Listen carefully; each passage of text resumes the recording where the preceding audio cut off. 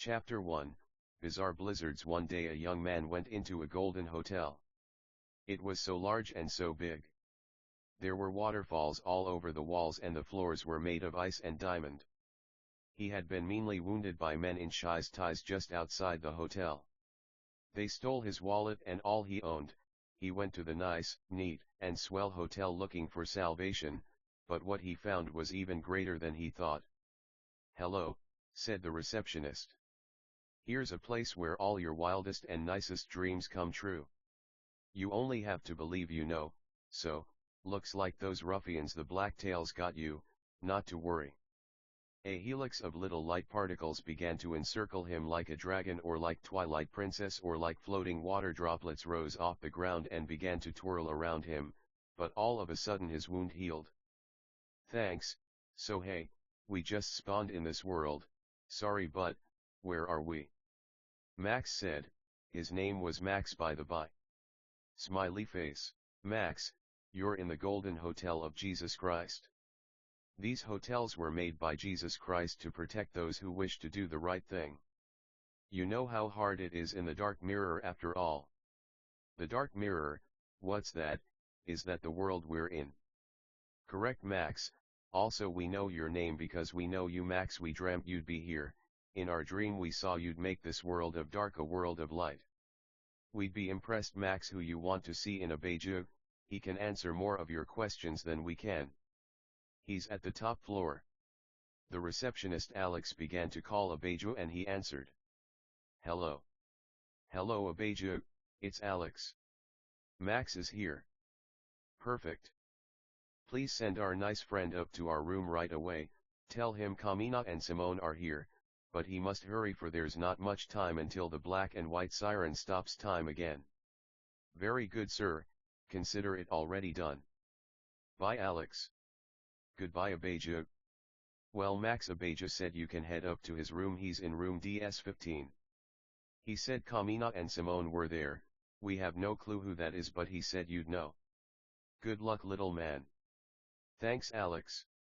"God bless, man, love you, thanks again." "God bless you too, little hero, dot."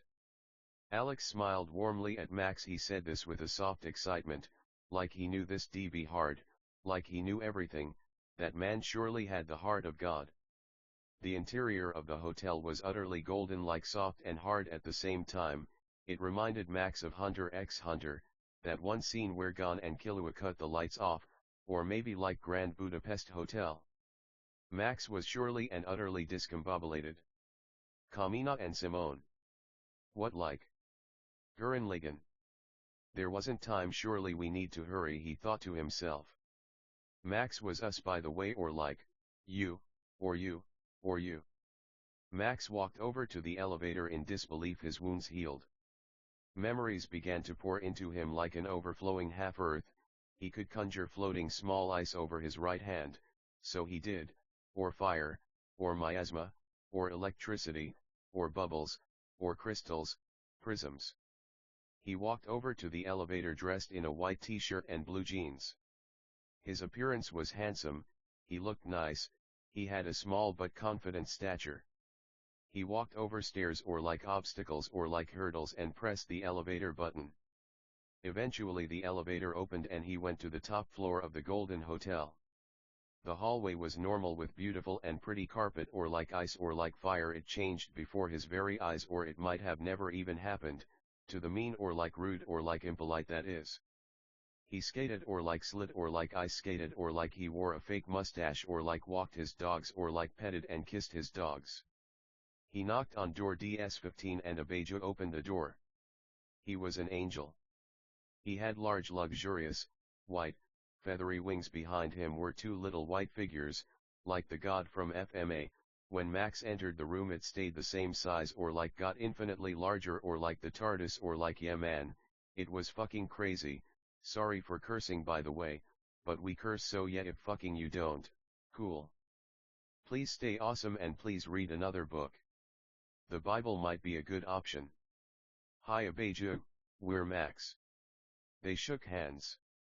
So we guess you guys are Kamina and Simone. They became drills, but began to speak. And like we don't curse too much, so that's good. Hi Max. Nice to meet ya.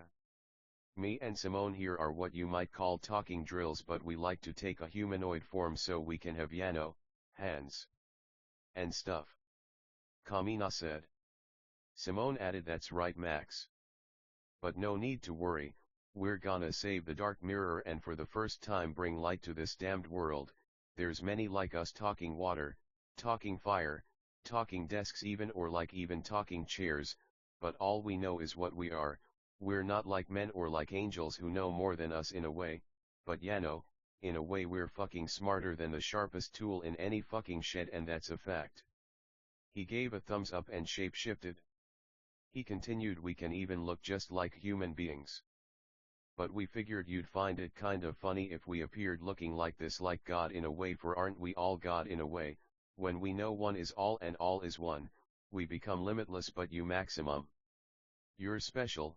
It's rare for human beings to be nice or like neat, so we feel in a way you've been chosen to save mankind and the fate of every alien race. Max was concerned. This was a lot of info to take in. Who were those guys that jumped us? They stole our wallet, phone, headphones, and our jewelry. Fucking sons of damn bitches. They'll pay for that. What did Alex call them? Blacktails. They were like giant monsters, but like silhouettes. We just appeared by the old rundown fountain, hardly working, but still pouring out water, we guess. But then, those things saw us or like attacked us. We guess Alex couldn't see because the doors of the hotel were opaque. Then they ran away and we limped over to those automatic doors, but then we saw this beautiful lobby. Was there a ceiling?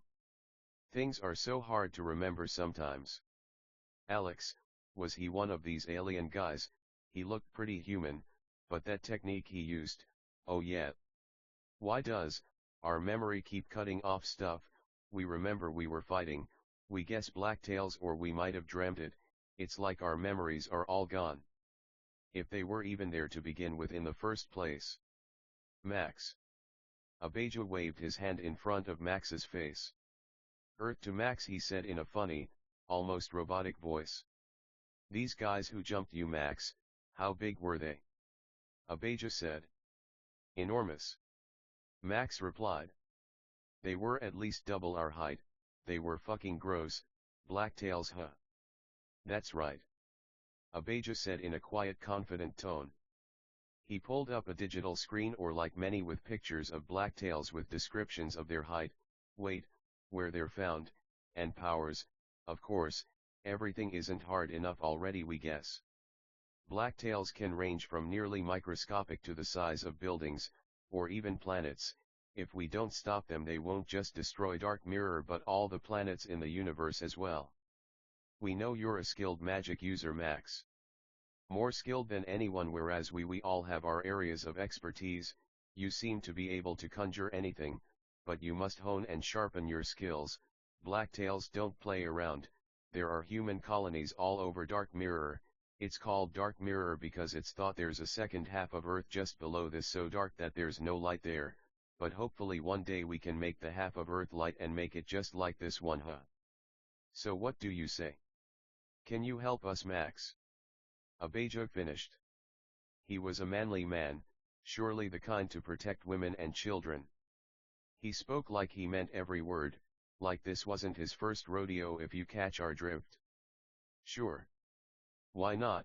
We don't really know much about magic or blacktails or anything really, but what we do know is that if someone needs our help, we'll help them if we can.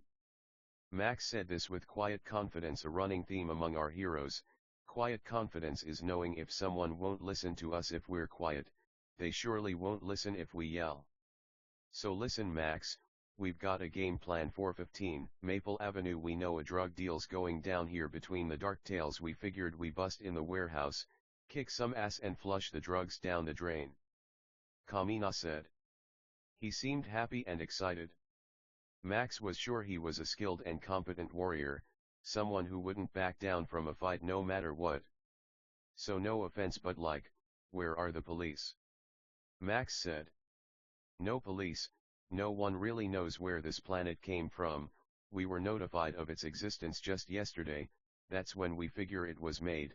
There are small pockets of humans all over Black Mirror. They reside near golden hotels, but they're so scared of dark tales, or black tales, they won't enter them, or if they do they usually don't stay long.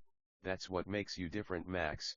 You're not afraid of these guys, and it looks like you even got some superpowers there just to show 'em what for. Max laughed. We love to see it, nice people doing the right thing. We gotta admit though, we don't remember much of anything, even we know it's unlikely for everyone to do the right thing in this world. That's so fucking mad to us. You can be happy and safe, but instead you choose to live poor, fucking depressed because a bunch of fucking monsters tell you to. Could never be us. Max said. He seemed kind of angry, tears began to stream down his face. The other men felt for him. It must have been hard. They came from alien races where it seemed everyone was nice, but he was different. Maybe had he been the only man it would have been different, but he wasn't. There were men, and they usually fucking weren't the nicest, but sometimes. But we're sure he pitted the women and children too. So when's this supposed to take place? Max said with quiet confidence. We'll be sure to be there no matter what. He raised his arm in the air and made a triumphant fist with it. Don't oppress the poor because they're poor. This Bible verse flashed into Max's head, but he didn't know what the Bible was or anything, but he knew it was true. Well, Max, it's tomorrow night, take our advice, get some fucking shut-eye. Healing doesn't mean you've forgotten the memory of pain. Take a shower. Eat something. You'll need your energy, kid. God bless you, man, you're a good kid, Max. Abijah said. He was like an older brother to Max, and he was older. Max was 26, Abijah was 30, Kamina was 30, and Simone was 20. Abijah was a good leader. He had the nice, neat, swell charisma of someone who knew how to handle pressure. Poor Max. For now it seemed he was the least of which, but that didn't mean he wasn't going to be the greatest someday. They all hugged and shared partings. Later, buddy. Love you, and don't worry about tomorrow night. We'll have about 15 people there who got you covered. We know you're just getting used to your powers. You might not seem that strong, but your ability to conjure anything is an invaluable asset.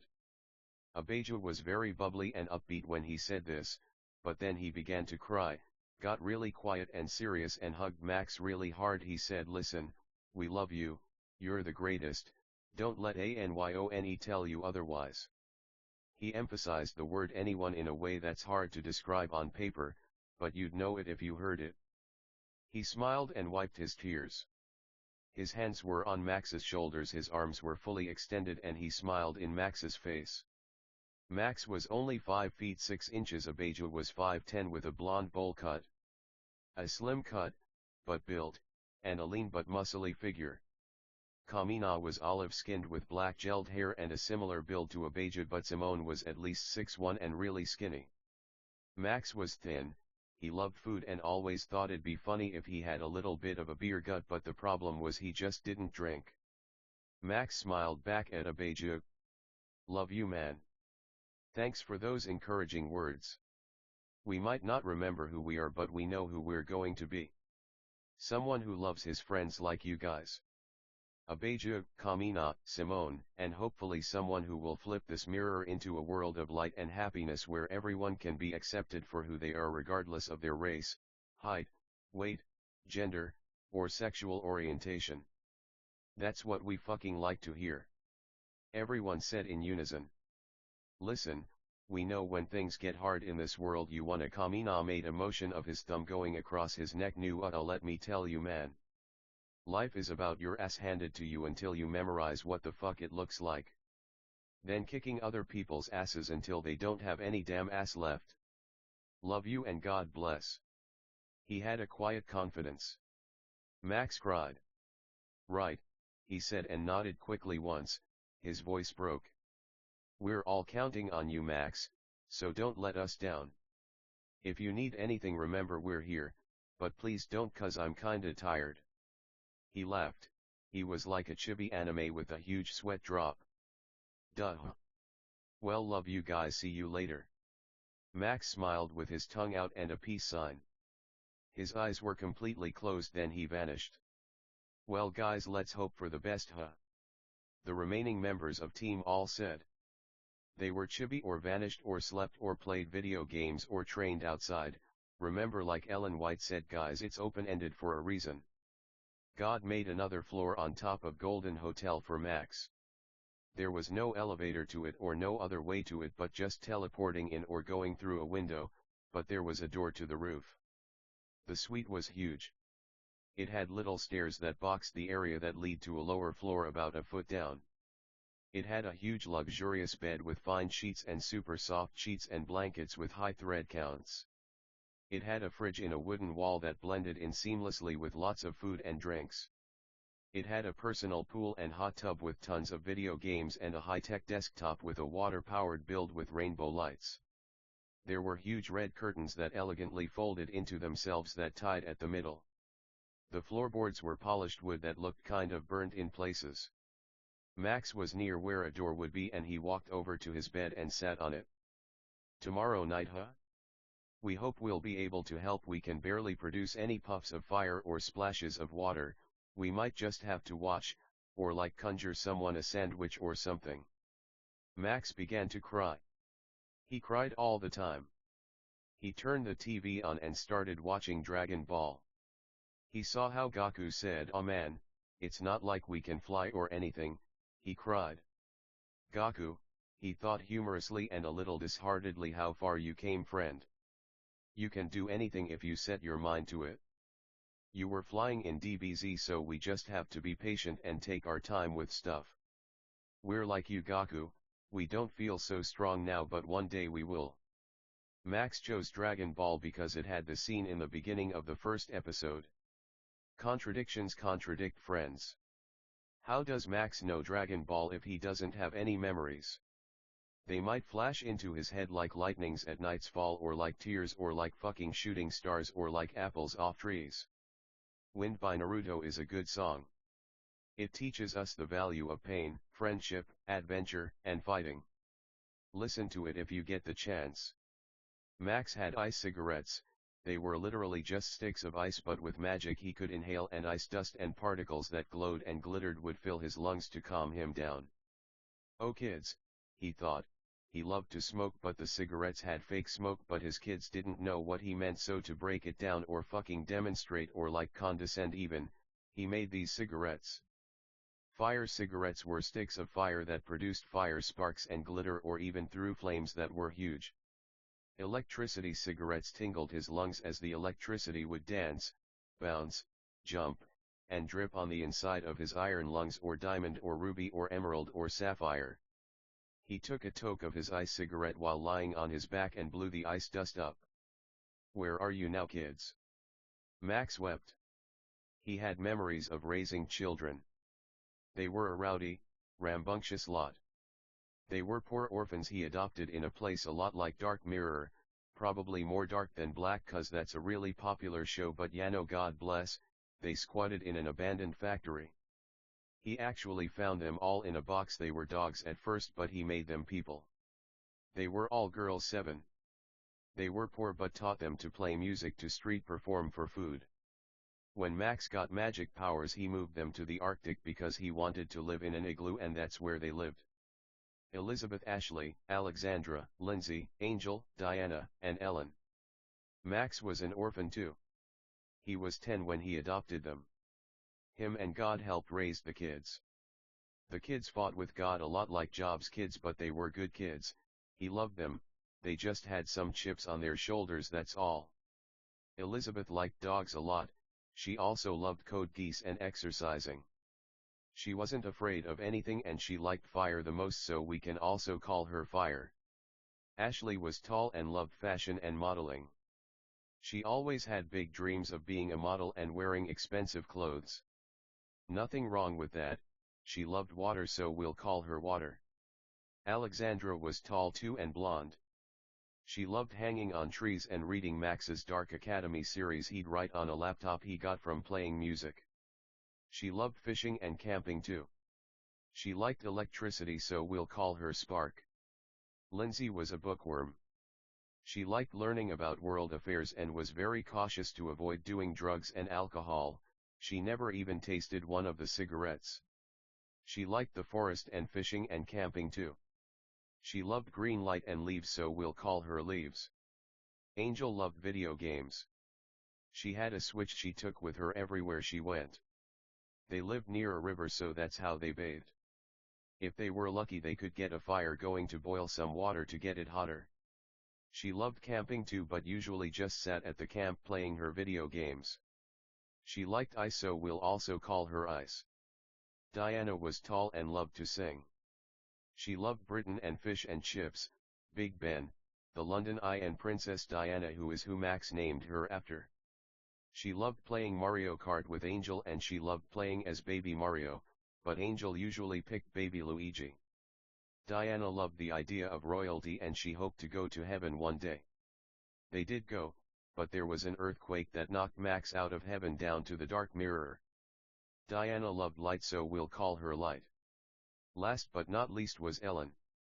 She also loved Mario Kart but preferred Smash Brothers. She loved her igloo and had posters of Justin Bieber all over her walls. Everything was made of ice, but it was the only conceivable place Max could think to go without the bad influence of the world. He also didn't like taxes, so that helped. Ellen conjured little icebergs and Mario characters no bigger than a thumb for Max and her sisters. Max kept them in a glass case in his room. Max was single. He felt like he didn't have time to date with all his children. Ellen loved shadows, so we can call her Ultraviolet, Blacklight, Shadow, Moon, or something like that. Max laid on the bed and looked up at the ceiling about 20 feet above him. He had white sock on, blue jeans, a white t-shirt, and as he took another toke of his ice cigarette he thought about what Kamina said. We're all inanimate objects who kind of came to life. No need to look at the beginning of the book, he said something like that. Maybe Max dreamt it, or the conversation was longer than we thought, who knows, man. Anyway, back to our regularly scheduled programming. Max took another hit of his ice cigarette. As he looked at the snowflakes in front of his face, the background blurred and he focused on the individual snowflakes. Some were spider webs. Some were spirals. Some were dragons or like Ouroboroses, some were horses or like ducks. Kids, we don't know how Maxie ended up here, but we know he'll get home one day. Max didn't like to be called dad like a modern Atticus Finch. He knew God was the only true father. Max picked up a book next to him. The Fault in Our Stars. He loved this book a lot. He read it to his kids. It's a heartbreaking tale about love, tragedy, and the value of strength and living without someone we love. He read the first chapter, noting the excellent vernacular, nice imagery, and interesting characters. The only difference was this was a fake story and that was real life. No, just kidding, we just love John Green. It's hard to know the difference between the real and the fake sometimes. Max began doing push-ups. He had a cross necklace and would blow fire at the fireproof wooden glossy panels. They were already burned anyway. Max could conjure about 20 feet of 3-inch fire. This was true of all his elements. Apparently aliens could conjure planet-sized fireballs. Max had a long way to go if he was going to save the Dark Mirror. But maybe there was a black silhouette half Earth under Earth, like two spoons touching, like these silhouette black tails. He might be able to make this place a utopia, with golden hotels, or like Ponyo, or like water, or like light, or like water, or like light. Kids, what did Maxie always tell ya, huh? Anything's possible with God. Max considered what his friends said. Get some sleep. We got an uphill battle tomorrow night, huh? Sorry guys, we'll have to sleep when the sun's out. Max thought with a quiet smile. His head was tilted down. He smoked his ice cigarette, then disappeared. Max was in a steel-walled gymnasium with glossy wooden panels, skinny, burned. Max was the greatest, but he remembered it all. People in heaven. He didn't remember any talking chains, no offense. He was attacked by blacktails and lost most of his ability to conjure great big firestorms, and instead was left with little fire strands or ropes. Max had a mansion with his kids in heaven. Sure, there wasn't ice, but at least there weren't taxes. He remember being at home one day with his dogs when suddenly there was an earthquake that knocked him off his hammock or like bed it's open-ended Yano. His cigarette fell out his mouth and the sky turned blood red and dripped blood like rain. The blacktails started attacking people and Max fought them with a lot of might but they overpowered him and he fell out of heaven like that old story of Lucifer in the Bible, but the difference was Max was a good man, no angel. So like Mario in Super Mario Galaxy he fell away and well, we know the rest of the story. He was near a broken fountain with chunks of the outer concrete edge missing that wasn't making too much water when the blacktails came and beat him up. At this point he lost a lot of his memories. Even now his memory wasn't very good, though through no fault of his own. They stole his stuff, his phone, his wallet, his earphones and left him with a huge wound through his stomach. With unbelievable strength he walked or like Yano, if it's too unrealistic we crawled or like Yano, it's just we're pretty sure we said walked at first, but no worries it's open-ended for a reason man. When the blacktails stole Max's stuff, they ran away so there was the Black Knight Street. The buildings all looked condemned, the wail of sirens slashed at the night sky like portals from Twilight Princess. But there was this enormous hotel that touched clouds that looked like it was made from solid gold. Max entered to a pleasant pop song about not being anxious about life and just shaking anxiety off. Nice song. But there he met Alexander, probably Alexander, who explained he was on Dark Mirror. As Max thought of all these things he practiced his martial arts but it just wasn't the same, his fire was so small now, his water was so small now, and he could hardly make an igloo with the amount of ice or snow he was making. Fire reminded him of Elizabeth. They were all his favorite in a way. She loved the unpredictability of fire. The warmth, the heat, the way it could light up any tundra. Poor Elizabeth. Even now Max wished Elizabeth could hear him so she could know everything would be okay in the end. How can we not talk about family when family's all that we got? God bless Wiz. Elizabeth, it'd be selfish not to think of her, we're not the best, it's just sometimes we get scared. Wicked people might ask why 7 girls, why not boys?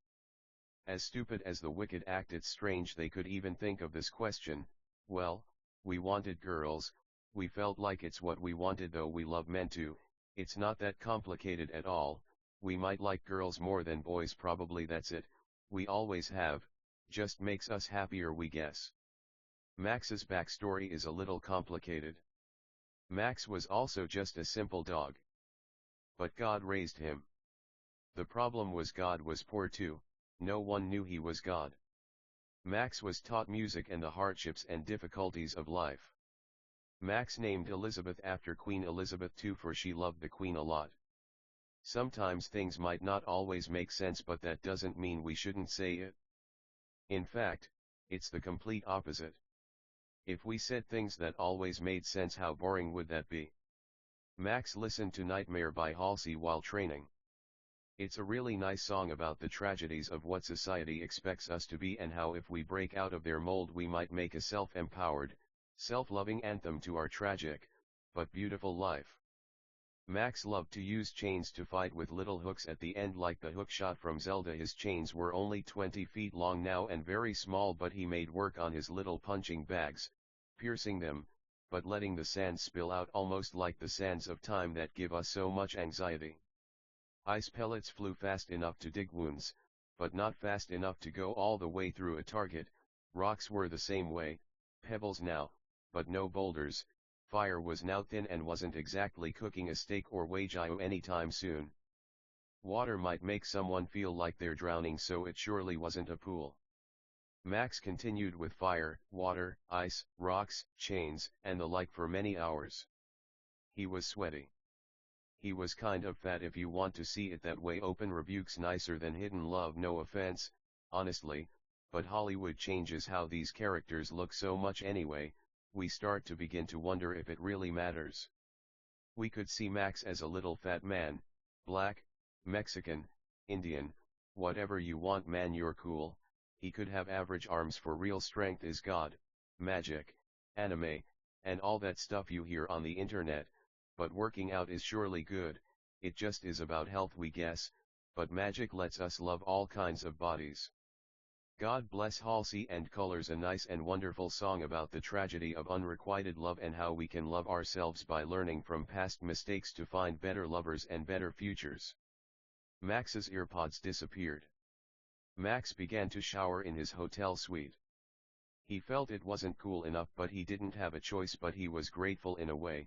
If this was old Max, he'd make a waterfall hot like a shower, or like go like that.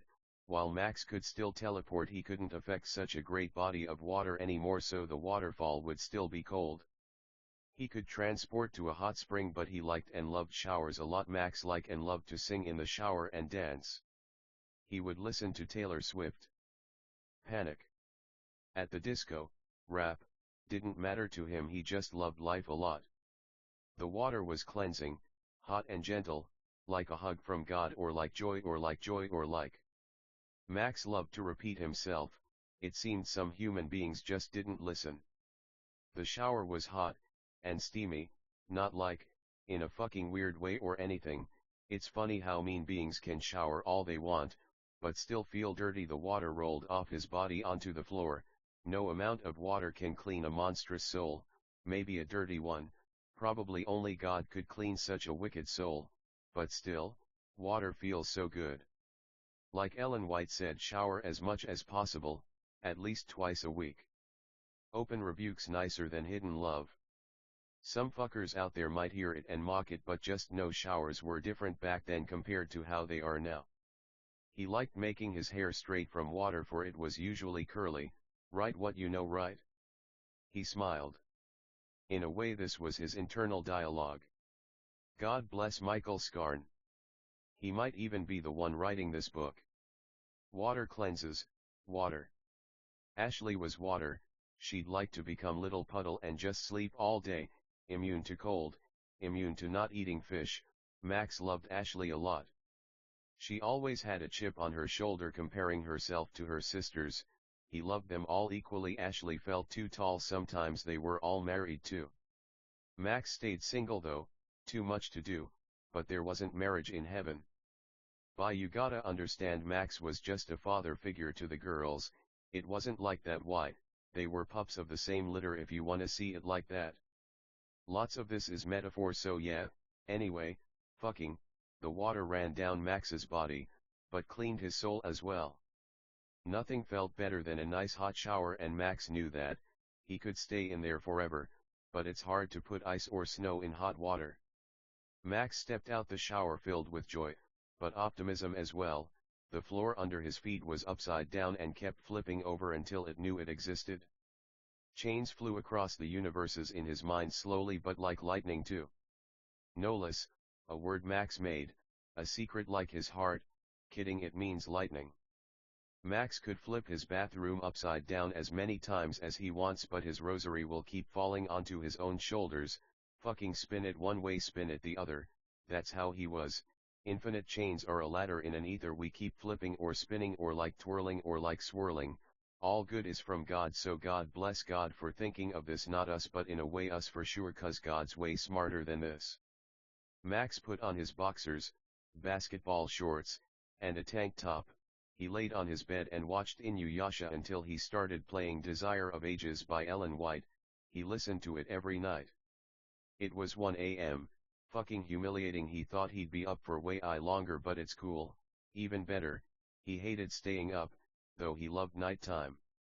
Max woke up at 8 a.m. He had a digital alarm clock next to him, black with green numbers.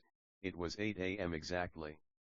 He blinked several times, trying to digest how grateful he was to see the day's light again. Light. Diana. Diana had a good husband. Max loved him a lot. He was a nice and successful man, a businessman, stocks and that. He wasn't the nicest though. None of their husbands were, so Max always had some resentment toward them for that. Diana loved light. She said dogs can only dance in the light, for without the light, what dog could dance? She loved to picture dogs dancing. She loved Chinese food, Dahakat, Agara Hills, and breaking her dad's heart. She had a chip on her shoulder like her sisters. She lied too much, Like chains flying across a universal white ether, she seemed to just go on autopilot sometimes, just going through the motions of life without stopping to think about how grateful she should be. She loved to dance, a silly girl. Daddy's little heartbreaker. Honestly, she got it from her dad, he was cold like her. Max thought of going to a store like Walmart and thought how funny it'd be to have a Walmart in his book, but he remembered, there were no Walmarts here. The golden hotels were safe havens made by God to help the oppressed, but they only ever went in sometimes, so aliens usually would inhabit them so they wouldn't be empty. Max teleported to what he thought a store might be on Dark Mirror, and what he saw was a bunch of rotten, nasty, mean, rude, and disgusting food with black tails everywhere. The clothes were rotted, there was dirt and filth everywhere. He thought this might happen, so he really came to practice his combat skills before the fight tonight. It was 8:50 a.m. Light was seen from the Golden Hotel, but Dark Mirror was consumed by a perpetual night. There were some lights in everywhere just so the blacktails could see how ugly they were, but that's it. Max sent some shotgun shots, sound barrier piercing supersonic waves made of negative ether, light and fire. Fucking, they seemed like they were in pain, but they could stretch out their arms very far like knives, so Max had to be careful or he might end up on a platter. Max liked to carry a little bottle of highly explosive and volatile bubble soap with a bubble wand for good measure. Tiny but effective. Not like the planets he blew in heaven, but he had to try. He got really close to a giant blacktail and blew the bubbles in its face and teleported away before they could pop or blow up. It was a small explosion, but it surely did some damage. Max could fly, and so he chose to because the floor was so disgusting. A blacktail sent its arm knife at him but leaned back in mid-air and dodged the attack. The arm made a U-turn and came toward Max. A fist formed out the arm like elastic and hit Max. He was winded, he didn't know how to dodge the second attack, so he just fell to the floor. It was covered in disgusting sludge and filth. It's hard to explain, it was surely damn disgusting in this store. Max wanted to subdue a dark tail before he left. He sent a water spear through one and it became like sludge, whereas they usually looked like a black light or like a hologram. Max almost wanted to wake up from a bad dream, but he knew this was no dream. Blacklight. Ellen. Now it's not that Ellen was particularly a fan of blacklight but shadows. She was fascinated by darkness and loved Shikamaru from Naruto. Shadow-type Pokemon and ghost types. She loved Pokemon Legends, Arceus. She was a silly girl who surely loved lasagna so much. Max loved her a lot, but she had a chip on her shoulder. About how she told her kids Max wasn't as good a person as he was, but she loved Max more than anyone. She'd even sin and love Max more than God, but Max knew even in those moments she was still a good person. It might not have been a sin necessarily, but it could surely prevent some happiness from shining in the clouds of the eyelids of the transparent white clouds, blue skies. Anime Ellen lays on the ground and wakes up under a tree and blinks her eyes to see Max smiling over her. When we blink a lot, we open the possibilities of raising children, feeling ground under our feet, and feeling the warm hug of a loved one, face to face, and heart to heart. Ellen loved chess and was a nice, cute, bubbly girl. Max loved her a lot. Max remembered when he fell out of heaven how he reached for kids. They held each other at the ankles like a human chain and reached out to grab him, but as the chunks of ground fell out of heaven, Max fell out too. He fell like lightning onto the dark mirror.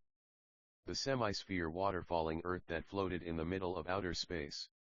Other lightning bolts fell to heaven, but Max didn't know who they were. He doubted anyone else could make it in such a nasty place, though he didn't think too highly of himself. Maybe he deserved it. Max thought all these things while fighting the blacktails in that abandoned Walmart. Max's eyes began to glow, but he didn't know why. A gauge was in the bottom left of his vision. Max unleashed such a vicious fireball he eviscerated the entire Walmart. We see, it's like a fighting video game. If we fight long enough we can get some of our power back. Well, that's nicer than one. Still, this is nothing compared to the power we had. We'll have to use this smartly. There might be a time limit on it, so it might have been nicest we used it right away. The Dark Tails were terrified, so they brought out fireproof shields. Conjurers, for fuck's sake. Look how we don't even know if we should quote man, 'Cause it's us. Max. Anywho. Max sent a lightning bolt at one and they all let out a lot of moans. They were terrified, they couldn't comprehend how we used electricity, and fire. There must be a timer to their conjure ability, they probably assign who they should fight then. Too bad we can conjure anything we want. They began to laugh. Max assumed it was because his electricity attack wasn't very strong. Max teleported back to Golden Hotel, but God forced the monsters to keep laughing because it aggravated them. Max began playing Breath of the Wild. He loved this game. It taught him a lot about adventure, patience, love, and hope. Golden hotels, they aren't heaven, but in a way we know they're nicer and neater for it's God's will. We just wish we knew this happened, but life comes with its fair share of difficulties. Dark tales, giant, seemingly smart beings who live to only hurt and destroy good things, sounds a lot like the wicked, but even so, we know the wicked went to hell where they turned to ash, or they might not have, but no, these aren't human beings, they're just monsters. They seem to be able to conjure power-deflecting items to fight the aliens, but, with our power to conjure any power, we don't know if it'll be so effective. Pain, those things look like they're in pain. They give on groans, moans, like zombies. Quotes are funny, haha, God bless em. A fashion alien came up to Max by the pool. A walking shirt. Hi Max. We figured you were kinda lonely, so we thought we'd say hi. Our name's Eliza, we love music, dancing, ellipses, dyeing our hair, and of course, fashion. Nice woman. She looked so pretty, like a human being, but her true form was a shirt. These are our friends Max. Max introduced himself, a pair of pants, nice man. Ironed and all of, dat. Jason was a jacket. Lacey was a hairband, hard covered in cloth, that kind. She looked nice. Honestly, we wish we were a hairband, we bet she makes hair look great. Eliza was a ponytail. And Joy was a pair of Ray-Bans. They were regular sized, but they knew what Max was thinking and became huge. Then small. Lovely human beings. Max began to cry, they felt for him. Max was so happy whenever anyone did the right thing. They all hugged. Joy said, we're not really fighters, though we know how to fight, we specialize in repairing clothes, if you wanna see it that way, no offense, making armor, and making clothes enhance with magic powers. That's cool, Joy. Well, hey, do you guys think you could make me the magic armor from Twilight Princess, also the Zora suit from that game? Please. Max said. Sure. Jason replied. He continued. We really admire what you're doing, Max, you're like Ong Man, but like with everything ever, isn't that such a good show? It really was. It really is. We love Avatar, the live action is to die for. Who's your favorite character, man? Max replied. Jason said Sokka, he's so dumb, but he's so fun, ya know. We love him. He really could make or break the whole show. Max knew in that moment these were the realiest beings this side of a golden hotel.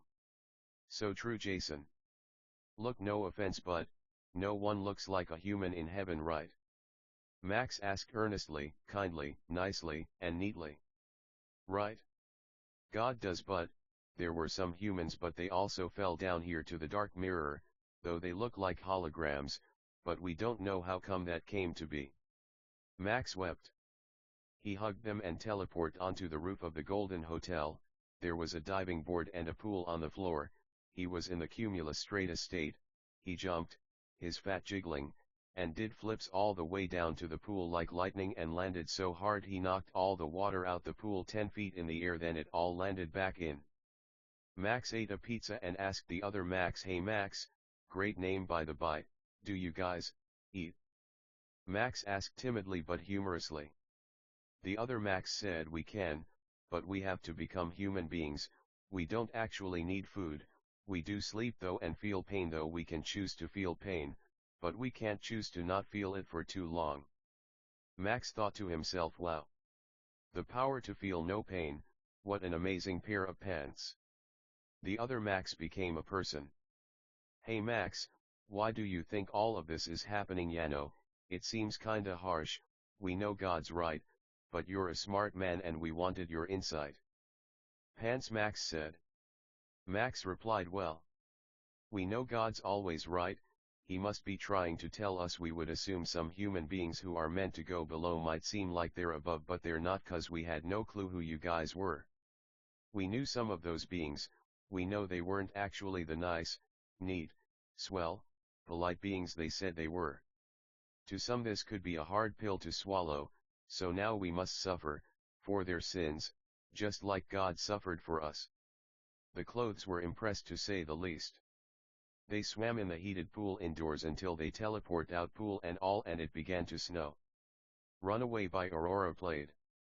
To this day, this is one of Max's favorite memories, swimming with those clothes, kinda like a huge washing machine. No matter how hard life gets, we always have our friends and family. Eventually, they got out, dried off, laughed some and teleport out. It was 3 p.m. Max went to a dojo where he met some talking swords. It reminded him of Ranma or like Kaze no Stigma or like our on high school host club. Max put on kendoji, kendo, clothes and bowed to the swords. Apparently they're wooden swords as children but become steel when they're older. The swords became human beings and began sparring with Max using wooden swords. They fought intensely. Max's large weight didn't make him sluggish or slow at all, though sometimes he wished he was skinnier. He just thought it was humorous, that's why he looked like that. They were expert sword users. The kendo masters had much to teach Max of stance, power, control, and how learning the sword was like learning God, for God was also a sword, or like pants, or like shirts, or like socks, or like fire, or like water. Fire, poor Elizabeth. She always had a hard time listening to Max in school. Max taught his kids with God, he homeschooled them. She liked to make mean, rude jokes with her sisters. During these times she lost her powers and often became rude, nasty, and even unbearable. Max loved her all the same. He knew when she came around they were honest conversions. Water. Ashley was even meaner than Elizabeth. She had a really mean, rude, impolite, and bad temper, and sometimes was arrogant and narcissistic. She could be a bad influence on these clothes human beings. She was a nice, neat girl, but lacked proper discipline and true love. Max still missed his kids. It was for the best this happened. If it didn't, he didn't know if his kids would ever open their eyes to the severity of sin. Not to say they couldn't make it to heaven, but just today they could be infinitely better. The sword fighters were building up a sweat. We wrote this like, no helmets, then we were like no helmets, but now we're like, helmets, like halfway through or like something like that. Max took his helmet off and squirted water all over his face from his squirt water bottle. Andrew walked up to Max and placed his right hand on his right shoulder.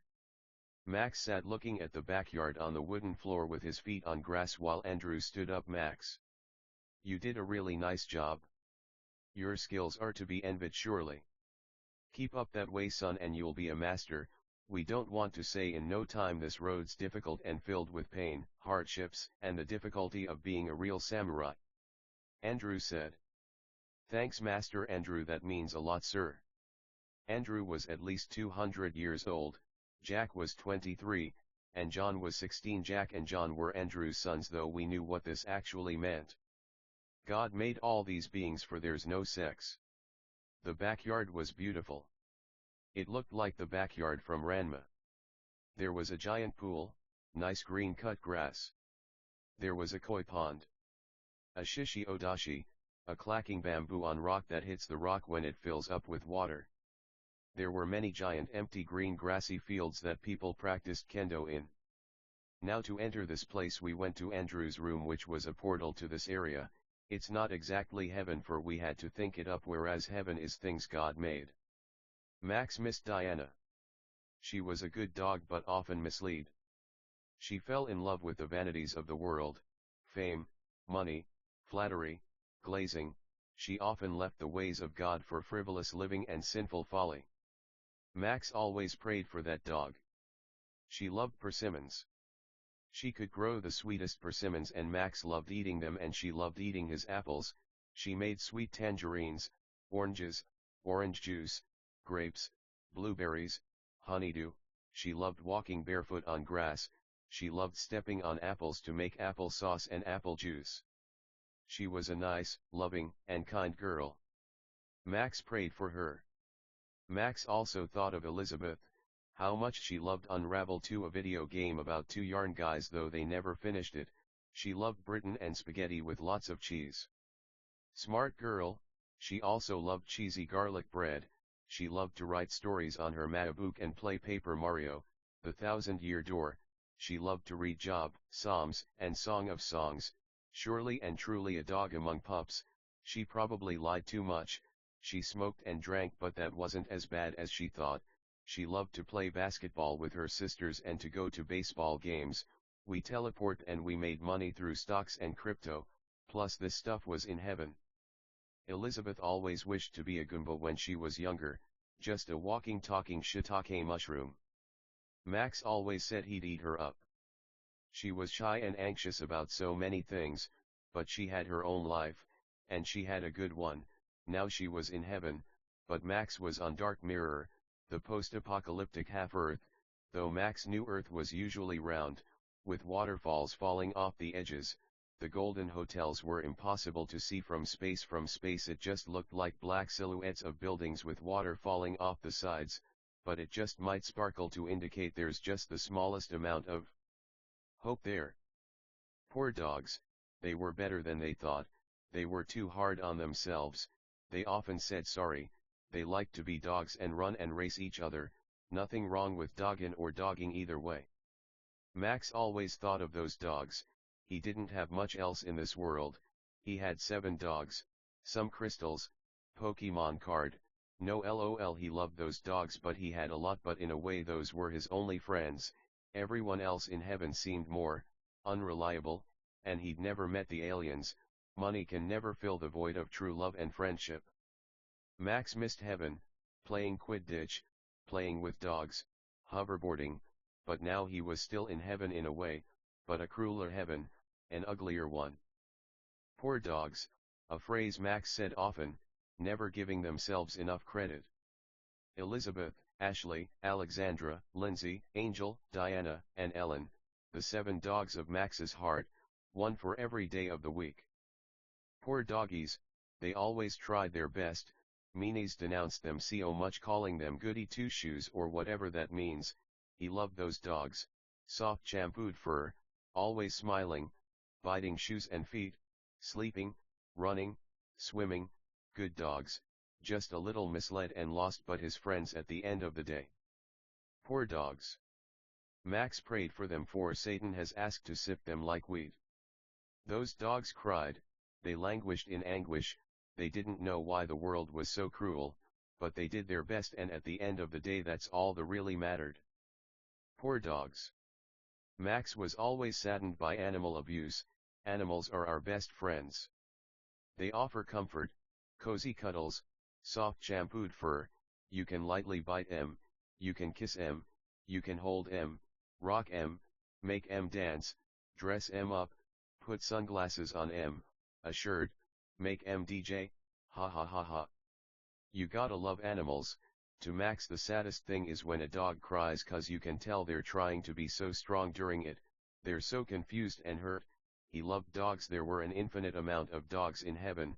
Poor dogs. It surely was a dog-eat-dog world. In a way Max wrote this book for his children so they'd learn to do the right thing. Poor dogs. God, Max's heart was broken. He might as well change the name of the book to Dempo. Poor dogs. Max hit his ice cigarette. He blew our carriages, TVs, Link in iron boots fighting Wolfos in ice cavern, and Naruto eating ramen. He liked to make little snow figures his ice smoke, though it was more like ice particles. Max passed his cigarette to Andrew, Jack, and John. Bear in mind guys, John was 16. But it was more like candy than a cigarette. Don't smoke, kids, and don't let fucking idiots tell you an ice cigarette is a cigarette. Well guys, Max said. He got up and put his fist into his open hand and kept the hand flat and bowed to show dignity and respect. "You've taught me so much, we thank you for your kindness, niceness, neatness, swellness, polite manners, and hospitality." They bowed back. "You're welcome back here at any time, Max. See you tonight at the warehouse." "Good luck, son," said Andrew. They walked toward each other and group hugged for a while. Max wept. They smiled at each other, then Max vanished. It was now 5 p.m. Max went to a beach. He met a talking beach ball, a talking volleyball, a talking umbrella, a talking beach towel, and tons more people. The kids were sand buckets, sand pails, sand cookie cutters, and little sand hand shovels. At that moment a beautiful woman walked up to Max. Her name was Jackie. "Hi," she said. She was so excited and happy she kinda screamed. Max looked up, his large stomach scorched from the heat of the summer Sunday. "Hi. Our name's Max. What's your name, cutie baby?" "Jackie." "So, come here often?" Jackie said. She was so nice. She was smiling and winked when she said often. "No, we just got here. Have you been here before?" Max said. He smiled. It seemed Max fancied Jackie, but let's watch. "We just got here," Jackie said, smiling, but then she began to cry. Max's heart broke. Jackie sat on his lap. We were in heaven, but ya know that earthquake happened and we fell out, but actually now that we think of it, we've been here a few times, we've been here some weeks." Max believed her, but he thought the earthquake had happened so recently, he was confused. "That happens to me too, memories come and go," Max said. Jackie replied. "God said this would happen, we went back to earth as punishment for not being grateful enough in heaven. He also said you'd go later, but he couldn't tell you, but he made it clear we'd come back, and it wasn't just as punishment, but he was trying to prove evil was worse than we knew, just like good was better than we knew." Max was heartbroken. Such a beautiful girl in such an evil place. Max said, "Jackie, if we had to guess, you've been too afraid to go in the golden hotels. Tell me, Jackie, why are you afraid of those scumbags? Blacktails are nothing more than monsters who think they're Jesus Christ himself.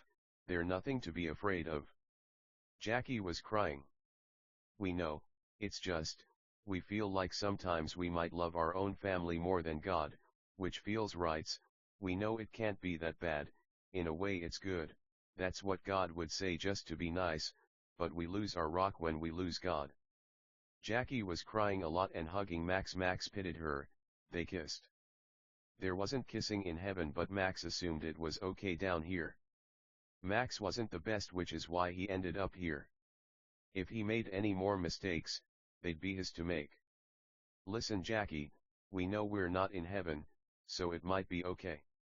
Jackie kept crying. Max felt bad for her. "Listen," Max said. "We love and like you a lot.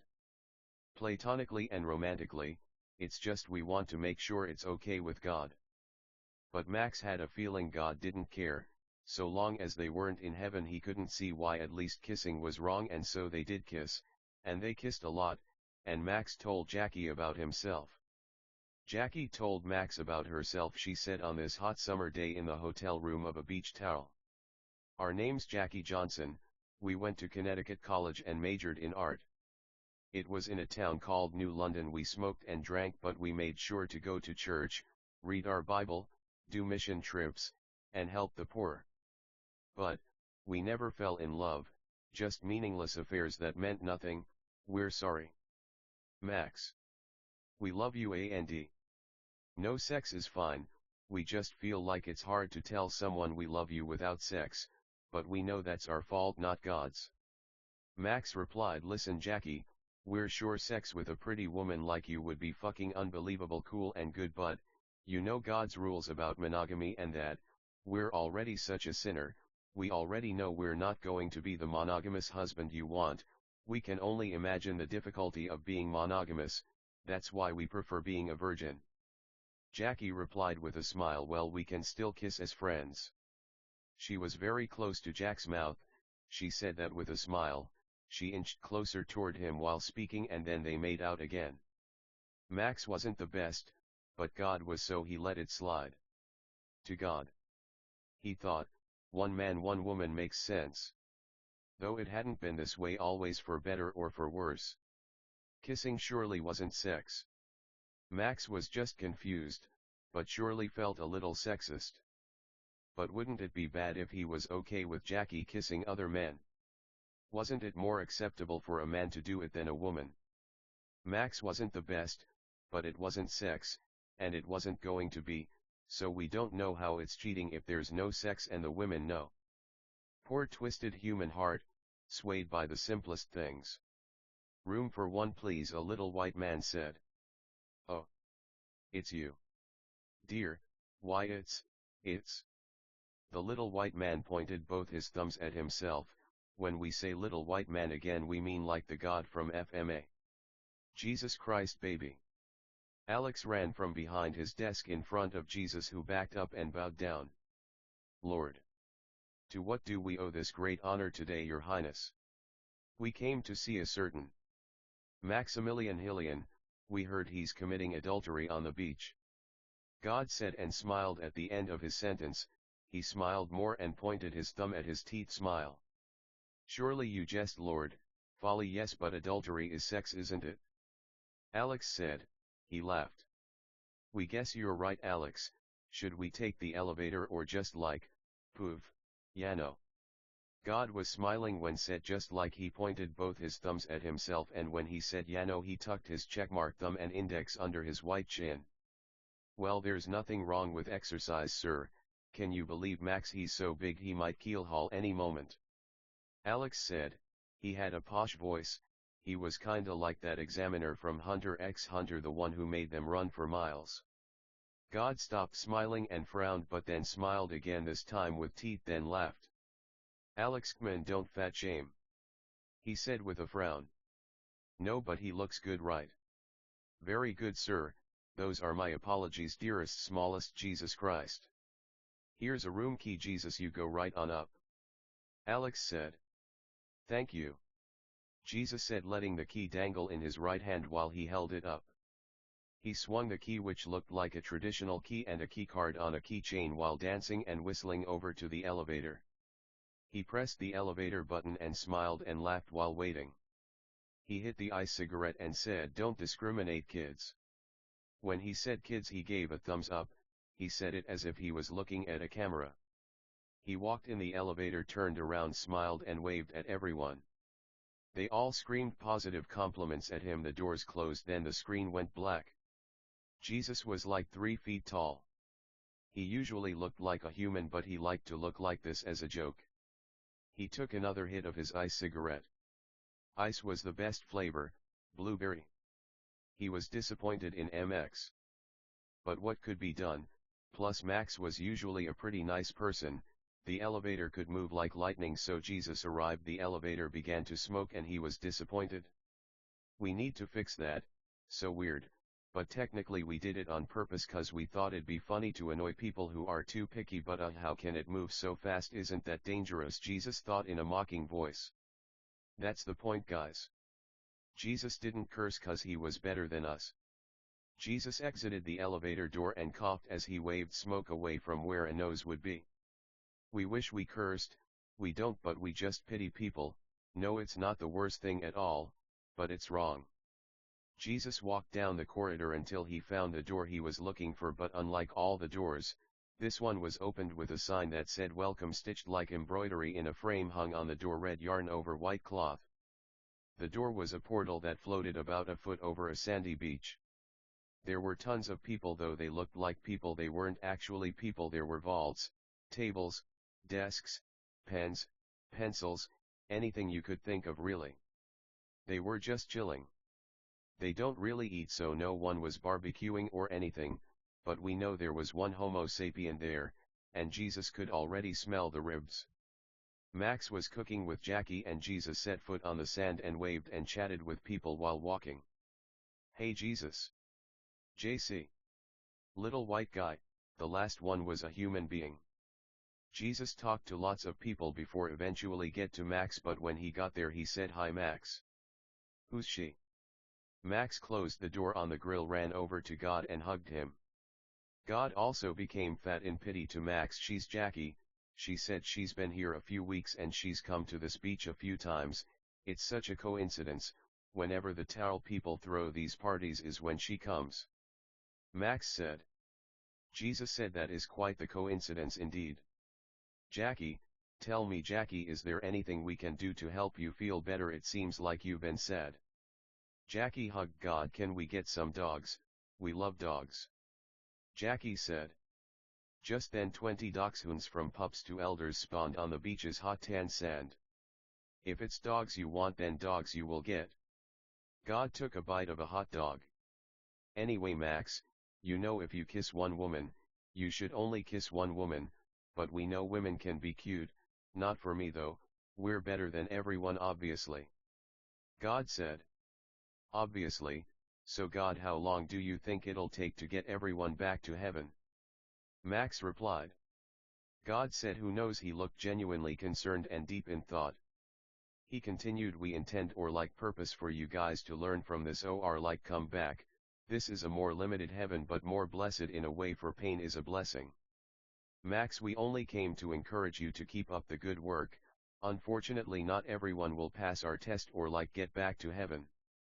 "God bless you fatty." Max replied, "God bless you too fatty." They hugged and Max laughed while he said it. "We love you God," and they all group hugged. Then Jesus vanished. Max and Jackie continued to talk until the food was done. Jackie had some friends show up. Men and women. They were all actually human beings: Brad, Peter, Edward, Tommy, Haley, Jessica, Maddie, Cassie, Kayla, William, Stephen, Jose, Tracy, Stacy, Marilyn, Diamond, Olivia, and Ruby. "Nice to meet you. Our name's Brad. What's your name?" Max replied. "So tell us guys, how are we feeling, fellow youths?" "We're all right," Peter said. "We heard of you Max, you were a big deal in heaven. As bleak as God describes the situation, we might be the only people to do the right thing. Nice to see you." And Jackie hit it off. Like an anime, all the men started to cry waterfalls in a comedic manner. "You know Max, we tried hitting on these girls but it seemed like they all liked you." Like an anime, they stopped crying and they all had tuxes on and held bouquets of flowers. "Our true love is God anyway, and it's even better because romance distracts from the love, kindness, justice, and beauty of God," the men said in unison. "Anyway Max, we'd love to stay but we just wanted to help the girls get to know you." The men then left the Golden Hotel. Envy probably got them. They continued to fight the Blacktails, but who knew if they'd build up the courage to just leave and come back to Golden Hotel. Max blushed. This was a lot of women. It was kinda like Drake and Josh. "Hey guys!" the women all screamed excitedly. Max did notice the men kept flickering. Being a man is a difficult thing. These women didn't flicker, but God, they did bigger. "He likes me most, Yano," Cassie said with a smirk. "To you. He obviously likes a girl with a more petite body. No offense Cassie, you're cute to other less awesome men, we're sure." Tracy smiled really big at first when she said this, then tucked her thumb and index under her chin like a checkmark. Marilyn said, "You're lucky there's no sex or you guys wouldn't have a chance." Max wept. "Guys," he said laughing. This was also a reason Max always stayed single. It seemed so women fancied him, he'd feel bad to only choose one, but without sex. Max was willing to trifle. "We love you guys all equally. We don't know if kissing should be a thing." The women started to cry and Max felt for them. Crush by Tessa Violet started playing on a speaker nearby. Jackie motioned that she wanted to talk. She said, "Max, we know when we speak for all of us."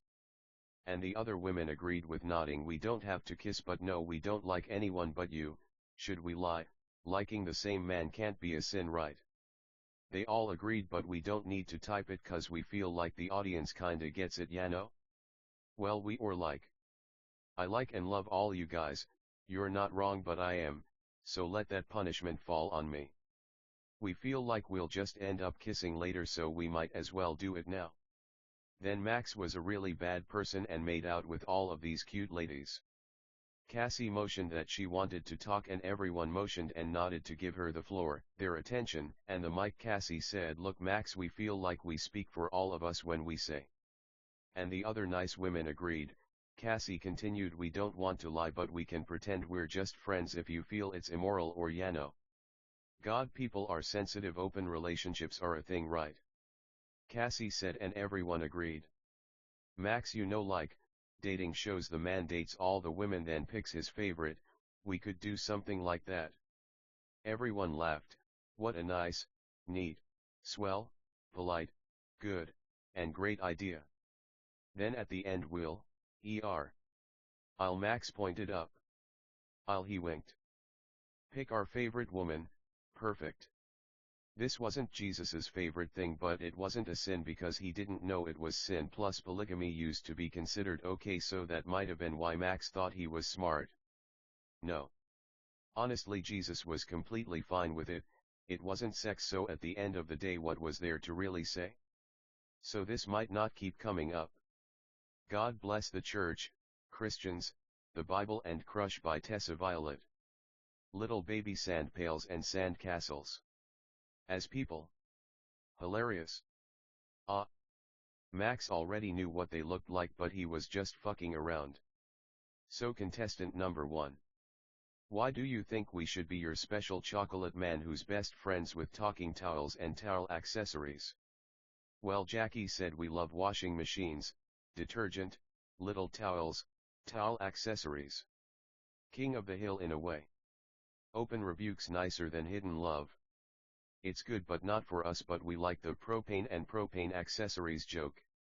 We love Ghirardelli, Hershey's, Feastables, Ferrero Rocher, chocolate turtles, animals of all kinds that are chocolate, Skittles, being nice, neat, swell, polite, and confident. And we love you. Jackie screamed in joy at the last part. Max wept. Such a nice answer. You are a nice and beautiful woman, and they kissed. He had her stand behind a curtain to hide what she looked like as a joke. One could only see her feet, that's it. Contestant number 2, please step behind the curtain. Tommy stepped behind the curtain. Even though we could all see her, we could see her silhouette, but that's it. Contestant number 2, what's your idea of the perfect date? Max asked in a silly, deep voice. Well. Tommy started excitedly, she seemed so happy. Max clearly liked and loved her a lot. They were just kids being silly, nothing wrong with that, that's how he saw it. We'd love a walk on the beach at sunset while holding hands, chocolate and flowers would be so nice. She yelled in excited glee. Lay on the sand on warm day. Swim. Walk the Santa Cruz Pier. You win me some stuffed animals. Nothing crazy, we could just stay in 2 as long as I'm with you, silly. Tommy finished. Nice answer, Tommy. We also love chocolate and flowers, and nothing is more beautiful than the Santa Cruz boardwalk, especially at sunset. Very nice answers, contestant number 2. Max said. They kissed. Contestant number 3, please follow us, Max said, and he led them to the water. Do you guys have magic powers? He asked. They cried, they didn't. They smiled. It's okay because the true magic of life comes from true love. They all said in unison. Wow! Max exclaimed, he started laughing. You guys all said the same thing, ha ha ha. Max said. Well, we'll have to give you our powers. Max temporarily relinquished his abilities and gave them to Haley.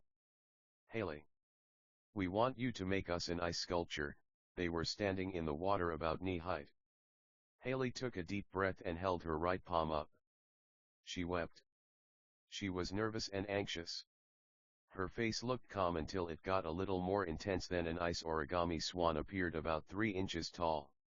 Haley wiped her face with her right forearm and smiled. Sorry guys, we just felt like, insecure, like we wouldn't be able to make anything cool, ha ha ha. Get it? Cool. Ha ha ha, come on guys, chill out. Ha ha ha ha. She was such a cute nice woman. Max loved her and her bubbly attitude. She had a cute bright blue bikini on. She was tall and blonde with an honest smile and blushy, rosy tan cheeks. Jessica, can you top Haley? There's only one way to find out, kiddo. Let's see what you got. Max said. He looked like anime-like. Phoenix, right, or like he pictured it at least. Anywho. Jessica took the power from Haley. They touched right palms, hands held high bent at the elbow. The ice power spiraled like snow around Haley's arm, then transferred to Jessica's arm. Jessica wept. She must have felt insecure too. But honestly, those were probably tears of joy. Jessica wiped her tears, sniffled, and they all hugged. It was a bright, sunny, hot day without a single cloud in the sky. There never was. It was just perfect beach weather. The kids were playing, building sand castles. People played volleyball. The idea of heaven being filled with awesome beings always made Max happy because it seemed so many human beings, multitudes, sadly enough, weren't going to make the cut. Perhaps human beings were too self-absorbed with their appearances. We gotta imagine it's gotta be easy to be humble if you're a little bucket or like pale. The water was so refreshing because it was so hot. Max was already black and he was definitely about to get a lot blacker. Whether we're black, white, brown, dark brown, red, or yellow, we all have value. For Max, he liked or loved his skin color and didn't intend nor purpose to change it. Jessica said, "All right everybody, it's time to show you guys the cutest little horse you ever did saw," she said with a Texan accent. She raised her right palm up, closed her eyes, and thought long and hard about what she thought the horse should look like. She stayed pretty calm the whole time.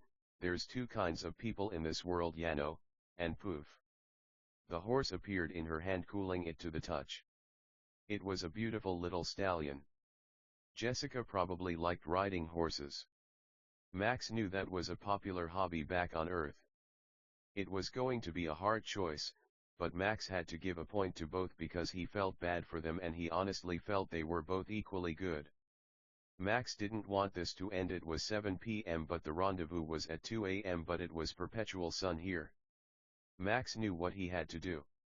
He had to convince the women to stay at Golden Hotel, stop sinning, and stay safe. Perhaps they wanted to help too much. Like the Talking Clothes said, battle is for those who are prepared for it. They were just bunch of nice, innocent women. They had no business being in this evil world, and they surely had no business in a fight between superpowered beings. They had no powers. Max led the girls to the shore. He got on his knees and prayed long and hard for the women to have powers. It'd be a nicer story for sure, and he knew it'd make them happy. He instructed them to all get on their knees and listen to his prayer to God, and they agreed. Max took a deep breath, wept, wiped his tears away, smiled. His eyes were closed the time. He instructed the women in a circle. They all held hands. They all wept, wiped their tears, and Max began speaking. "Dear God, please help us to find guidance in you. Let us get closer to you and feel closer to you as you test us. We pray we pass this test and every test you could ever give. We bless your holy, holier, and holiest name. We adore and worship the very ground you walk on." Like Mary Magdalene, we ask for powers for the women, not for combat, but just for fun, for recreation. We pray you give these women love and strength. We also pray for our daughters who are still above. Max screamed. At that moment God gave him confirmation his daughters were safe and in heaven. He cried a lot. At that moment his daughters appeared and they began to talk. Elizabeth, Ashley, Alexandra, Lindsay, Angel, Diana, and Ellen all appeared and they all cried loudly, but they smiled too. "Dad," they all exclaimed. They talked for a little just to confirm everyone was okay. He kissed them all on their heads, on the top, on the hair. They all hugged, then they vanished with God. At that moment the women began to glow, then they were consumed in fire, but wouldn't burn, then ice, then electricity, then water. Their prayer was answered. For Max's next test he was going to make the women do an avatar. the last airbender kinda thing where they choice one the 4 elements from the show Attack a Dummy. We know it seems contradictory, but it wasn't real combat Yano, in fact that's why Max picked it. Next up was Maddie, Cassie, Kayla, and Tracy for the 4 elements from Avatar, The Last Airbender. To Max's luck the 4 women all chose 4 different elements so it was more entertaining. Maddie picked water, Cassie picked fire, Kayla picked earth, and Tracy picked air. Max set up a scarecrow kind of dummy and Maddie went first.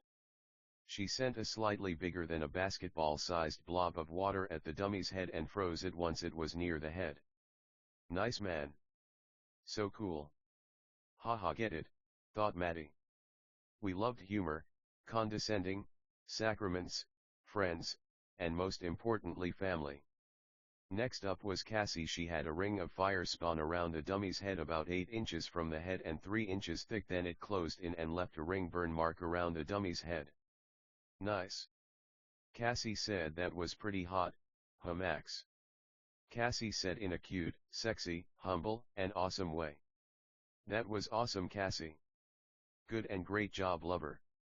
Max said in a nice, neat, swell, polite, happy, excited, manly, humble, brave, hopeful, and adventurous way. Kayla was next. Now, to us sand is earth, but if we remember correctly it wasn't in Avatar, so to stay faithful to the show Max spawned some rocks for Kayla, about 100.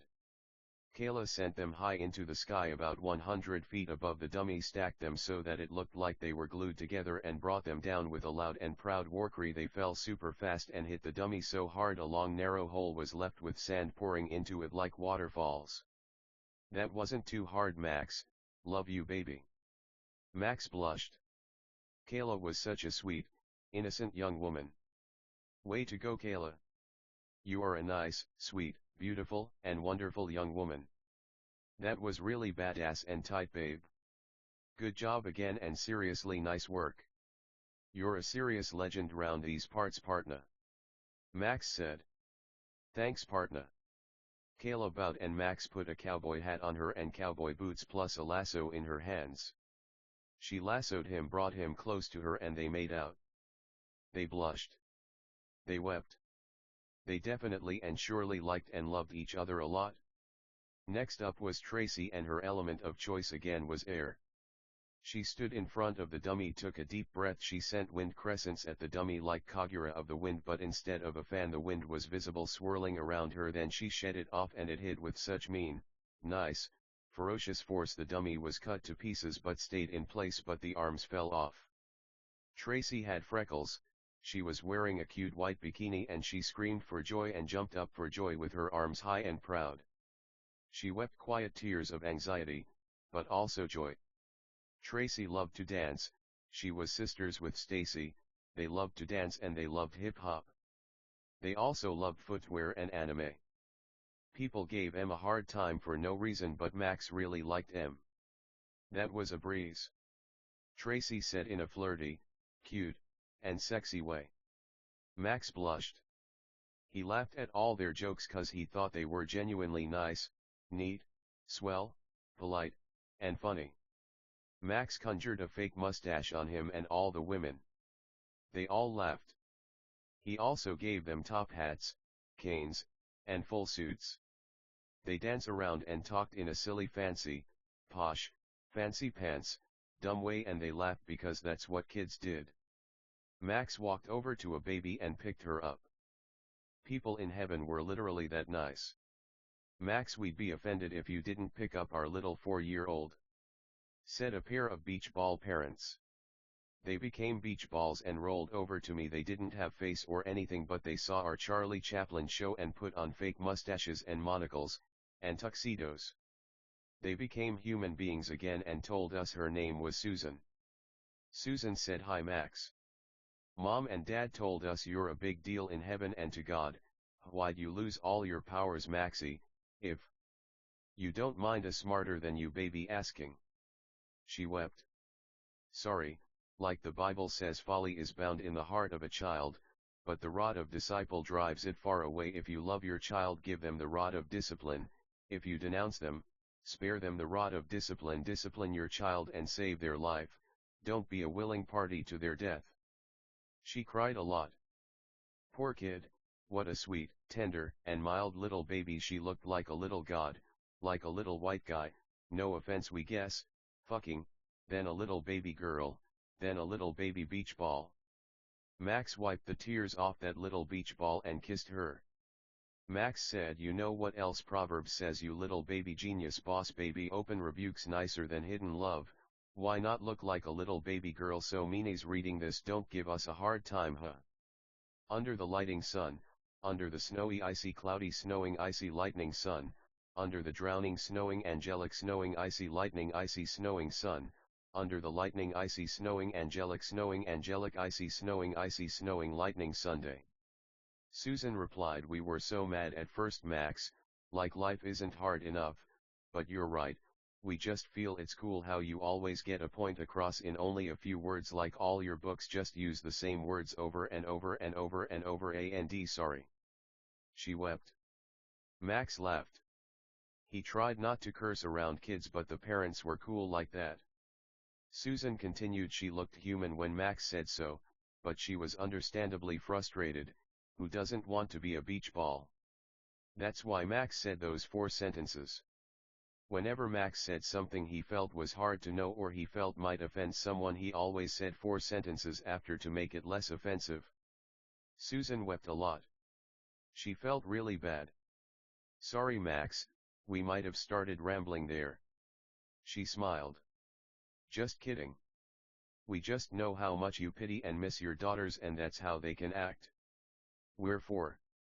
And even we know not to do that, but it's fine, right? Like, you don't make a 4-yo say even about herself. They keep going, Yako, the nerve, Yano, the nerve, it doesn't matter what age you are, forget man, you dat dog Max. Always have been though, to be fair. Max found his new favorite person. He kissed Susan a few more times and chatted with the family along with the ladies. Max and the women went to a bamboo forest and began cutting bamboo. Suzume, Feet Toka, by Raidwimp started playing. Max had never heard of this song, but he quite liked it.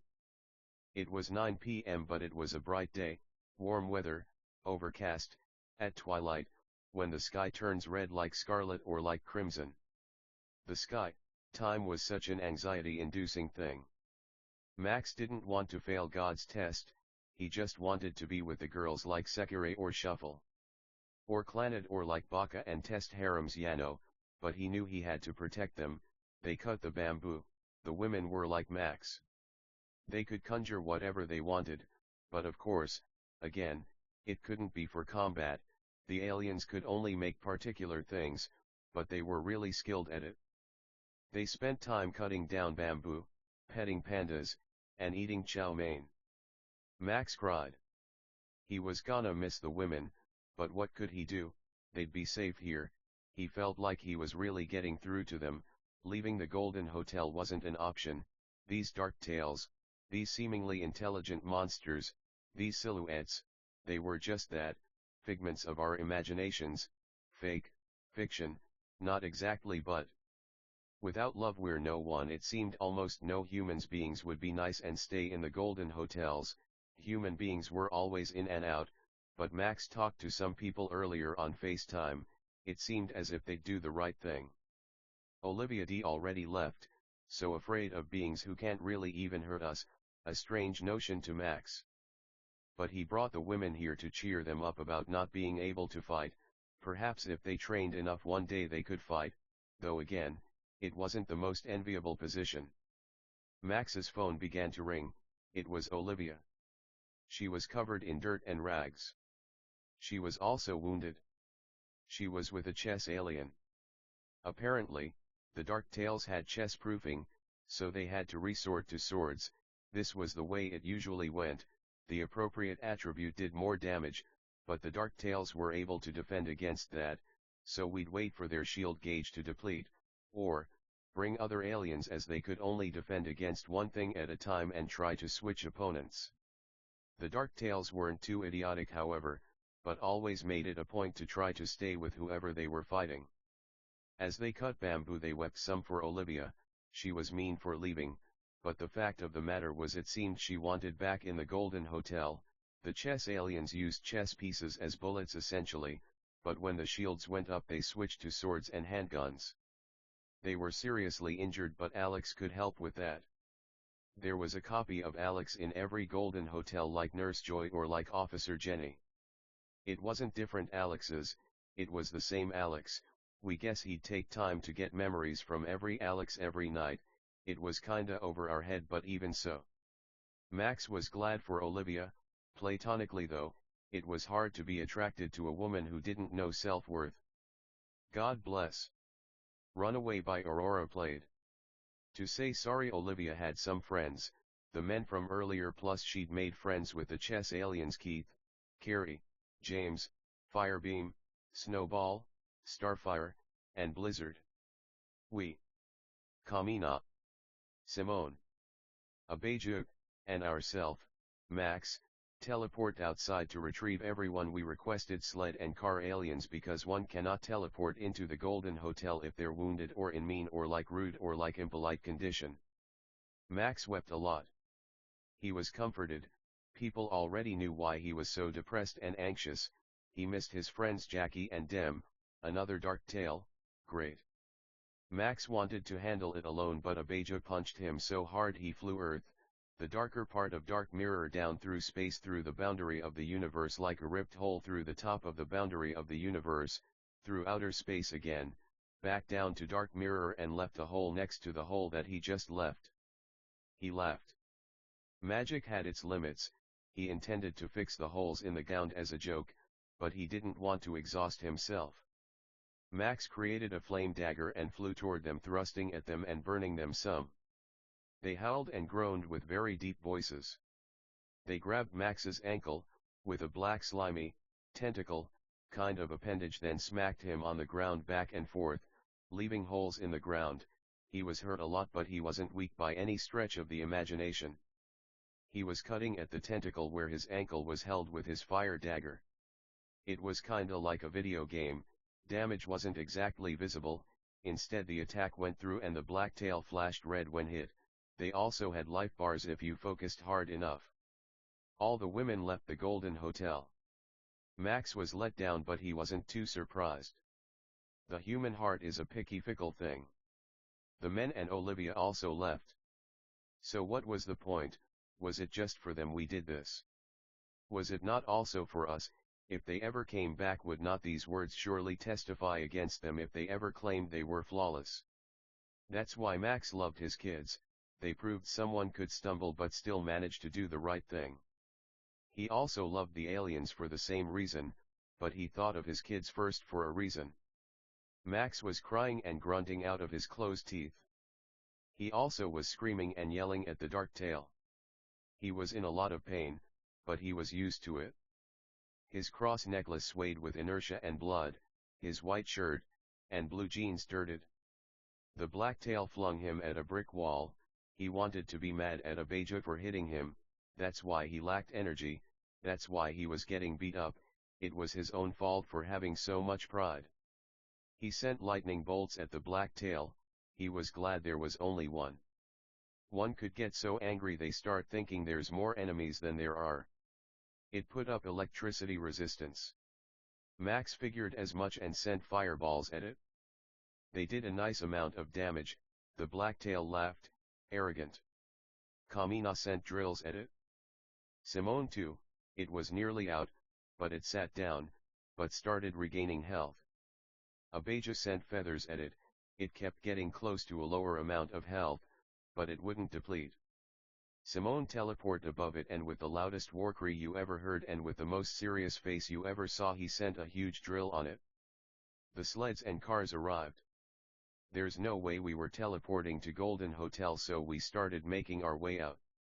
Simone hit that damn thing so hard, white beams of light, started to break out it like pepper jack or like a strainer, it exploded and left sludge everywhere. Good work everyone, it looks like Olivia and the men won't be coming, but we did our parts. Screw 'em. Kamina said. Goddamn ingrates, just 'cause we can heal doesn't mean the memory of pain does. True enough, said Abijah. Well, Abijah's phone rang. It was God. Hey Abijah. God laughed. How ya doing, buddy? We're nice, God. Just helped some fucking losers and took out another blacktail with Max. How come, what's up, JC? Abijah seemed angry. Who wouldn't be? It looked like the women were on their way back to Golden Hotel, so no need to be too angry. They heard of everything that happened here. That's the thing about helping. You never know who will be helped. He also sounded very serious, but earnest, and curious too. No rendezvous tonight. Jesus flipped the camera and showed 20 blacktails with life bars at 0. One could see the empty bars hanging over those poor bastards. Looks like God already handled it. Abijah was stunned. God. We don't understand why you didn't let us do it. Don't endanger yourself like that. He began crying. That was no way to speak to God. Max said, that's what you get for hitting me so, flipping flopping flapping flipping florping fleeping. Abijah knew. Max didn't need to say it. He might have went too far. He wept. Anyway.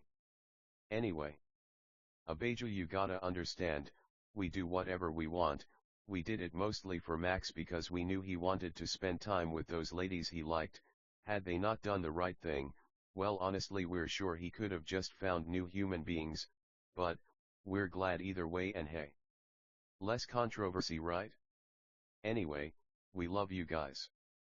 Everyone was stunned. Father and Spirit appeared walking over the blacktails' bodies. Everyone bowed. You kids get home safe. Father said. We'll see you guys later, huh? Added Spirit. More blacktails appeared. We didn't want to lie, we knew they were fine. God bless M. They started fighting M. Jesus smiled big at the camera with his teeth all showing, then started making anime silly faces. Faces that aren't possible on earth, but heaven. Later. They all said in unison. Well guys. Simone began saying. We can also call Kamina and Simone Kyle and Preston respectively. Copyright, we don't know, better safe than sorry, but we know they're cool. Great show, man. Looks like we can finally get out of here. Max, we're glad your friends came around for you. They're not our favorites, but they are really nice. We love M and pray they convert even more than they have. Seriously, you'd be dumb not to love M. God bless guys, me and Kamina are heading out. Simone smiled while wringing his coat out and they vanished. Abijah said, well guys, we gotta go do angel things, you understand. He smiled and threw up a peace sign and a silly face, then vanished. The cars and sled said. Well Max, we can still take you, buddy. Max agreed and they went back to Golden Hotel. This chapter was initially called Bizarre Blizzards because we felt Max's gauge should fill up, then he'd use a huge blizzard to eliminate or take out lots of mean ol blacktails. But we felt letting Preston do it was a humbler, nicer choice. Blizzard was a chess celestial though, a nice, neat, swell, polite, cool, haha, and kind woman. We find it bizarre meanies don't like the word celestial, so there we go. No kidding. Blizzard is a sweet, pretty, beautiful, and awesome woman. We could just picture multiple copies of her because Blizzard is plural. She did have a twin Snowball, so there you go. Also again, God bless Keith, Carrie, James, Firebeam, and Starfire. Bizarre blizzards, more like awesome and wonderful blizzards.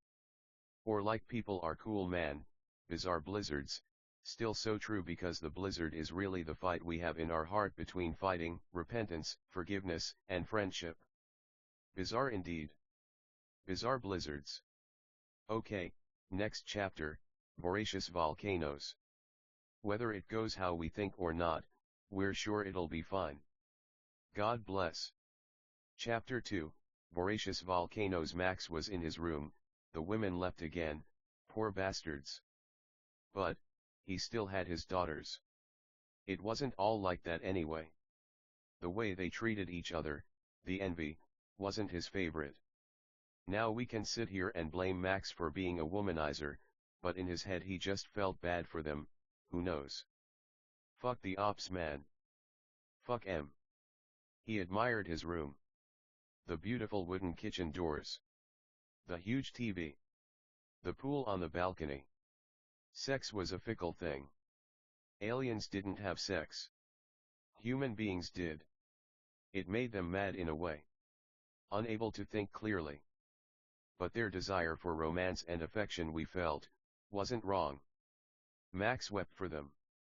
They'd never believe it, but even now he felt bad for them, but what could he do? Some human beings felt more comfortable being aliens, so if you're wondering where they went, like some men for example, for it seems the women might be nicer than the men, but we know all are created equal. Max loved the idea of love, but for now he was okay with being by himself. Aliens weren't into that, and for that he appreciated them. Max started playing Super Smash Bros. Melee, his favorite video game in a way. There were so many great games. The other Smash games, Kirby, Mario, Zelda, Halo, COD, he loved Melee for he felt it taught him a lot about life. The game was made kind of by accident, with some of the most difficult, yet rewarding mechanics. It taught him a lot about patience, victory, niceness, neatness, swellness, friendship, power, control, the flow of water, the ferociousness of fire, the steadiness of earth, or like the carefreeness of air, or like wind. Max sat there playing Melee when his phone rang. Please remember, Max's room didn't have a door, one had to teleport in. It was his friends. Looked like they finally came to their senses. Max wasn't sentimental, everyone needed a good, hard punch from a beiju every now and then to stay on the straight and narrow. To leave Golden Hotel was just suicide. One had to denounce it in the harshest or like meanest, rudest, impolitest, most explicit language, or like, wouldn't they just leave again? What were we supposed to what? Delete that, act like they didn't leave?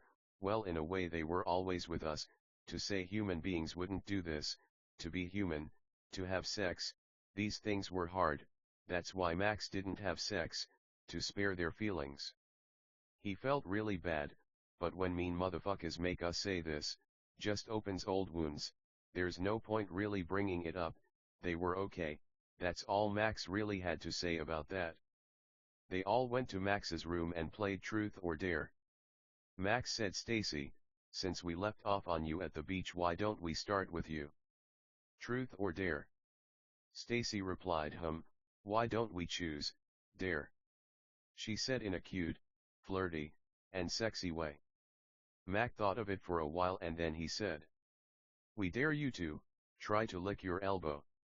Everyone laughed and Stacy tried really hard, but she wasn't able to. Max made a little copy of her and she licked her elbow. He usually could do a full-sized one, but he was unable to due to losing his powers. Stacy said, Marilyn. Truth or Dare? She kinda lunged forward in a cute, innocent way when she said Dare. Marilyn started tapping her chin with her right index finger. She said, Truth. She said with a big smile. Max was happy to see them doing the right thing. It broke his heart they wouldn't be nicer.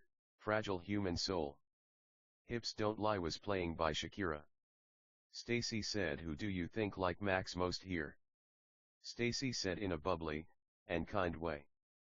Stacy was such a pretty woman. She'd had some bad relationships. Max believed in her though. It's hard to be humble, but she was doing the right thing. When multitudes won't be nice, or like it's all up to you, if you had to choose, would you go to heaven alone, or to hell with professed friends or like family? Max wondered. Marilyn said, personally, we're so insecure about our appearance, we feel so pretty sometimes, but other times, we feel like a little ugly duckling. We feel like Diamond must like or like love Max more than anyone. She wept. She wanted to lie and say she liked him more than anyone else, but she knew it would be a lie. She was thinking of that song Hate Me by Ellie Goulding. A nice and wonderful song surely, but obviously she was thinking it because the blackness and tar of unrequited love was trying to blind and choke her. She ran over to Max and hugged him. They kissed. She ran back to her spot and said, well, it could be us in a way. But Diamond's so pretty, cute, and confident, it's not easy trying to feel sorry. She obviously likes Max most, right guys? Everyone nodded. Nothing wrong with that. Everyone said agree to disagree except for Diamond, who just said agree. Max was also quiet. He felt so bad for Marilyn. He liked her a lot. It's hard being a woman when people are constantly judging and putting you down. Diamond began to speak. Diamond was Max's favorite, that was undeniable, but his favorite changed sometimes. Diamond said so. She was such a goofy, silly, and really popular woman. She was the kind of woman that lit up a dark room, a dependable, beautiful, elegant little elephant, washing herself with her trunk, eating nuts, wearing a top hat, a monocle, a tux. She was stunning. Max fought temptations of envy. What was there to be jealous about? She only liked him. It was so hard finding love, to Max. All that mattered was helping them, no more rendezvous or like fights or like. He wished they could just go to heaven, but they'd have to bring heaven to themselves. Diamond said, we feel like we like Max the most. Man guys, it's obvious. We don't know, you guys surely like him a lot. But the way we flirt, kiss, it's different, no offense. When Max and I talk, it feels like time stops. She began to weep. We've never felt so close or like so attracted to someone. He's such a nice, kind, and beautiful man. We regret ever leaving this place, to be afraid of beings who can't even hurt you, who could be so cowardly. Anyway, sorry, we know you guys said you liked Max more, agree to disagree. But we don't know, to us. Max is the Sunday. Shining so bright that shadows don't believe they're allowed to be dark anymore. He's so handsome we feel like we could just faint. We feel like he's the only thing we want to talk about forever, but we don't know. Maxi Poo, what do you think, baby husband, sexy boy? Diamond was like the funniest woman Max knew. This, he felt, was inarguable. Ruby started to talk. She said, Max is so hot, huh? We know why you guys think you like him more. In a way we're sure you're right. But we feel in the greatest way, in the way that matters most to him, we love him most. We love his brown or like black skin.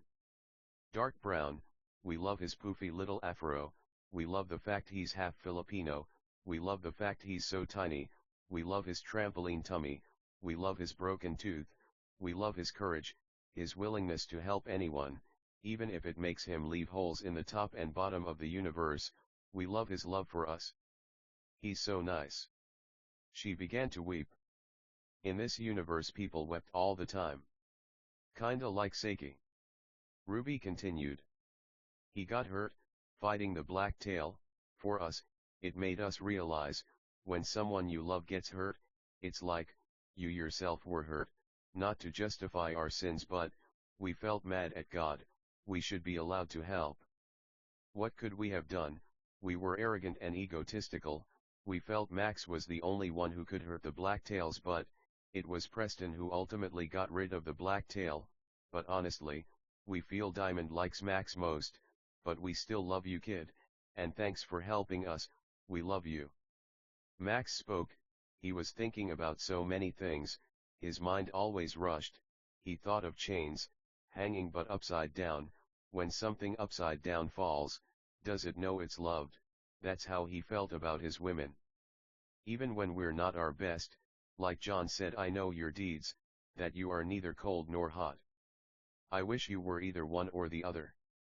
So, because you are lukewarm, neither hot nor cold, I am about to spit you out of my mouth. When we're an alien or like a celestial, does that mean we're more or like less human? What was the value of helping the poor in spirit? Where were the men? Our criticisms lodged at God rightly held against those who denounce the lower half of the sphere. His mind raced, but he couldn't tell them, not because they wouldn't understand, but because of the confines and restraints of language, so sometimes Max would just show them what he was thinking. When we strip ourselves down, to just the chain that dangles or like sways in our spine, are we still a god, or will we pass away like a mere mortal? The kids continued this way for hours, just talking for hours. They talked about the Bible, church, Christianity, Islam, Hinduism, Death Note, Code Geass, music, shows, movies. Max said, "Hey Diamond, what's your favorite film?" Diamond replied, "Spirited Away. We feel it's a tale about the tragedy of loss of loved ones, the hope of getting them back, the fun of imaginary beings, the importance of hard work, the joys of solitude, and vice versa, the beauty of how kids can even be in love, sweetheart, that's how we feel," she wept. She continued, "All we do is kiss, we feel like Chihiro and Haku, just two kids in love. Without that next step, it's so hard to be secure or like self-confident, but we know you love us, we've never loved anyone else.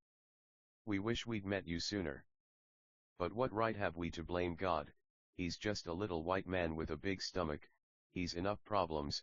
We feel like when we watched Spirited Away, obviously we're spirited away, but it's not obvious when we get lost, we'll always find something new, something unfamiliar that becomes familiar, we'll find someone who's been our friend the whole time and we didn't even know it.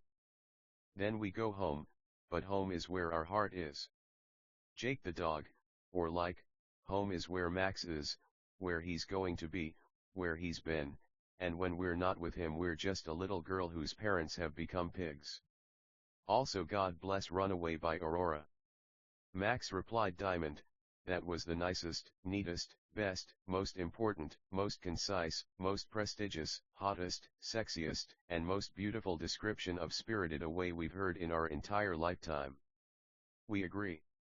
Spirited Away is rainstorm, when we flip it upside down it rains out the TV screen, but if we flip it upside down infinitely like an accordion or like chains hanging upside down, what we find, is that when Chihiro and Haku fall, if they fall upside down, is we pause the game, if rivers flow out the TV, they spill into the imaginary heart, when we denounce imagination, we denounce ourself for we are in Neverland, that's to say we never age, so when Captain Hook wants pizza, we give it to him.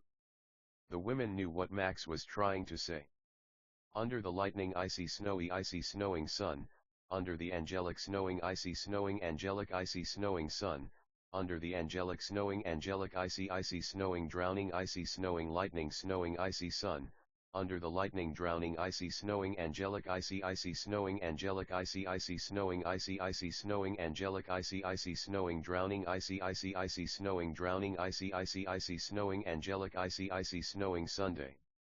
Max said.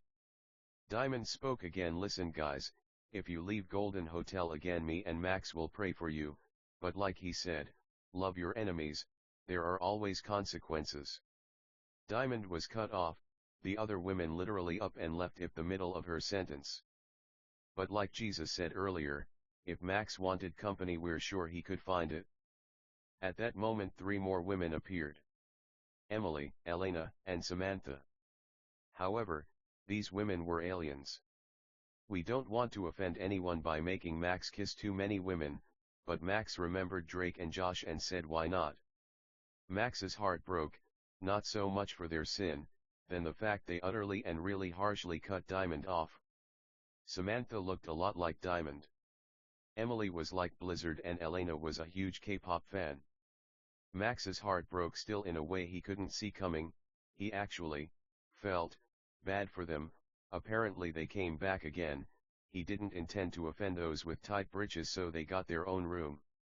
Samantha spoke, she said, "Diamond, we'll be the first to admit you're Max's favorite, besides God there's really no nicer compliment, that's true but, we might have to let those women come back."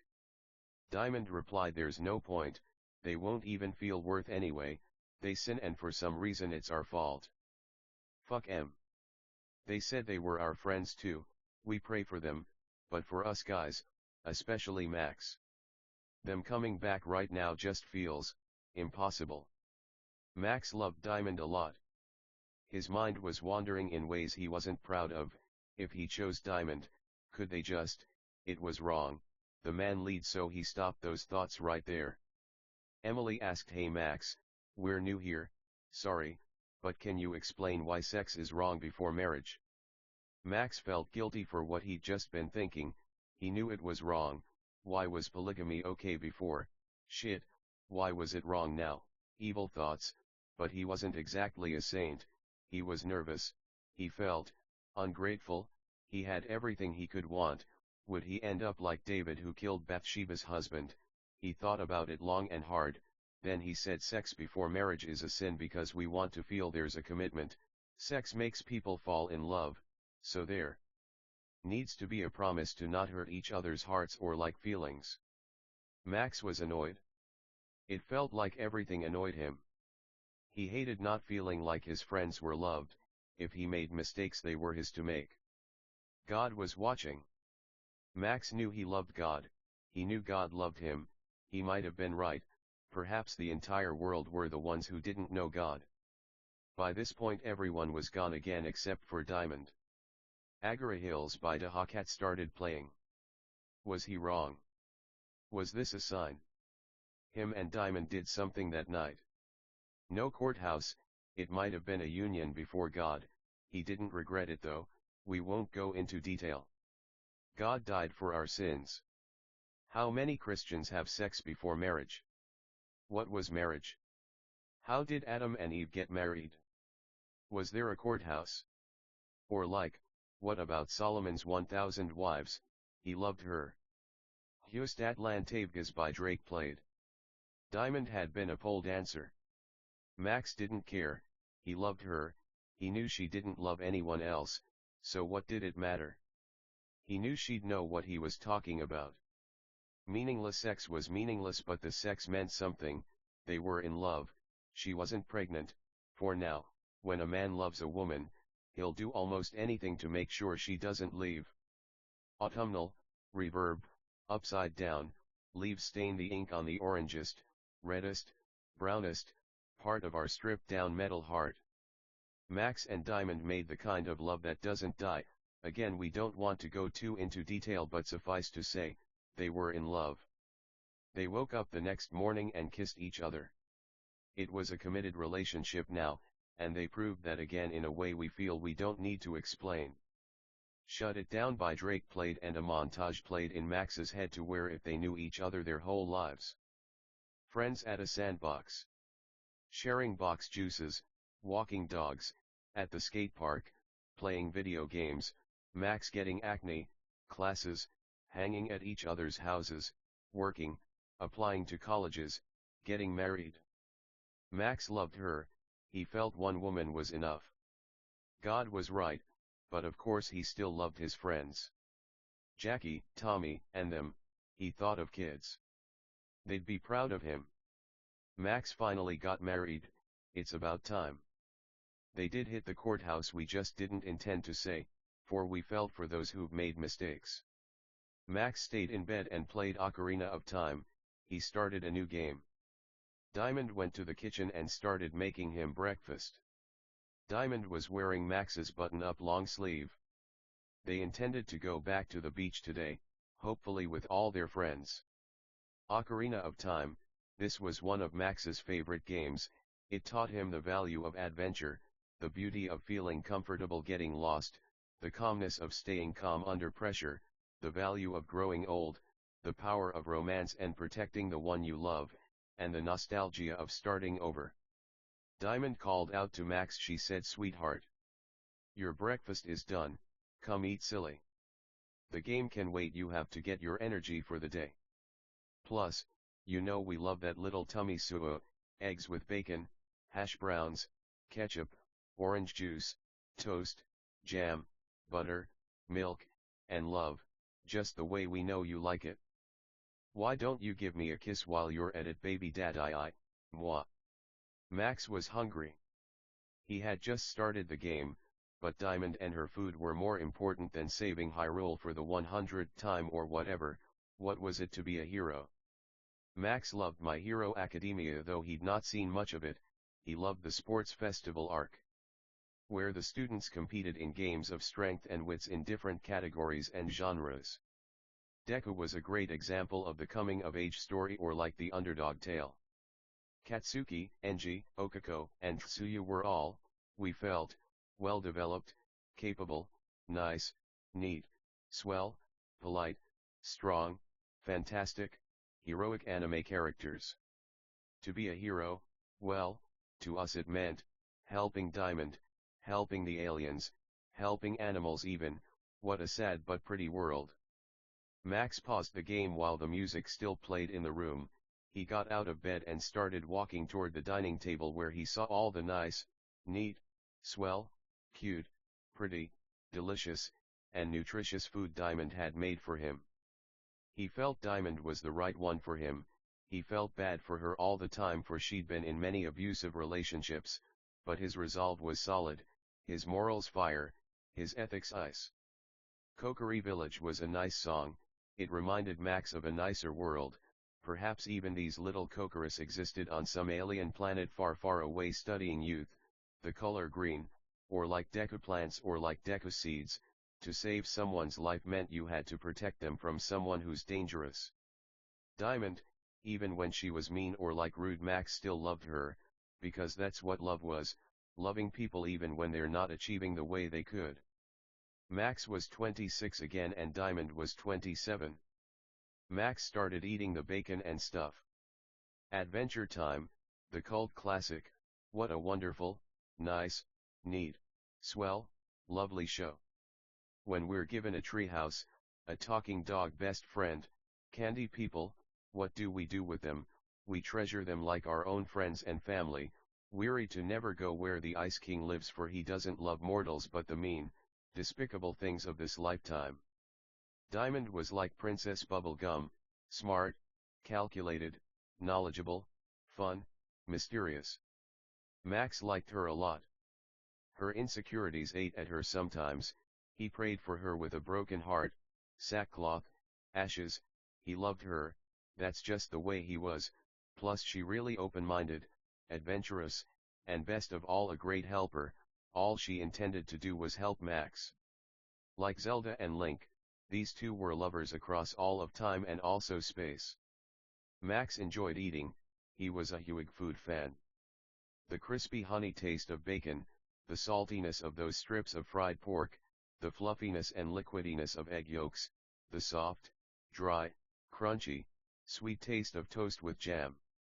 The salty golden, crispy, crispy, crispy, crispy, humble, confident, wet, excellent, nice, neat, swell, polite, delicious, filling, taste of a well-cooked hash brown. Fucking, winky face, told you we don't curse too much. Meanies always made us curse maybe a little more than we would have liked in our older books, but moving on. The orange juice was fresh squeezed, tart, sweet, punching, kicking, dancing, fucking, tangy, zany, swimming, surfing, orange, humble, sweet, sweet, sweet, orange juice. Max loved Diamond's orange juice.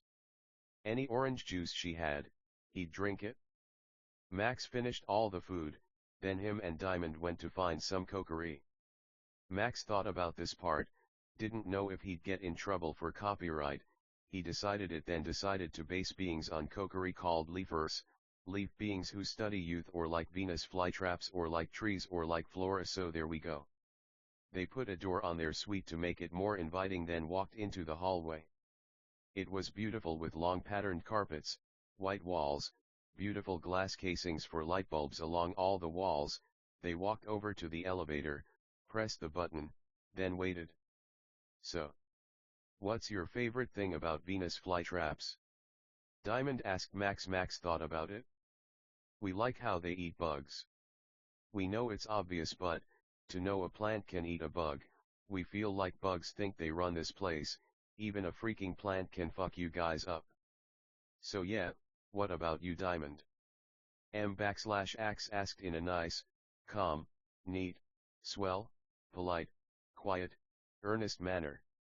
Diamond answered him. She said, "We love that too. They're so cute. They're tough too. Bugs might intend or like purpose to break out their mouths, but, to no avail. Surely. Sometimes bugs might damage the plant with venom or like a stinger or like stuff like that, but, truly special plants that aren't like any other plant. We can learn a lot from them about what it is to be ourself, but also not to fit the mold nor expectation of what others want us to be. We love you, Max. We're so insecure, we never felt aliens existed. We hope we can show them a lot of niceness and kindness." Max loved Diamond's personality a lot. So silly, the way she inflected words, her confidence, her laugh, everything about her screamed wife. Max just hoped he'd always listen to those screams. The elevator arrived. Man, that took a long time. It just proved how cozy they were with each other. It was never awkward, a nice, sure sign of people who weren't just lovers but also best friends. Max typed in "Leafer" to a digital screen on the elevator wall where the buttons usually are. It was above the buttons. The elevator screen turned green with a checkmark. Just right about after the doors closed, they reopened in a forest village. There were green leaves everywhere. They floated around or like talked to each other, but when they saw human beings, they became human beings to welcome their visitors. Max listened to Suzume again, that song he'd never heard in the bamboo forest. He felt it appropriate since he was in another forest. He was greeted by a leafer called Oak. "Hi guys. Oh my god, are you Max? Man, you're like, so cool, man. We heard stories about how you were a master of all kinds of elements in heaven." He wept. "Sorry about what happened, your leaves are looking more like our children's now," Oak said. Max wept a lot, but Diamond a little, then a lot. "Thanks, man. So what's your name?" Max said with a smile. He pitied Diamond. It's not that she didn't care, it's just that a lot of this stuff was kind of hard to know or like understand.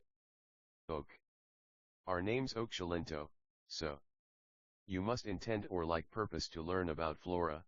Well, we've got you covered, friends. Everything you could ever learn about flora can be found in this forest." Diamond smiled, then started talking. She said, "We love flora. We love crown shyness, the Amazon rainforest, cacti, daisies, roses, all kinds of stuff."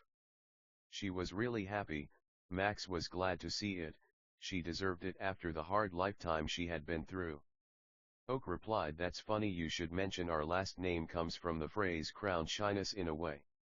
Right this way, friends, let's take you to the tree houses." Max and Diamond followed Oak. The forest was kind of like the Korok forest from Breath of the Wild, or like a Native American settlement. A tree had a door in it. They walked in and it was like a portal to the inside of a tree house. They looked out, but saw a huge intricate network of tree houses about 100 feet off the ground that all connected to each other using wooden bridges, with ropes for safety. The tree houses had torches on them for light. Apparently, each tree house was a portal to different flora environments. "We know you lovers love love, so how about we go to a huge rose field? You know us, Max. We don't marry nor we're given in marriage, so it's nice and refreshing seeing people who love each other the way you guys do," Oak said. Max and Diamond blushed. Oak didn't know they consummate their marriage last night, so they told him. "Mazel tov. You know, we heard giving birth is the hardest thing a person can do, Vyut. We know that baby would be like, the cutest baby ever. Human beings are special because they're masters of all like angels, so what would you guys name such a precious, mild, tender little Max Diamond?" Oak said. Max said, "Haha. Well, and thanks for asking, Oak." He looked at Diamond. She wept and hugged Max. They were holding hands. Max felt Diamond's hand sweat. She was so nervous. He loved her. He wept. Had he been the nicest, neatest, swellest, politest husband he could be? He hoped so. "We like your hand sweat, Diamond," Max said. Guys. Please no PDA, we're fucking around." Max, you should fucking lick her hand, sweat. Oak said. The realist couldn't blacken this man. He was a legendary og through and through, that much we knew for sure. Diamond said, thanks cutie. She wept. We just feel kinda insecure, sometimes, Buyut. To answer your question, Oak. Oak would be a nice and lovely name for a little tree-making baby. Or like. She put her right hand to her chin to ponder, imagine, meditate, contemplate, or like Yano compliment talking leaf people. Oak said, gee Diamond. We really appreciate that. Yano, some of our own little ones are named after Max. We surely need some diamonds in these rough parts though. They made it across the bridge to a hut with a painting of many roses. They walked in. Oak was an old tan maid with white hair about 5'4". He had a white button-up short-sleeve white shorts, a white hat with a string that fastened under the chin and a walking cane. For such an old man he surely had a lot of tenacity in his step, for the painting was so high he kinda just jumped in, without bending his knees or like anything, he kinda just flew in. He was kinda Asian looking if we want to put it that way. Might have been Chinese, Japanese, South Korean, something like that. Max dolphin dived through and so did Diamond. Max thought Diamond was being silly at first when she had such a serious face, but when he saw her resolve or like how serious she was, while she was still silly, he fell infinitely more in love with her and felt unworthy to be with her. A brave, heroic, and courageous woman, just like the woman from Provch 31. Just what he prayed for, no. Even more, not even close, not even comparable. She was the field of roses, but he was just a humble bee being it up, not a human being, but, a bee being. Bebe Reka. Don't stop beliving, humble, meek love, not false humility, but true humility. The word humility demands or like deserves respect, if not, it just walks away, but it doesn't look back, like Diamond. Diamond Rainbow Call, Max's last name. God gave Max his last name. He loved gays, he loved Noah's Ark, it was a fitting name. What they saw, words couldn't really capture, but we could try. They saw a giant rose that became many little ones, it rained roses, upside down, roses grew like trees, they spun, they smelled like orange juice, honeydew, persimmons, grass, boomerangs, persimmons, persimmons, persimmons, just like Max's books. They were Polaroids that bled into other Polaroids, they were upside down near the ground while the background or like the ground constantly changed, they were the sun, they fell like wet stars, you could walk on them like Jesus did water, but not damage them at all, in fact, they'd hold you up. Leafers could think of something way nicer than this, but this was Max's gift to Diamond. Women were nice and simple, love God, love them, buy them huge fields of flowers. Amen. Max was going to stay with Diamond because he feared for her safety. So we're going to follow Abijah, Kyle, and Preston while Max looks at the flower fields with Diamond. Team All was in a black version of Hawaii. Everything was black or like silhouetted. They were near an active volcano, but again the lava was just black, but it did glow. They were fighting blacktails. Some flew like bugs, some were like human-sized flying dragons. Some were like reptiles that hopped around on hind legs, some looked like palm trees. They were making quick work. Again they were kinda like titans, kinda intelligent or like the demons from Inuyasha, but not human beings either. The tree ones fell down so one could see from a bird's eye view. Jack and John were there. Andrew was so old, he kinda had eternal youth in a way, but he felt his kids would learn more if they were by themselves. Tough love kinda thing. Andrew wept and prayed for his kids, honestly, we all did. Team All fought with a kind of bravery or like heroism that's rare in the world we live in, they were all wounded. Max wept for he felt bad for Team All. Listen. Max started. We have to help them. Him and Diamond cried. Oscar had been pretty far away so he didn't know what they were talking about. At a point he did see them weep, however, which broke his heart so he wept 2 tears. He was a pretty happy man. One from both eye, as Diamond would point out. Diamond spoke. She said, "Look Max, we actually just remembered we dreamt it'd be nice for us to go. To prove we can help and that someone who's made mistakes can leave Golden Hotel, but still come back, leave nice, but come back neat as well.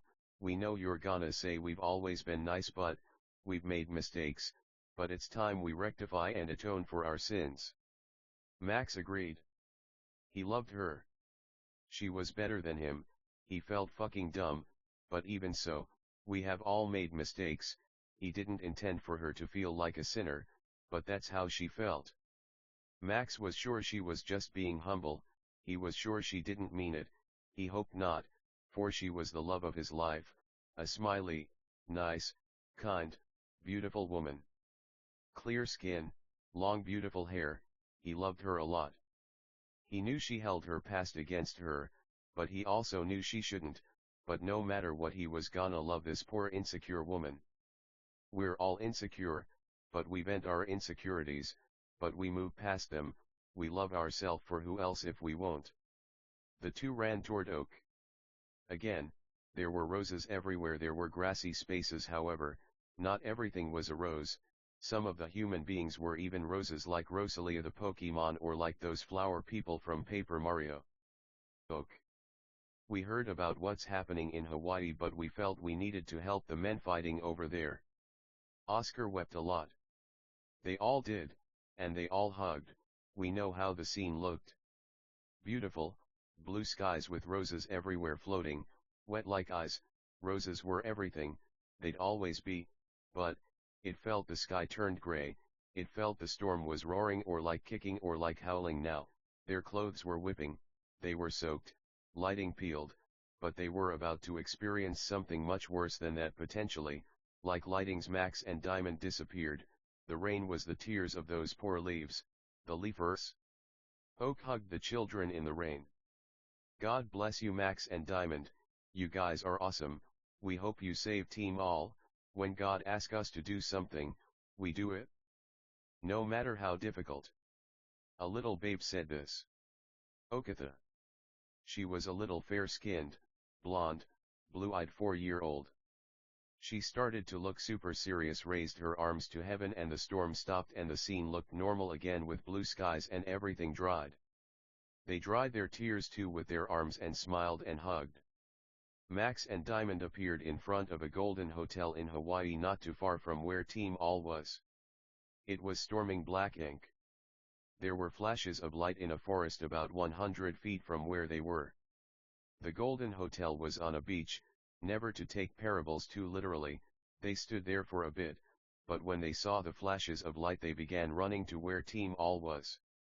They run through all the foliage, black trees, fallen black trees, black plants, black ponds of water separated by some white lines to show the distinction in stuff, or like might not have been. It's open-ended for a good reason, man. They kept running like Aurora in Runaway, which played during this scene. They saw them fighting blacktails. Max sent 2 punches of fire at the blacktails. The aliens kept intending, or like purposing, to switch opponents, but the blacktails wouldn't let it happen. Again there was a Beiju, Kyle, Preston, Jack, and John, the latter of which got there later than the former. The men were already resorting to guns or like swords, but Max was their secret weapon. Little did anyone know, their real secret weapon was Diamond. The monsters laughed because Max didn't have much power, but his power to keep changing powers did scare them a lot. Team All was bleeding, but they weren't out quite yet. They kept fighting. Some blacktail life bars hit 0, some kept regenerating, some were red, some were yellow, some were green. Concerning spoilers, we don't know. Meanies are smart and say we knew Diamond D saved the day. Then why didn't you ever treat her with love and respect? Then it gets really perverted, and of course, obviously we don't want to get into it. Preston sent the drills at blacktails, which left tails of light and glowed brightly. They were a few inches big. Kyle too and a Beiju used feathers like metal flower petals or like fucking blades. They fought a lot and they were kicking some serious ass. The blacktails morphed to mimic or like mock the human being form, so they started doing hand-to-hand combat. It was intense, poor heroes. God was watching, this was a test, but would they pass? Max excelled at hand-to-hand combat. His ability to conjure anything was obliterating the blacktails. Max's gauge filled, so he hit them with a twin snake that coiled around his aura. Then more huge snake dragons came and ate the blacktails from either side of the screen like lines on lined paper, or like the chains of Max's mind, or like the game Snake, but the whole screen eventually filled with these green flying snakes. One blacktail left and he was much stronger than the rest of them. He set his sights on Diamond, but because Max loved her so much, his gauge filled again. Like Inuyasha and Kagome, the men were too hurt to conjure, and Max knew he'd counter because the blacktails countered the first magical endeavor brought on them. Max ripped his right arm off, which scared or like confused the blacktail, then sent a little fireball at its head. It didn't know Max had more than one conjure ability, so he set his defense to fire, but Max set the arm to a giant diamond sword. Kyle took one big swing, then the life bar of the dark tail went all the way down to 0. Kyle cut a ton of the trees in the forest down with that swing. Something was wrong, the ground started to shake, then the volcano erupted, but it started walking around or like threatening to ear the heroes. The volcano was a blacktail itself. Diamond couldn't fight, but she could heal, so she began healing Max's arm.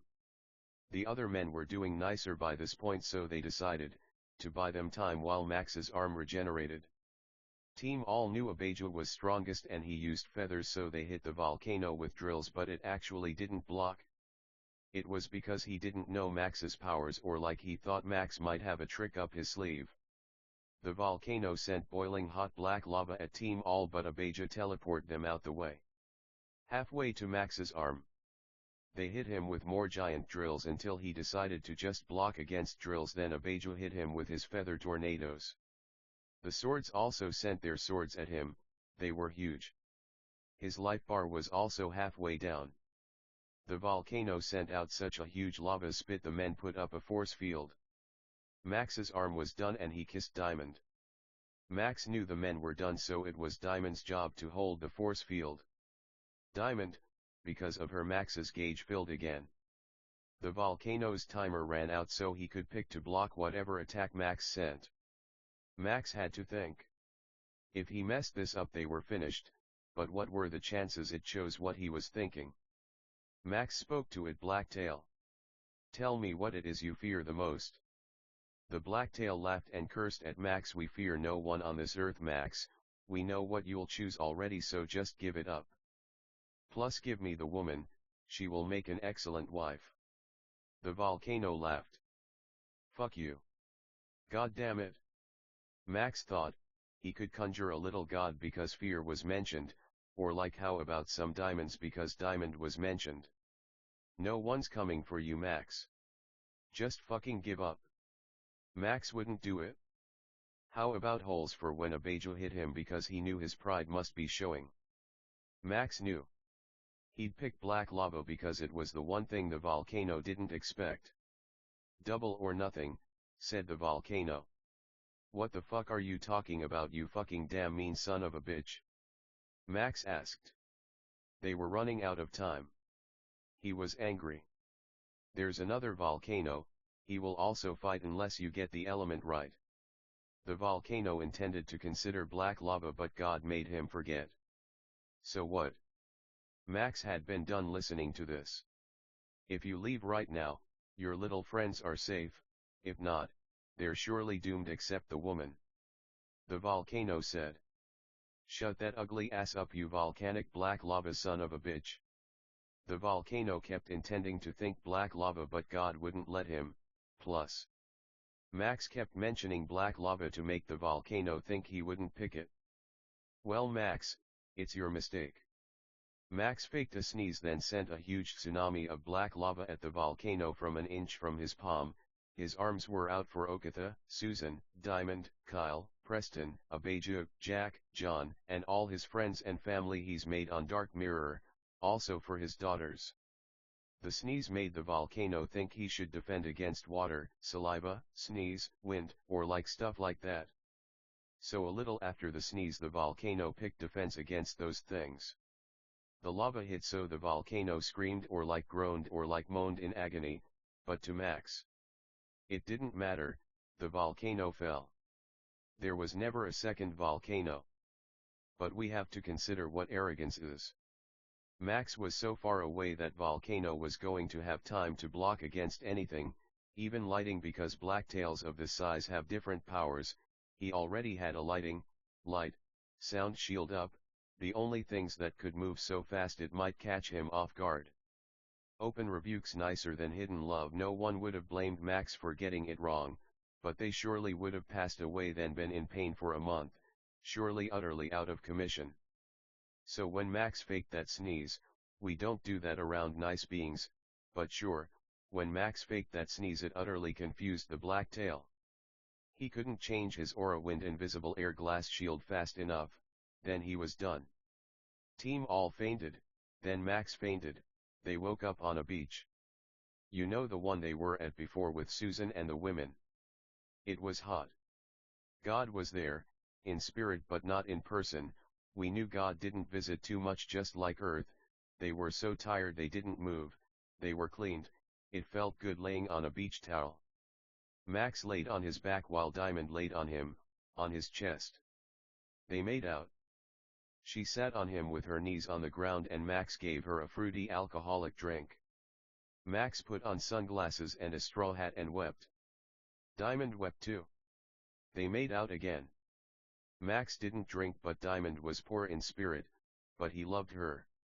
Don't just lay there, dummy. Let's go swimming. Kyle said. C'mon guys. We'll meet you out there probably. We, no offense, we just intend or like purpose to lay down for right now. Max said. You're lost, loser. Hey Diamond, wanna swim? Kyle said. She made a lightly uncomfortable face by biting her lip. They were all friends, just kidding. Sorry man, our husband is the leader and if he just intends or like purposes to chill here we agree. But she motioned to her and Max with her index finger many times back and forth. Hope you men have a nice time. She smiled real big. Yeah no. She said. Some a sweet, warm, pretty, woman. Alright human beings, we won't insist, but you guys are super duper lot of me. Much love later, they said with like a quiet confidence, like, almost a whisper, like they were getting cut off or like just super quick for humorous effect. We love em. Last one in's a rotten egg, screamed Preston. Then they all ran toward the ocean. There were plenty of human beings at the beach, kids, teens, adults, elders, though we have eternal youth sometimes we might choose to look old.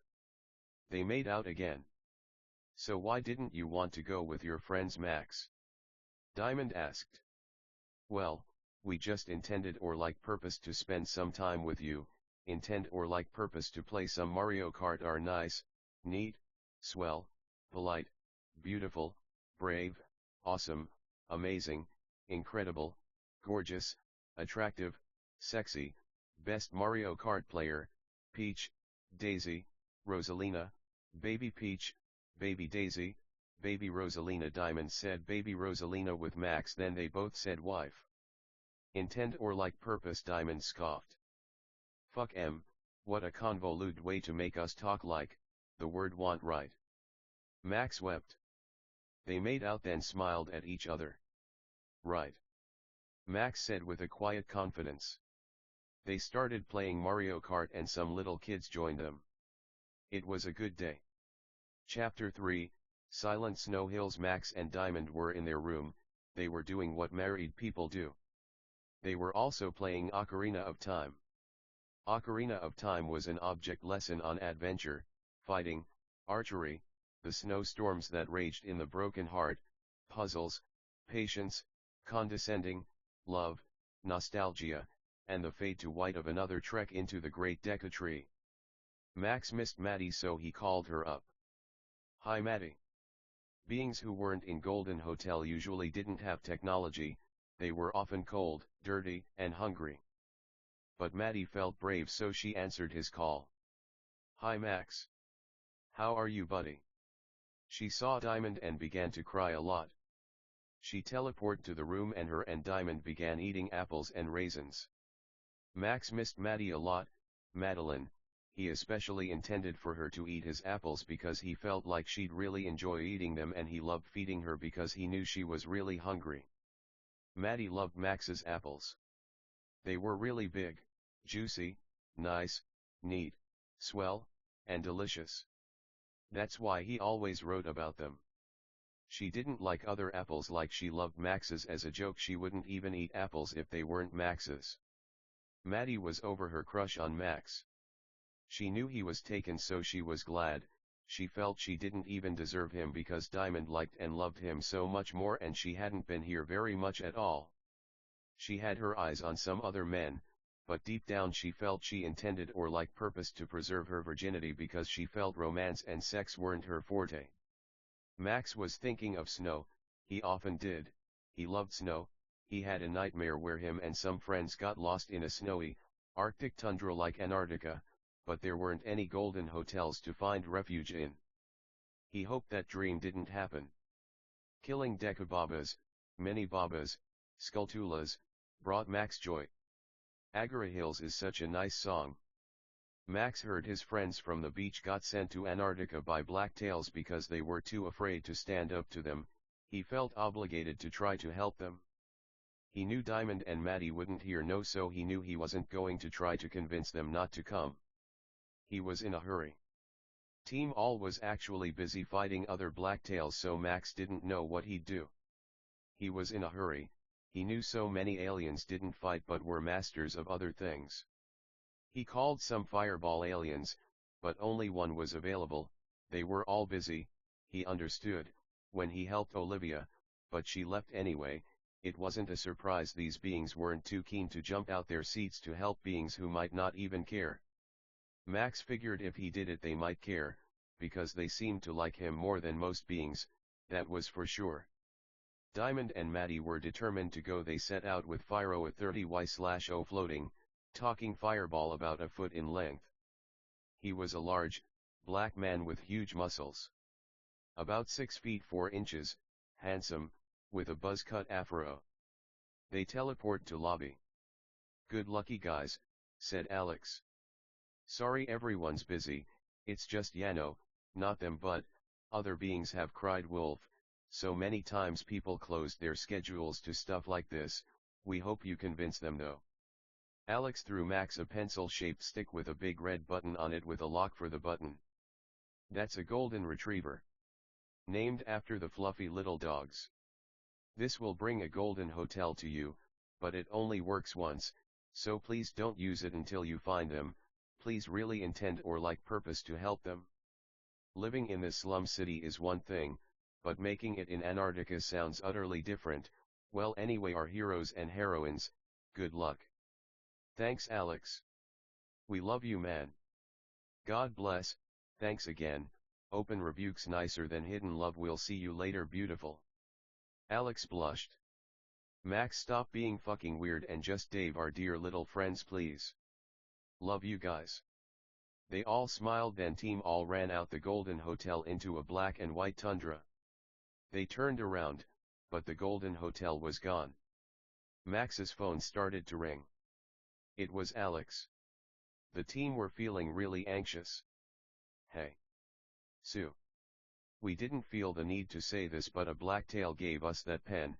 We had our doubts, but after thorough examinations, we felt it was real. However, it must have made the golden hotel disappear." The team knew what he meant. "Well, thanks Alex, we love you man, wish us luck." They wept. "God bless man." Max was quiet. "We're sure you'll find them Max. Team All hasn't let us down yet. We're sure they never will. In fact, we're positive beyond a shadow of a doubt, no tundra is stopping you guys. Especially not Fyro." Fyro spoke. He said, "Thanks Alex. We love you man. Well, no offense, we're gonna go try to find em. Wish us luck and bless us." Alex replied, "Good luck. And God bless you nice men and women." Later, He hung up. We know the geography of Dark Mirror might be confusing, but it constantly changed all the time. They began walking. They were in thick winter clothes except Fyro, he didn't need them. He was in a button-up Hawaiian shirt with cargo shorts, high white socks and boots. This is why Max didn't feel too much need to recruit too many helpers to team all. Hello. Max, we presume. We figured you'd come, we saw them, we intended to help them, but we were overpowered, then those damn cowards ran away. Hey Max. Where's the Golden Hotel? Also, our name's Ishal, we're in charge of the group who study the black snow here. Ishal said. The snow here was clean. Max thought everything in this place was just disgusting, but now that he thought of it, Hawaii was okay. Diamond said, we got a button that can call a Golden Hotel wherever we are, but it made the current one disappear. The ice aliens rubbed their chins. They were floating snowballs with ice cores, but they became human beings. There were both men and women. Well, Ishal continued, we are more than ready to offer our full support in the retrieving of these human beings. We suspect they're in some kind of cave. We're situated all over Antarctica, so we find it strange we haven't heard anyone found them yet. This is also why the aliens chose not to help. They were pretty sure these ice or snow aliens would do more than a nice enough job finding the beach crew. Max was really sad for them. They must be freezing. God alone could preserve their vessels so they didn't get hypothermia or frostbite. Some blacktails appeared. Max started glowing, and like an RPG he leveled up. He especially upgraded his fire powers. His flames and all powers would now be much greater, but so his friends weren't defenseless, he gave them flames, so his flames would remain the size they were since he split it. IDGAF by Drake started playing. Max conjured water balls and hit all the blacktails so they set their defenses to water. So when Team All started using fire, they were confused. They were disoriented because Max leveled up. Max used a fire whip. Diamond used a fire bow and arrow. Maddie used a fire gun. Fyro was making quick work of the blacktails with huge fireballs, but there were at least 200. They fought hard. The ice or snow aliens froze them, hit them with super fast snowballs, used ice spears, and had all kinds of really cool magic weapons to fight the blacktails. Ijid was such a nice song. To Max it was about money, power, rebellion, fighting, war, love, romance, and the importance of protecting human beings we love. Great song. It cheered him up as he fought. The women started to glow, they got powers for their own. Human beings were just special like that, we guess. Max's inch-wide fire whip became a 20-inch fire snake in essence, no face or anything, but yeah, so these guys were now fire conjurers. That's the gift of giving the wicked. Ask what's the difference? The difference was now they were more likely to win as a team because Max's flames were larger. They sang along to the song as they fought. Fire sprouted from the ground, sending blacktails high in the air. It was a war they intended, so it was a war we purposed. Max squeezed them tight with fire rings, he used fire rakes, fire plates, etc. Fucking, his friends were doing really well. A blacktail spoke up. Who are you beings? What do you intend or like purpose with blacktails? Shut the fuck up. Where are the women who came here? Max said. Why is that your business? It said. Max sent a huge lightning bolt at it passed away and fell to its knees. It was a big black silhouette, glowing black blob with tentacles. The other blacktails were so scared Max conjured an utterly different element. They gave Team All a clue. The women you're looking for come when Legos become unsteppable on. What the fuck did that mean? I don't be giving no fucks. I don't know if you caught on. I don't be giving no fucks. I say whatever I want, I do whatever I want. I'm counting up money for fun and I'm popping these perks just for fun. Truer words were never spoken. A man called Icebird spoke. He said, Legos, we feel like he means what? Max sent a lightning bolt at a blacktail, but he coincidentally saw it coming. their shields were changing so they all picked fire. Those in cold states or like spaces were more vulnerable to fire. Fyro the pyro said damn it, pulled his sword out its sheath and started swinging. Max reduced his magic power to enhance Fyro's sword, his fire, and all his magic was now at half, not as little as when he shared with his wife and Maddie, but a lot smaller. Ishal jumped about 20 feet in the air and sent ice spearheads raining on the blacktails. They all were at red life bars but started healing. Diamond and Maddie had to use swords and guns because they were fire users. Feathers, the blacktails passed away. Abeja, thought Max. Abeja called Max. He dreamt to do this, he was so powerful, he did this without being in the space, but he was far. Love you guys, good luck. We dreamt to do that. Love you man. Thanks. Max said. Legos. What the fuck? He meant, build a fake golden hotel and the blacktails will appear with the girls because they were expecting them to leave without them and wanted to watch them leave. Building aliens appeared.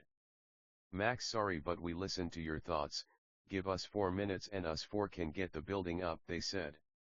Max said we can help since we can conjure anything. Guys, we want you to make sure they don't hit this tower. Got it? More blacktails were pouring in. Team All was quick at work to disassemble the evil of the coldest tundra of this dark mirror. The ice or snow aliens were dressed in white camo army outfits. They all took a page out of Ishal's book and sent ice spearheads raining on the blacktails. They did half damage but they all set their shields to ice. Half of them sat to heal while the ones who didn't went in front of them to protect them. Fyro was making quick work of them. Oh shit.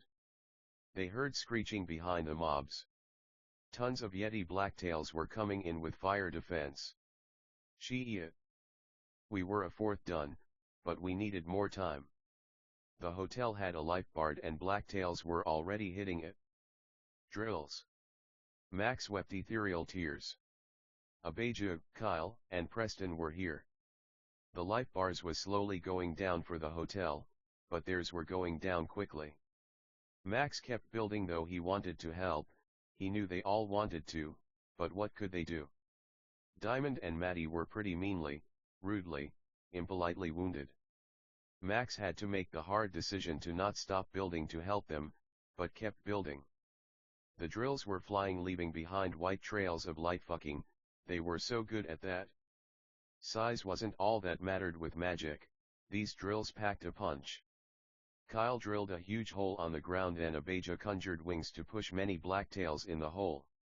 Ice or snow wasn't too effective against these icy blacktails, but they were so skilled it was like it didn't matter.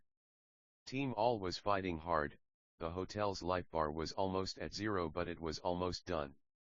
Max's power bar was filled, the blacktails braced themselves for a harsh attack but instead he finished the hotel and filled the life bar. They were intending or like purposing to hide it with a cloud, the blacktails were coming anyway, but with the life bar covered they might not have to fight, but once they saw it if they moved the cloud, they were surely fighting. The ice or snow celestials took advantage of the blacktails' stunned state and hit them with an avalanches that wiped them all out. Blacktails knew it was impossible to enter a golden hotel, but Team All was going to use their arrogance against them. The blacktails spawned from nowhere with the women and mocked them. Look. They didn't even look for you. They left with the button we gave them. Let's have a look inside. We might find them, Yano. They laughed and hit them while they walked to the entrance. It was utterly empty for it wasn't a real golden hotel. They said this is weird. Are they all this empty? The leader spoke. He said we told you these spaces were fake little ploys made by us to get idiots like this hopes up. That's all there is to it. Max hit them with a flashbang. God made the women impervious. They grabbed the women and ran out. The building aliens and Max let the building fall on them. All their life bars were 0. We could see through the smoke of rubble. The leader had greater defense so kept curing, but he couldn't do much more than that, even he then was silent. Max pressed the button. Where the fake golden hotel was a real one took its place. They walked in all wounded, but alive. The building aliens were the only ones not wounded. They greeted Alex. Alex yelled at the women. "Well, ladies. We sure hope you learned your lesson because we can't go saving beings who don't know how to act." He began to cry. "Well, for our own sake we're glad you're okay, you're not as mean as you know, Yano." They smiled and wept. They were in pretty mean condition, but they'd be okay. They promised to stop sinning and leaving Golden Hotel, so we intended or like purposed to hold them to their oath. They walked over to the elevator, which was huge inside. They laughed and talked about all that had been happening. Max pulled out an e-cigarette and hugged Jackie. He prayed for his daughters. These women reminded him a lot of them. They all walked into the hallway. There were 20 ice or snow soldiers. The hallway was a clean, beautiful, nice, neat, pretty view. Blue carpets with intricate curved patterns that reminded Max of fire or like candelabra or like wind. They made it to the door with the beach and read the sign that usually hung on the door. "Welcome team all, good job saving those women. You know we rejoice more when one of these beings is saved than when any of us do what's nice." They wept. Nice beach balls. They forgot to let Alex heal em. Oh well, our nice, neat, swell, loving, cool, brave, icy soldiers walked in the summer sun over to the waters. They all got in. Alex appeared over the waters, blessed them, then the waters cured them. They were all having such a nice time. Nothing could ruin the fun they were having. Max kissed Diamond while they stood in the water. Their clothes turned to swimming clothes, those huge winter clothes on the beach. They were strong. Sounds like hell to us. But Yano, it's open-ended for a reason. Max and Diamond swam underwater so they could look at all the ocean animals. They could breathe underwater. Magic Yano. Fucking, the kids played, the men played, the women played. For now everyone was happy, and for Max. That was enough. You know, the beach was Jackie's idea. Now it seems we always come at the end of the chapters. We suppose there's nowhere else to go, is there? Max could just picture him and all his friends laying on some beach towels under that ringing, scorching summer sun. Smiling like an anime. Look up at the blue sky, like that blue sky you too, dear reader, have no limits. Tears might skew your view of perfect blue, but when you know you, nothing can blur the blurriness of a perfectly hot day. Diamond crawled onto Max's lap and they made out. They blushed. Before they knew it, after a day of beach partying, volleyball, barbecue, racing, magic, anime, and love, they were back in their room. Chapter 4, Upside Down Umbrellas. Max and Diamond played Ocarina of Time. The Forest Temple. Max loved the Forest Temple, the key in the first room, the ghost block puzzle, lowering the water, the twisted hallways, the wolfos, the pose, the bow and arrow. It was all everything he could want. Max was teleport to a world where he was upside down. For some reason Diamond didn't come. He was kinda glad. Helping her gave him anxiety. He liked having her where she was safest. "Greetings," a disembodied voice said. "Max, we have sentry guns pointed at you." He appeared out of nowhere about 20 feet from Maximum. "All you have do is catch us before 1 minute passes," the villain laughed. Max knew there must be some kinda catch. It's probably like video games. Our sense of direction is probably really skewed. Even if we found a pattern, it'd probably change again.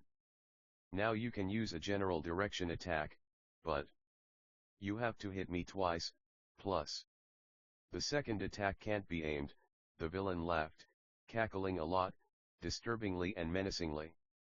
Max though long and hard and cried. He tried running but it wouldn't work. He was so disoriented he couldn't focus properly. He thought so long about it until he thought of something. The villain was probably lying.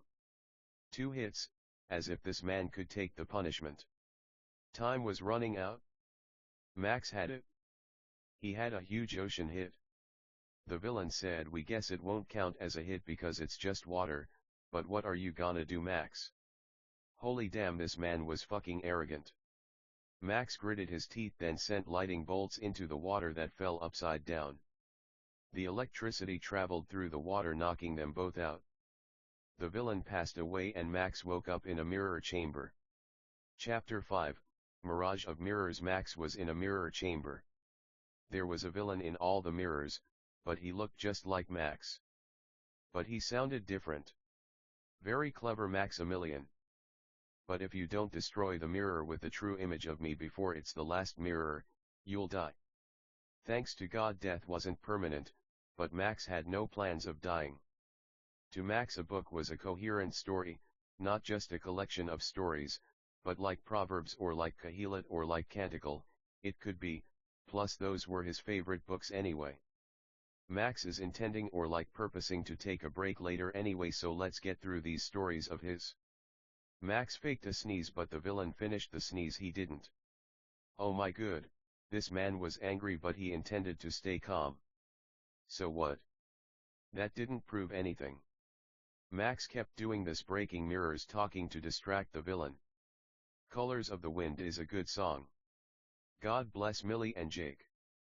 Max was breaking mirror after mirror, tired. He was using a fake fist of light to make sure he wasn't damaged by glass shards. Max kept faking sneezes, but for some reason the villain was stupid enough to keep falling for it. Before we knew it, Max was down to the last 2 mirrors. Enough is a fucknignuyuf. There's no damn way we're falling for that again. But because this is fiction, Max faked it again, but it fucking worked. One reflection said in an arrogant, strange, but kinda normal way. But after pausing for a bit, the other reflection said in a really scared, funny fucking voice, God bless you, like very nasally and idiotic. Max broke both mirrors at the same time because the villain would claim he switched reflections. But the villain knew Max knew which one was the real him. That was the real test. The villain then thought Max was evil too. Max talked to him some more. The villain was convinced after Max took an oath. Then Max disappeared. Chapter 6, Sinking Sands. Jackie, Max, and team all were in a sand palace. They were perplexed. The sand would stay in place. They needed to find a large tetragonal pyramid pink crystal. Well guys, God asked us to find this crystal, for it's a part of his plan to save dark mirrors, said Abeju. He said it in a leaderly, clear, and confident way. They made their way through many rooms, some with swinging logs with blades, rolling boulders down slopes they had to run down without falling over, and arrows that shot out of walls. Eventually they came to a room where the 1.5 foot long crystal was. Once they picked it up, however, an alarm sounded. The room turned red, then the sand started falling. I'll Make a Man Out of You is a great song. They ran through all the rooms they'd been in. They cried. We sure hope we make it out of this one in one piece, said Jackie. She cried. She was really scared, but hopeful. You're telling us? We sure hope. God's serious, because we're not ready to go the afterlife quite yet. Kyle said. He cried, but he was keeping his composure surprisingly well. They ran through room after room, up and down, but generally down, for they were at the top of the tower. Sand was pouring on them the whole time. Eventually they got to the room they appeared in, then ran out. They then turned around to see the whole structure fall like grains of sand that were heavy enough to crush anyone. It then became a huge sand hole in the ground. More sand softly, in a fading, subtle way, filled the hole. They cheered, hooted, hollered, then teleported. Chapter 7, Illogical Ice. Max wanted to spend time with Diamond, so after this Ishal took front and center. At this time every Blacktail got the ability to use ice or like snow powers. Ishal snowboarded with Blacktails hitting them. Color was fading in and out the world. He'd hit them so hard they fell off their snowboards. He did this a lot, then suddenly they were skiing. He was hit a lot but managed to outdo them in his own element. A blizzard hit once he hit the bottom. He was so used to cold it didn't really bother him. Little Blacktails kept hitting him in the face like little snow particles. He wept. It was hard to fight enemies that were so small. We bet, you all won't gang up on me all at once or like attack me combined, he said angrily with passion and courage. Breaking free is a nice song. But no blacktail knows that. The blacktail hit him so hard into the ground he fell through the top and bottom of the universe like Max, but like 10 times till he hit the ground so hard his helmet came off, revealing his blonde hair and blue eyes. It had an eye visor that wasn't very clear. He thought of the messages of the song, how much he loved the song, plus how much he owed all his fellow ice friends. Max is so dumb for loving this song so much, but at least he loves Diamond. He wiped the tears from his eyes. He did some martial arts where he punched the air, kicked, flipped, and some really visually impressive stuff. Then the ground began to shake. A giant snow dragon came from the ground and ate them. He smiled, then passed out into the snow on his back, smiling with tears in his eyes. Chapter 8: Ferocious Fires. Now every blacktail had the power of fire. It was Fyro's turn. Brown, dark brown, black. Thanks, Max.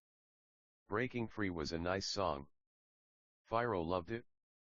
Max listened to it as he typed, which was true of all the songs he references, but Fyro knew there was a time and place. It can be frustrating when the mad talk about copyright in a book written for fun. We're breaking free. Max intended or like purposed to type the lyrics out, but he knew it was cool. Fyro was in a volcano fighting a lava man that looked just like him, but no details in the face. They fought with ferocious fire.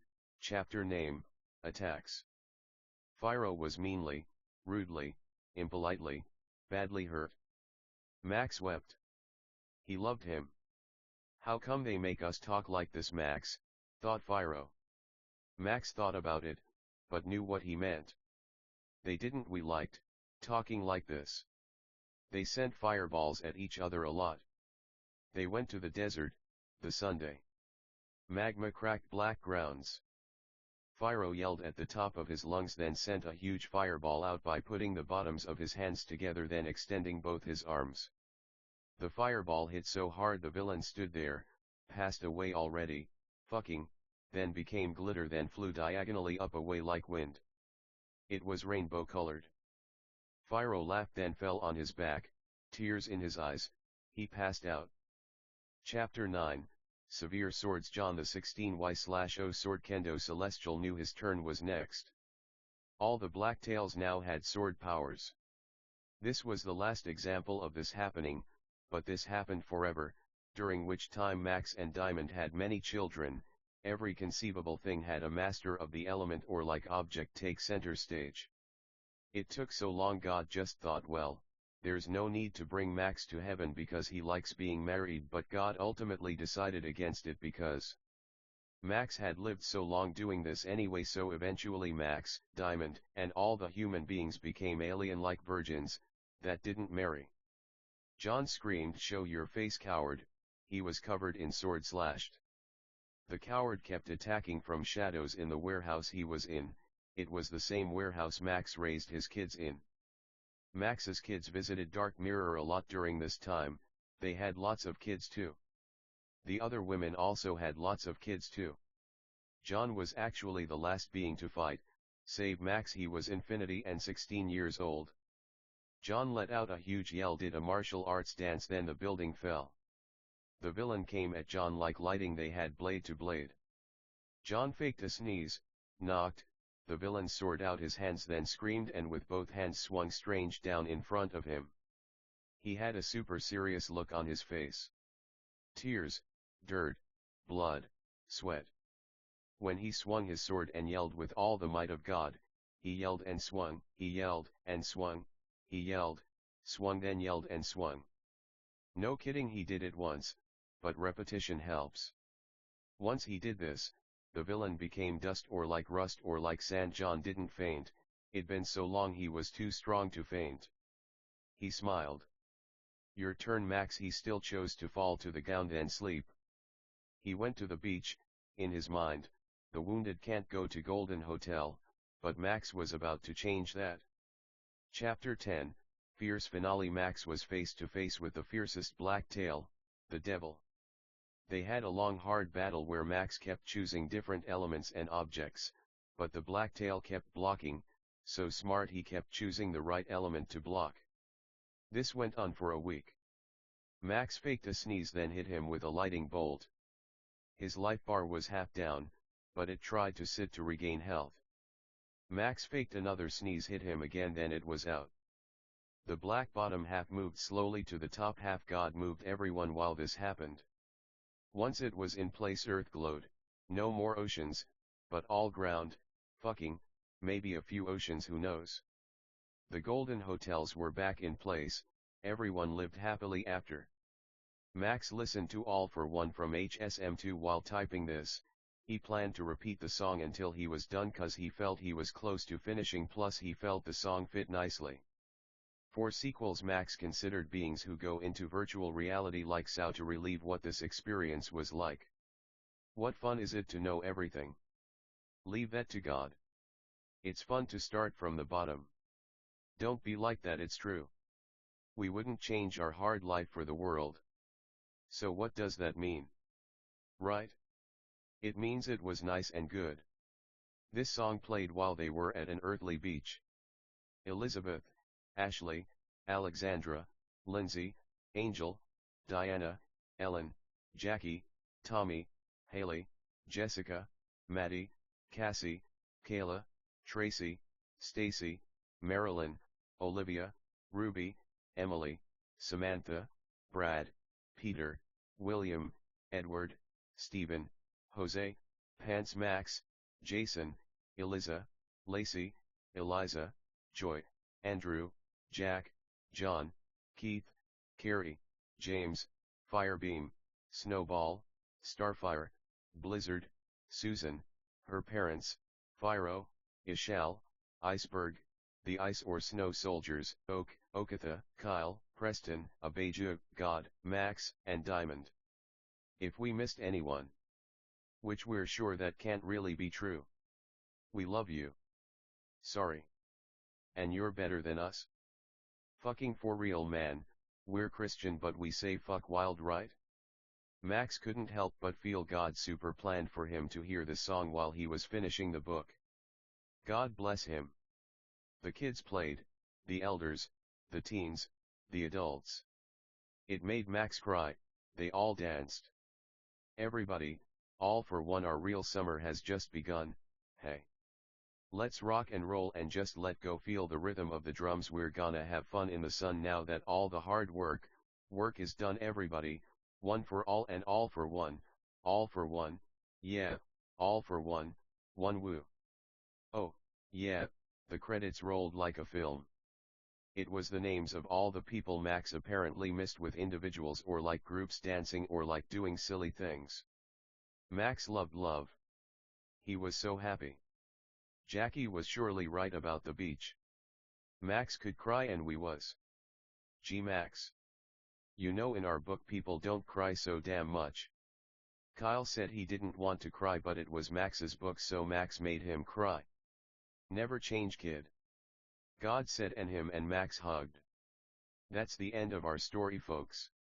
We hope you learned about love, kindness, niceness, neatness, politeness, hope, bravery, and all that good stuff. Fuck bad things like hate, evil, treachery, lying, deceit, and all that shit. Chapter 11, How to Not Be Sentimental. Fuck you, Satan. It's alright guys, it's over but you can always read it again. We cry all the time, but that's okay. God bless, let this song fade you guys out. Go out the theater, feel that bright Sunday. Super annoying, right? Love ya. Have a nice day. Please come back whenever you want. And most importantly, remember it's okay to cry. Love ya. Bye. Max's voice was super loud, echoed, and faded and mixed with this song.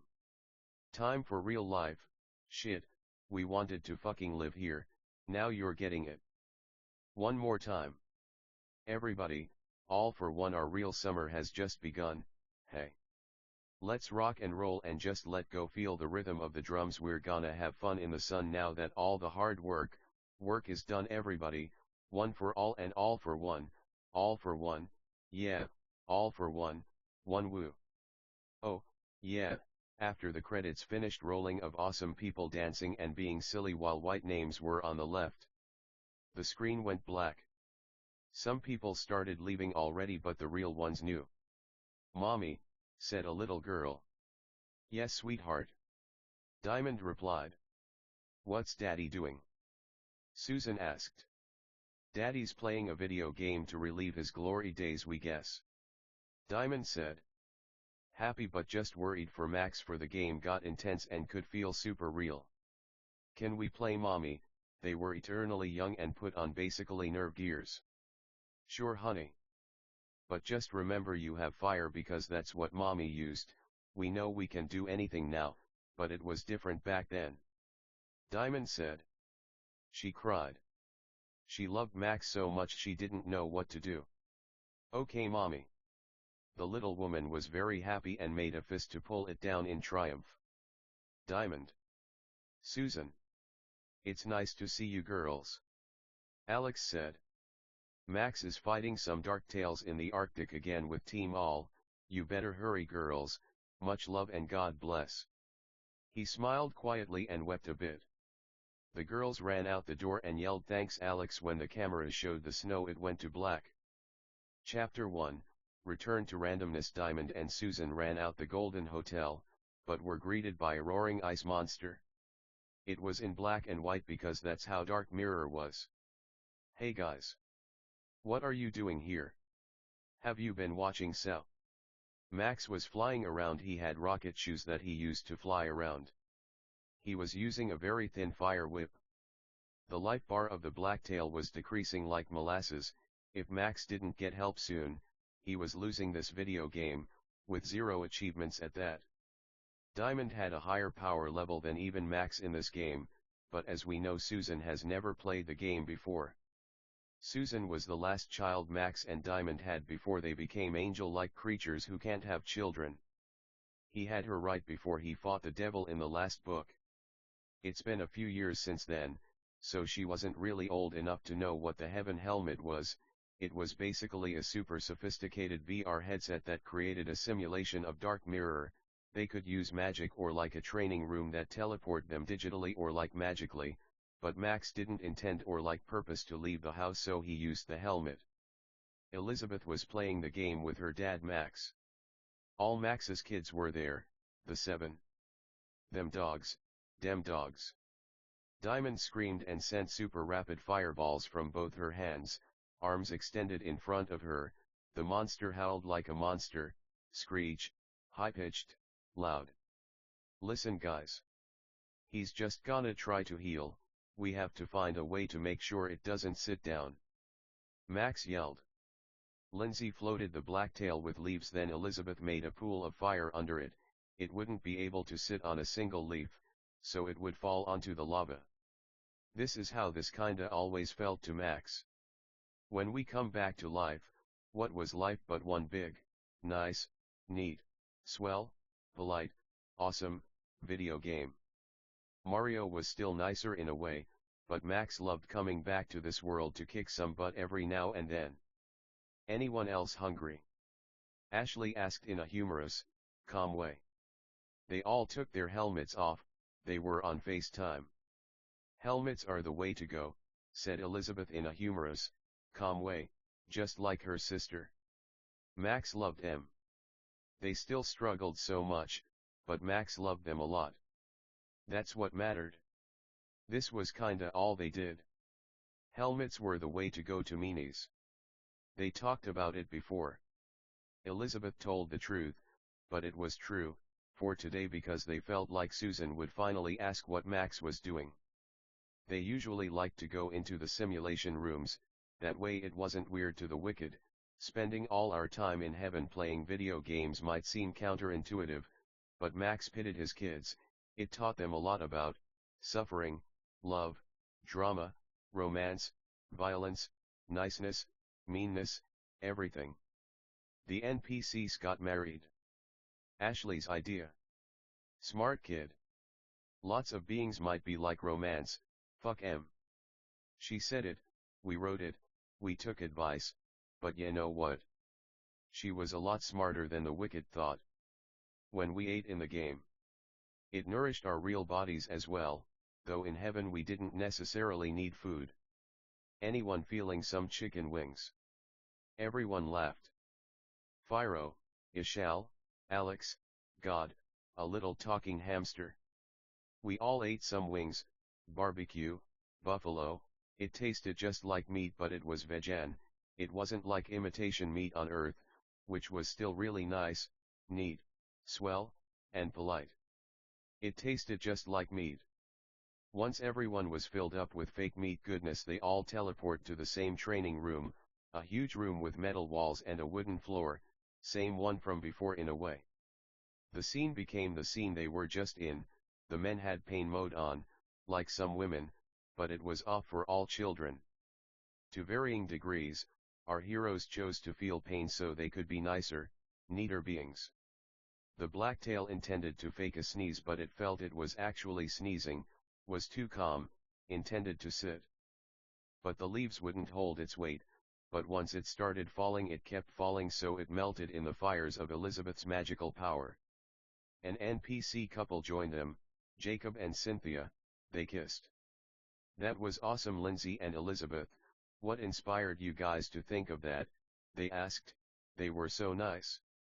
Lovely beings, but we know there's no marriage in heaven, not to hurt us, but just to make us nicer. To prove it wasn't that mean, we had these NPCs who weren't hurt by their romance, but just weren't as fulfilled or like joyful as the unmarried in the celestial realm of Sabaoth, the little white man who watches us all. Alexandra said, we heard there were some blacktails who were getting high by eating power wires in an abandoned power plant. We feel like they shouldn't do that, Yano. So, let's go stop them. Nice idea, Alex. You'll be in your element. We feel you should take the lead on this one. Max said. He was Infinity and 26 years old. But he didn't look a day over 22. They all teleport to the power plant. It was Team All, Abejug, Kyle, Preston, Phiro, Ishal, Max's 7 daughters, Diamond, and an unhittable, unfeeling Susan. No pain mode, Yano? A giant lightning bolt took Alex out. Everyone's ears started ringing. Her hair became super fuzzy. Slight pain mode. We're okay. Max wept. Pain or not, he still felt bad for his own daughter. She said we're okay in a hurt, strained, pained way, but she was acting as we didn't feel pain. We all acted. Her eyes looking like lightning bolts were in them. She started glowing electricity, then sent that blacktail's attack back at it so hard it howled like a deep voiced demon. Its life bar was at 1 HP. Susan teleported in front of the blacktail's face, so she blew fire bubbles. They only did 1 HP damage, but Yano what? To her dad it might as well have been infinity. Max kissed Susan. Oh yesh mommy, oh yesh whittle mama mama mama mama, oh yesh. He didn't curse in front of his kids. That's how we know he didn't get too lost in the sauce like the Romans said. If this was real life, Max would be screaming all kinds of inappropriate curses or like swears, but his emotions were in check because he knew everyone was safe. Blacktails emerged from the shadows, chewing huge power cables. They glowed like electricity with lightning bolts in their own eyes. Max sent ice at all of them, but only one picked ice shield. The others picked electricity, fire, air, water, ice, and shadows. Lindsay had to be our secret weapon then. Blacktails had the power of teleportation, so let me tell ya, this wasn't easy. Whenever someone sent out an attack they'd just switch. Lindsay knew she should hide her power, so she used her sword or light gun, which we all carried, though it might not always be visible. Max used tables, chairs, cups, plates. He hit them all with a tree, but to be sarcastic, none of them re-upped their shield for plants. Lindsay knew her time was here, then sent razor-sharp rose petals at all the blacktails. They were all halfway down. Max's gauge limit filled, so he used it to make the blacktails re-pick their power shields, but in fear they all chose nature. So we let em have it. Ishal stole the show with a blizzard so cold they all froze in place, then blew up in little increments up their bodies until they were snow dust on the floor of a black and white power plant. Ha! The power of plants. Max is going to take a seat back to let some of his friends tell their stories. They went back to the Golden Hotel, to the beach. Some things never change, we guess. Chapter 2, Lovely Light. Diana was fishing in a peaceful village. This version of Dark Mirror had more civilized societies. This was a peaceful fishing village, but still, all was black and white. The NPCs were also completely black, like light or like silhouettes, though they could become more normal. So Diana made them normal because she liked how it looked. She also made everything look normal cause she wasn't Max. She was her own dog, though she loved a dog called Max.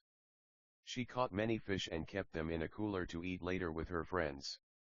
Something was wrong though. Her rod became so heavy if it weren't for magic it would have broke. A huge fish flew out the water, then started attacking the small fishing village with water attacks. Diana blinded it, then sent balls of light at it, about a fifth down. Her friend Teixeira, a talking Tyra, sent emeralds, diamonds, rubies, sapphires, garnets, onyx, lapis, and tourmaline at it. They were vertically long hexagons. About 5/6 down. The giant fish opened its mouth, sent its sticky tongue out, ate Teixeira, and jumped back in the water. Diana wept, then jumped in the water to catch the fish. There were so many blacktails she surrounded herself with a light force field, then sent it out with such force it eliminated all the blacktails right away. They were small fish or like swimming plants. Mean ol, rude ol, impolite ol motherfuckers. Teixeira made the inside of the fish glow, then jewels flew out of it very quickly that glowed their respective, brilliant colors. They held hands, then swam back to shore. Diana sat with her friends on the beach at night, roasting their fish. Sorry Toddy, we wish we could have helped more. Diana said. It's cool Diana. Toddy was a light-skinned black woman with long curly hair, but her normal form was again a beautiful, clean Tyra. We know that thing took you off guard. Fuck it. But please be careful next time, Yano. It was our fault really. While we went hunting for firewood you were fighting our dinner. Toddy said with a quiet confidence. She smiled. They knew they weren't really in danger. Diana said, well, what do you guys think?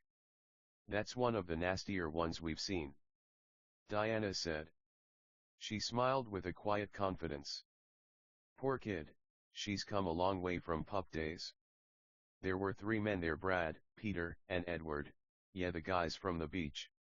Well, one time we saw a sequoia blacktail, enormous. Brad said with a chuckle and smile. But was it big? Or was it mean and fucking worse than a big fucking fish? Diana said. She felt insecure. She missed her dad. But despite all her insistence, Max said she should get out more. Well, no. Sorry. Brad laughed. We all made mistakes, what mattered was learning from them. But man, that thing was no pushover, that's for sure. Peter said one time we saw a car blacktail, but, no. Man, we even rode in it. He laughed. Talk about a fender bender. He laughed again. Nice man. Teixeira said, well guys, we're glad we have friends like y'all. It'd be funny if we invited the NPCs. They all laughed, LOL, it was pretty funny. Diana said, yeah well, we're glad you guys are all real, cause you're real awesome. What do you guys think our dad's doing? Diana said this with a quiet confidence. She was just like her dad. Tough, kind, loving, a seriously good melee player. Well. Ed started. He's probably watching your little sister in Golden Hotel. He laughed. Probably at the beach. What a nice man. We remember when we first met him. Aw. Glad we fucking made it, we weren't sure there for a bit. They all laughed. Max was proud of his kid. She's come a long way from when they used to eat scraps. Diana wept a lot. They all got up and hugged. All right, come here, don't oppress the poor for they're poor. They all cried and hugged, wiped their tears and laughed. They rode dragons over the dark mirror.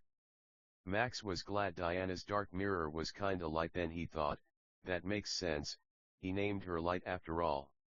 Chapter 3, Susan. Silly shape solving. Susan stared at the shapes with a serious concentration, the kind Diamond couldn't touch. She didn't know, did the square go in the circle, square, or triangle? She picked up the cube, considered all her options. The chains of her mind were pups, baby food, Barney, Sesame Street, and Susan. She was named after a baby Max met at a beach.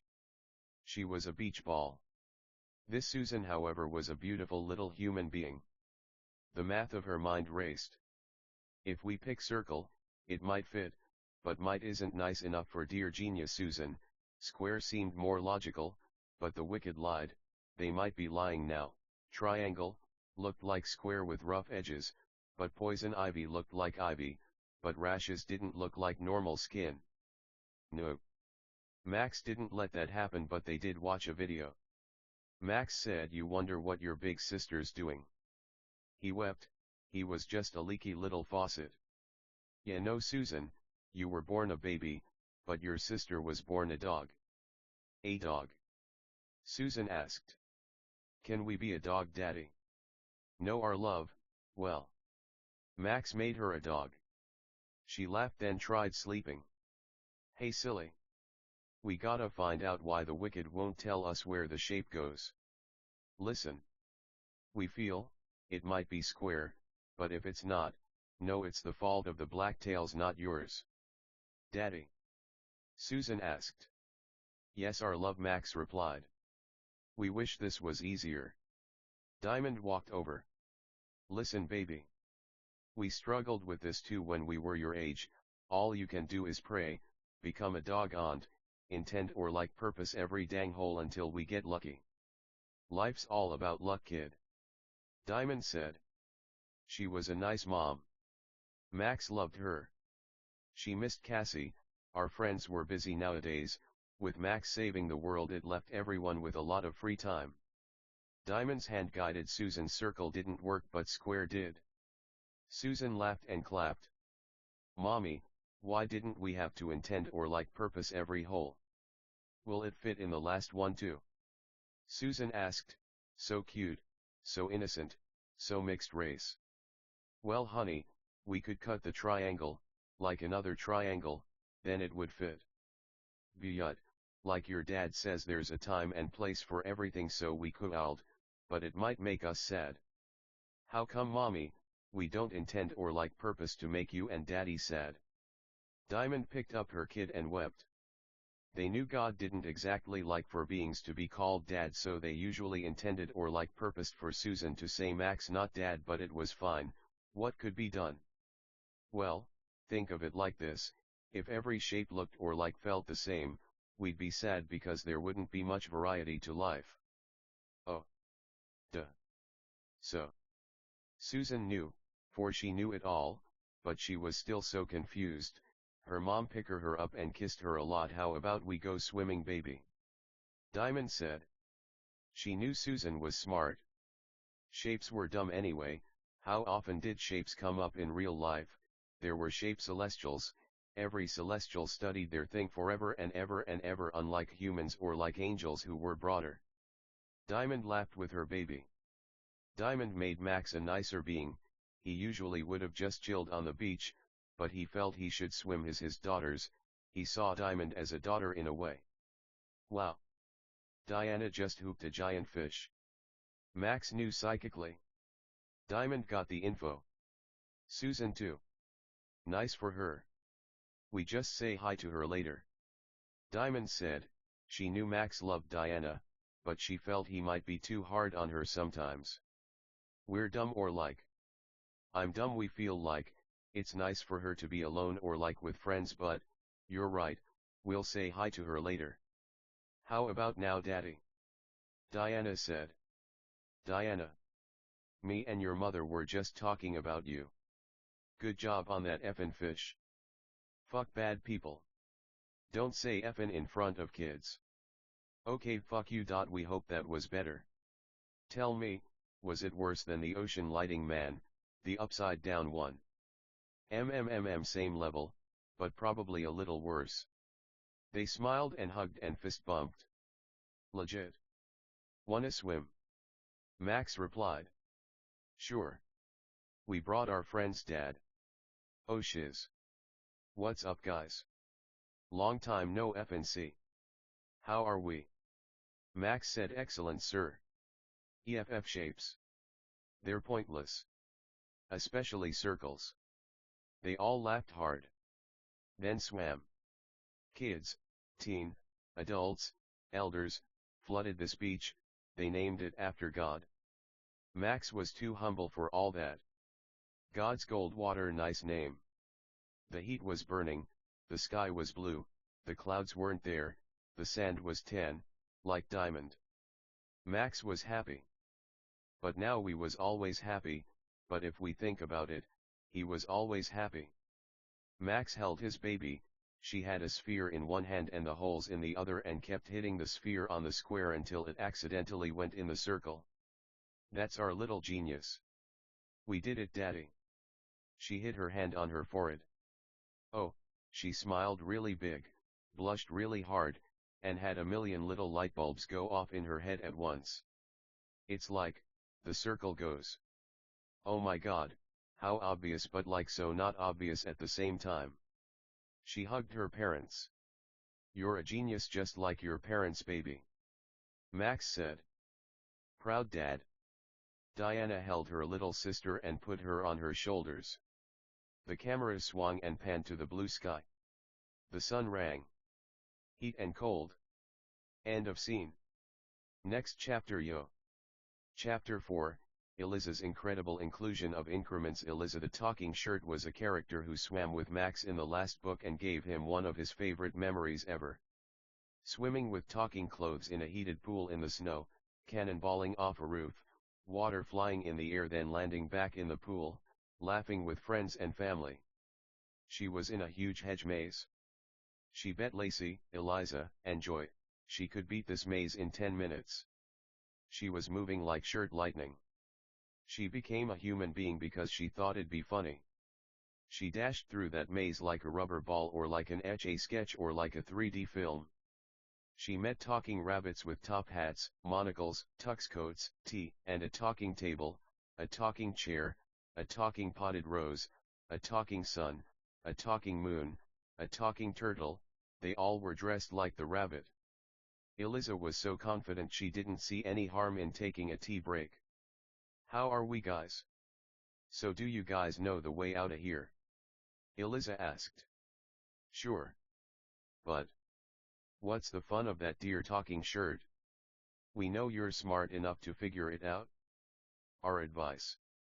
They talked with funny, fancy accents. Posh, British even. It's shaped kinda like a snake, or like a dragon, or like a worm, or like a shoestring. The talking chair finished. Obviously, she said in a silly way with a fake mustache on. It's just, we told our friends we'd finished in 10 minutes. Obviously, they all said with a quiet confidence. Well, you have to be fast like rabbits, a rabbit said with a wise, high-pitched, caring voice. And patient and strong like an elderly white-haired, Grandpa Tortoise. Grandpa Tortoise said. Thanks guys. Well.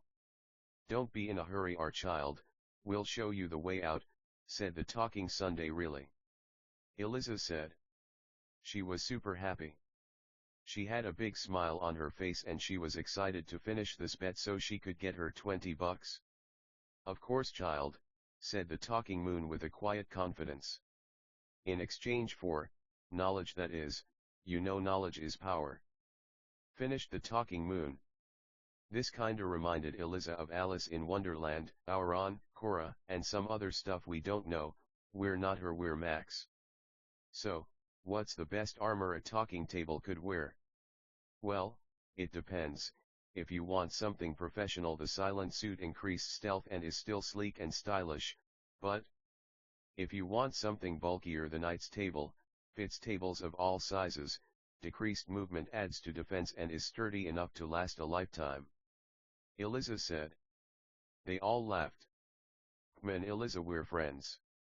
We're not here to put you on trial." The T-gang went through the maze like lighting with tons of time to spare. Eliza cried, "Sweet woman. Thanks guys. How can we repay you?" Eliza said, crying a lot. She got on her knees to bow before them. "Please just give King Max our nicest regards, oh, and that $20. Kidding.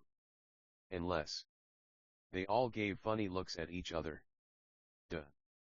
We'll give you your heart's weight in gold, we're just afraid you wouldn't know where to put so much gold." They cried and hugged. They went to the beach. Unlike fiction, in heaven, friends and family are forever. End of scene.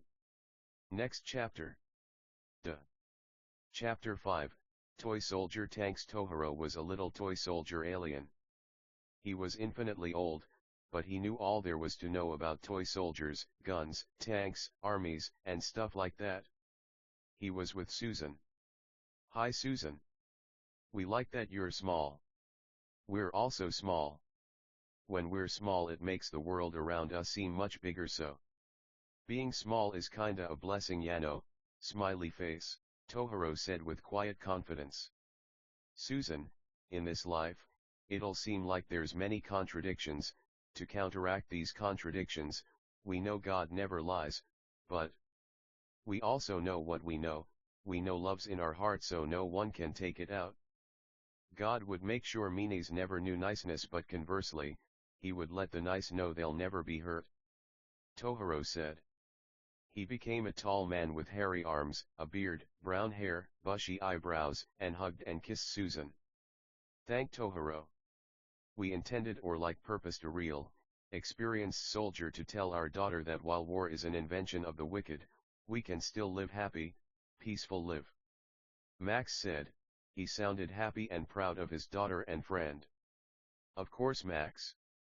It's a pleasure and honor to be with the man who saved Dark Mirror from Satan," Tohiro said with a scruffy, quiet, nice, and confident voice. The thing was, this world wasn't necessarily digital, it was more magical, but that was surely a way to see it. "Susan, we know it's a contradiction, but sometimes, war makes peace. We know it sounds crazy, but when God died, it was like a war in his mind, but you know what?" Tajay said with a nice, neat, swell, polite, cool, kind tone. "He won. The Lord Sabaoth, the commander of heaven's armies, won. But not with hatred or like weapons or like violence, but with like love, but love for his own enemies, so they were so ashamed they left the righteous alone forever," Susan said. Infinity was in that voice, surely and truly the daughter of the true God of heaven, not necessarily Max's daughter, but he was glad to be her dad for sure. "So true, Susan. Goo goo. Goo goo. Goo goo." Tajay kissed her, hugged her, and made a lot of silly baby noises with her, then said, "You ready, Max?" he said with quiet confidence. "Of course." Max replied. He grabbed his baby, gave her some hugs and kisses and reassurances, then gave her to her mom. "Love you girls. We'll be back, we're gonna go kick butt. Please be careful, husband. Love you, man. Later." Diamond said in a royal, elegant, kind, nice voice. They made out a little, then Max and Tajay vanished. They were in a town, black and white. The NPCs were silhouettes: white, black, brown, red, white, even blue. The smoke from weapons was white, the buildings were outlined, it looked like neon. God bless Diana, we love her notion of color, we just feel black and white looks nicer, neater, sweller, cooler, and all that. Max could send only the littlest missiles. But they packed a nice big punch. Poor Max.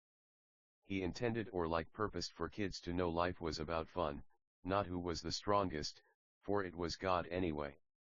God proved the same thing by dying. Max was hit by what looked like his own move, his life bar went down about 1/8. What the, he thought to himself. Look, we're not the strongest but that looked just like our own attack. Max loved Little Toy Soldiers by Eminem, he also loved Till I Collapse, which started playing for the heroes to hear, not the villains. A mirror. What was a mirror doing in a battlefield? Max called in a favor and a loud shriek broke the glass of the mirror, his life bar went all the way down, the glass was clear though, for we suppose clear isn't a color. Thanks audio. Don't mention it buddy. Hey Max. Let's hear some poetry huh? Sure. Under the lightning snowy icy drowning sun, under the snowing angelic icy snowing angelic icy icy snowy drowning angelic icy icy snowing angelic icy icy snowing angelic storming sun, under the angelic icy icy lightning no less angelic vein snowing angelic vein vein drowning raining loving icy icy snow angels ice ice snow storms angels ice ice snow storms angels ice ice snow storms angels ice ice snow storms angels ice ice ice snow storms angels ice ice ice sun. Nice man. Well call if you need me again. Just Yano. They both said probably for mirrors. They laughed a lot. Something like that, love you man. Bye. They both hugged. Max said his partings, then audio left. Max let out a pretty loud shriek, not from his mouth but aura, it rattled the blacktails a bit, for they knew he didn't have audio powers, no he had them all, just he intended or purposed to make sure that mirror became a reflective dust so bright, so mean, so nice, so refined, so fine, it scratch any mirror's surface so hard it became transparent or translucent or opaque or two mirrors or God bless Amaranth. Max was hit by two Blacktail, Shadowtail, God bless Anya and Furiosa, toy soldiers on roofs. His life bar was going down. He conjured a potion that reminded him of an elf man, sword man, drank it, then his life bar went up, but wouldn't go down for a minute. He spun like an elegant ice skater, ballerina kinda of thing, it wasn't really him. During this attack he transformed into an infinitely long pole that flashed like planets or like supernovae or like lightning bolts of fire or like ice or like snow angels ice ice snow storms angels ice ice snow storms angels ice ice ice. This sent ice everywhere, the size of a bead but the power of a bullet, fire beads, electric beads, his gauge filled. Max conjured gas masks for the fellow toy sodders. He pulled what looked like a grenade's pin from a grenade, but in reality it was a smoke light spike infinity physical, intangible, blacktail fucking eliminator.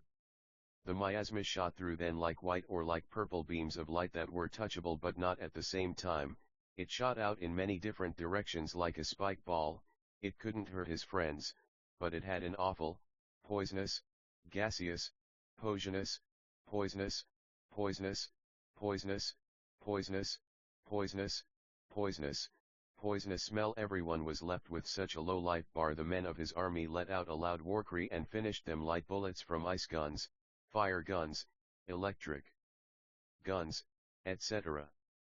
The construction aliens who helped with the Golden Hotel from the last book came, fixed up the town, and handed out rations and supplies to the NPC townsfolk. Good job team. Tajay told his fellow soldiers. They sat just outside the town in lawn chairs drinking sodas, eating burgers, fries, and smoking ice cigarettes, fire cigarettes, etc. We intend or purpose to especially thank Max for his efforts, audio, Tojiro, and all of our men who helped put an end to the attack on this little coal mining village in the Midwest. Well men, to the beach. Tohiro said with loud confidence, his voice was like the quiet confidence of Gatling guns, you could hear every war, every bullet wound, every flashbang, in his voice. A tough, weathered, shield of a man. Not to be confused with Shield Joro, haha. It was hot, there was tons of food, kids having fun, young or preteen, teens, adults, elders, the water was cold. Huobaby. Max said to Susan in a silly, Goofy tone. How was the mission? We hope it went well. You're not hurt, right? Acting right. Diamond said with a big OL smile. When we got hurt, we just acted, for there was no pain in heaven. They made out a little. They were in the ocean with their little baby. It was okay. We feel like audio was the real MVP. Max said he knew Diamond loved audio. We love audio. Aw, what was it like? A mirror? Diamond asked in a nice, cute, kind tone. Yes, ma'am. You are so knowledgeable and smart. You remember when Audio had his fight on Dark Mirror? Max said. He knew she remembered. We never saw so much broken glass in one place. Yeah.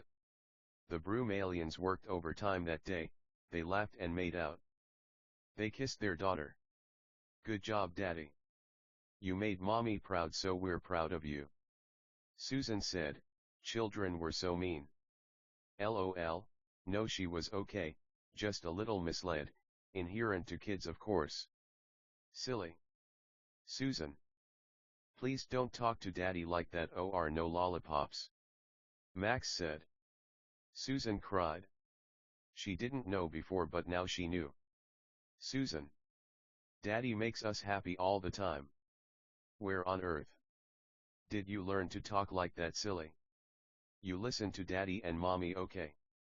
Susan cried and hugged her parents. Then her mouth was filled with lollipops. Her parents kissed her cheeks, then the screen closed like a black circle on Susan's cute, round face, then went to close the circle to all black. End of scene. Next chapter. Chapter 6, Diamond's designer directions. Well, you'll have to watch, Susan, cause you know we have a fashion show. You'll be there, right? Diamond asked. She cried. She hugged Max and rubbed his fat tummy. She'd miss him. Susan misinterpreted her mom's tears. It's not cause Dad hated her, it's because she loved him a lot. Happy tears, really? Of course. Well, if you need our little genius, we'll be building sandcastles, or something like that. Max put fake mustaches on him, Susan, and Diamond. There was still making out in heaven cause God was cool like that. If you don't think so, that's cool, man. To us, yes. Obviously. Fucking obviously. If you're just a jerk about it, fuck you, Cool.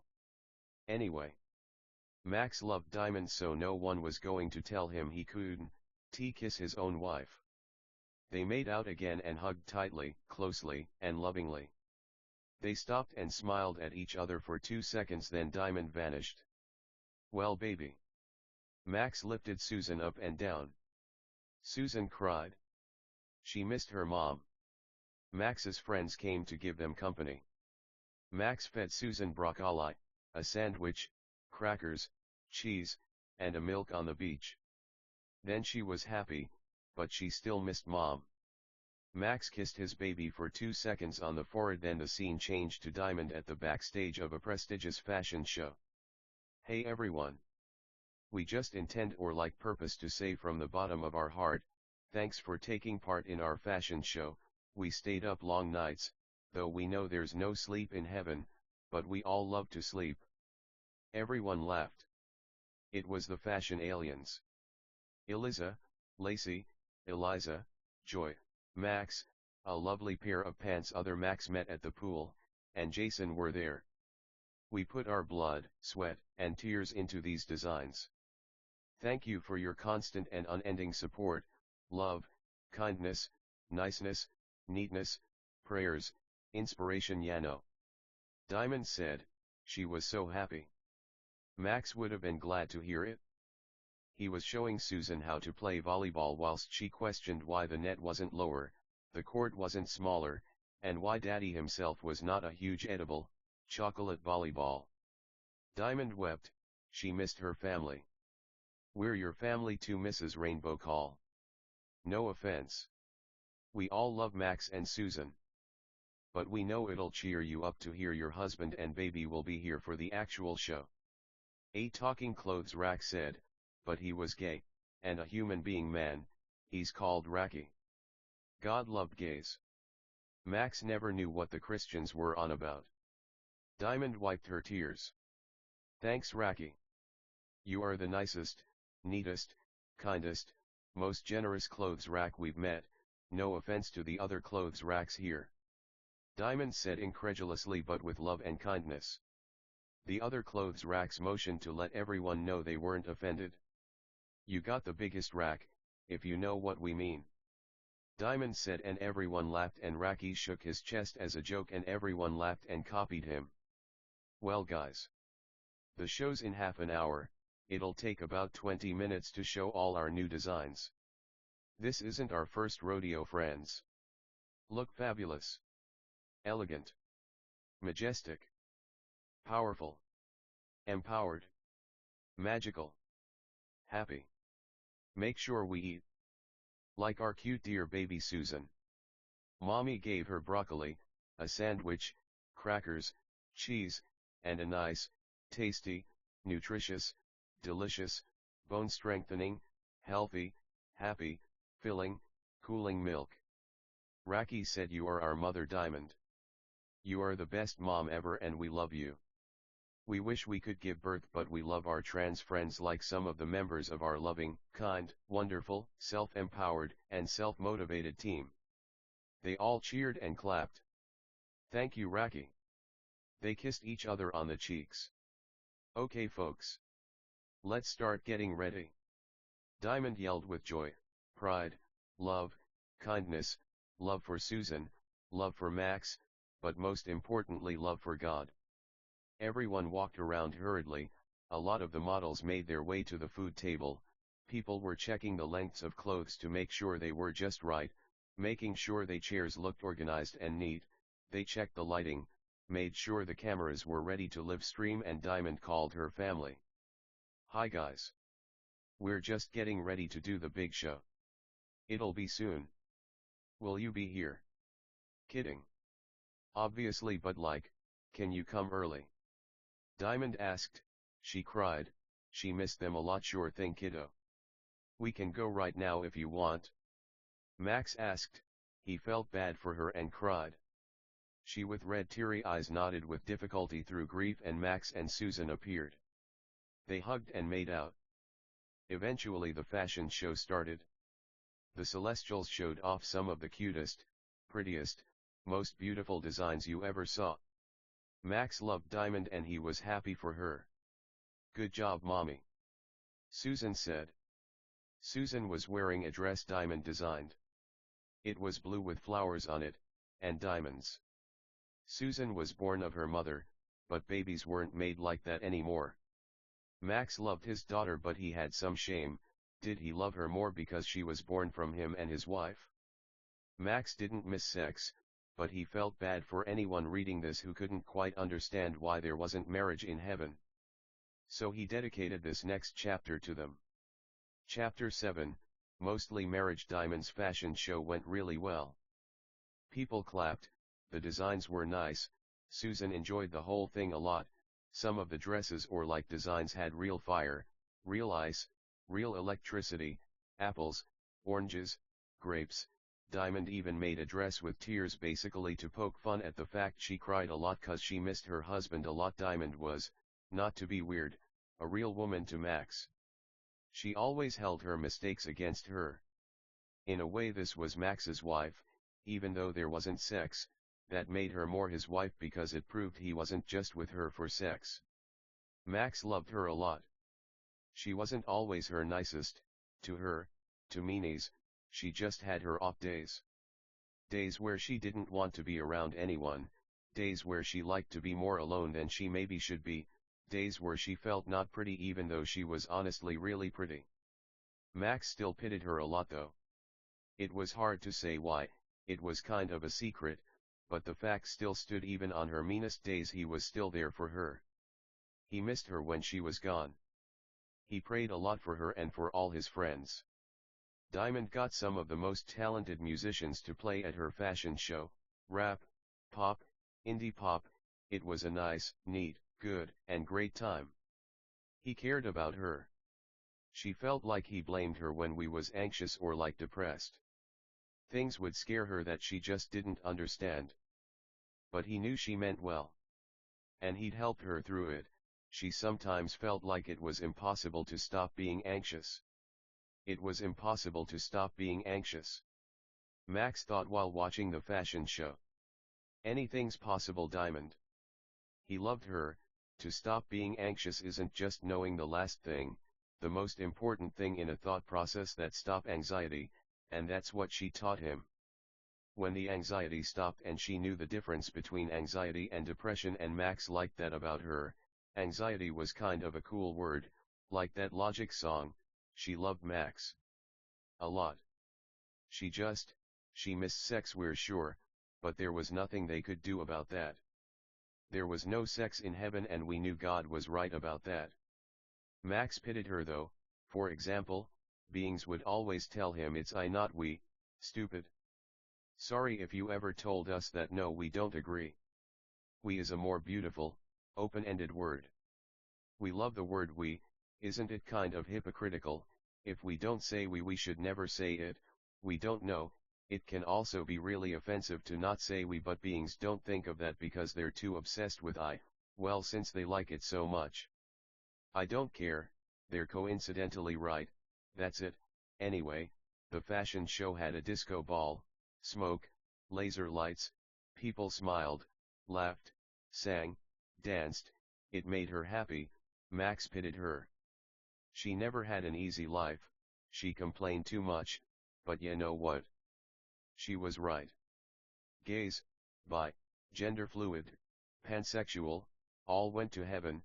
This she knew. But her church always said it wasn't true. She had a hard time with discernment, disassociation, projecting, humor, everything, but through all her flaws Max loved her. She smoked still, she drank still, but it was okay. She didn't know what she was doing, so Max pitied her. He loved her. When we love people, even if they don't talk to us, even if they sleep all day, even if we wish they were better, we help them, because of things they did. We don't flatter, not things they're doing, but things they did, things no one can take away. If someone does a lot of good, but stops, the good things they do aren't undone. They're just left there, unlike what meanies say. You're just like us now. But you can't undo the nice things human beings do, they're there, you can't change the past. But you can change your future. Her biggest flaw, he felt, was comparing herself to beings who she wasn't comparable to. They didn't make compelling arguments, they weren't smart, but she felt they were. She felt. We made it to heaven because we're a woman. It's not anything nice we did. How fucking dumb. Fucking unfortunately women didn't always make it to the fucking, pearly fucking, so offensive, but for what? That's how far gone she was sometimes. Max pitied her. She didn't even realize how inappropriate this be to say in public, but he pitied her still. It was more okay to say in public than she thought. Diamond loved the word we. Max was mad at her. Elizabeth also wasn't being very nice, but to cheer her up, he intended or purposed to write her a story. But, when he opened the book he saw his wife's fashion show. He was mad. He didn't want to finish it, but he missed her, and ya know what, from reading one probably couldn't even tell he was mad at her. That's what he was intending or purposing to tell her.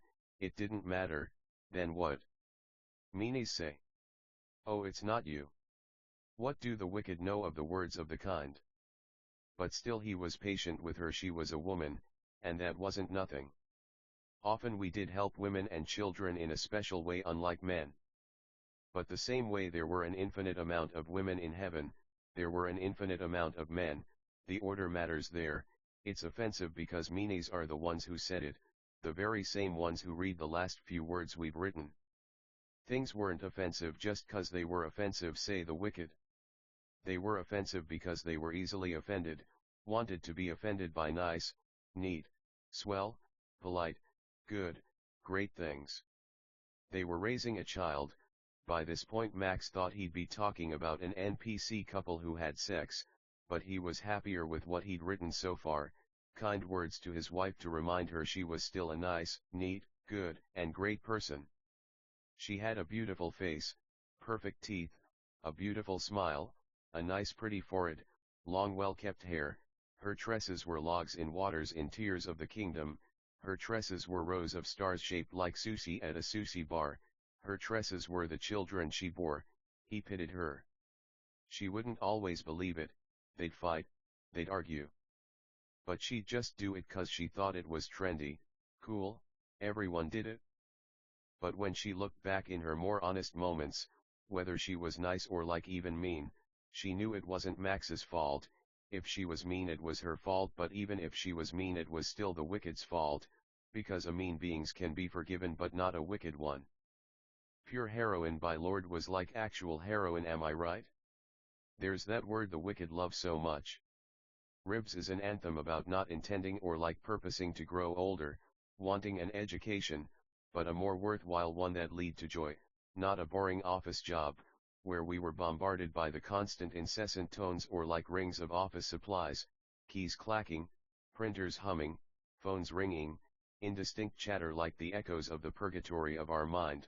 Clock out, drive home, no Bible, no love, no church, no religion, no spirituality, no Christianity, no preaching, no pulpit, no baptisms, but secular suffocation, no spiritual sophistication, but overly sexual solicitation, no solid solidification, said Diamond.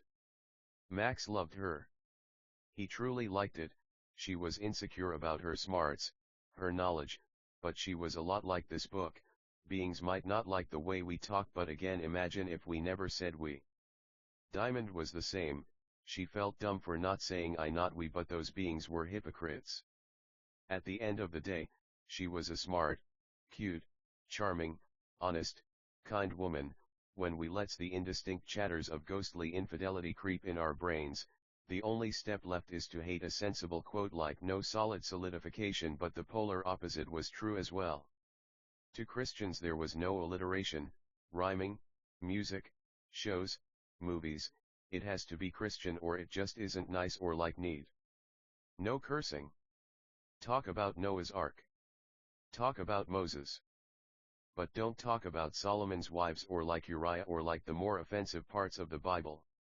Diamond knew, so she was smarter than the world, and the church, and there was no one else.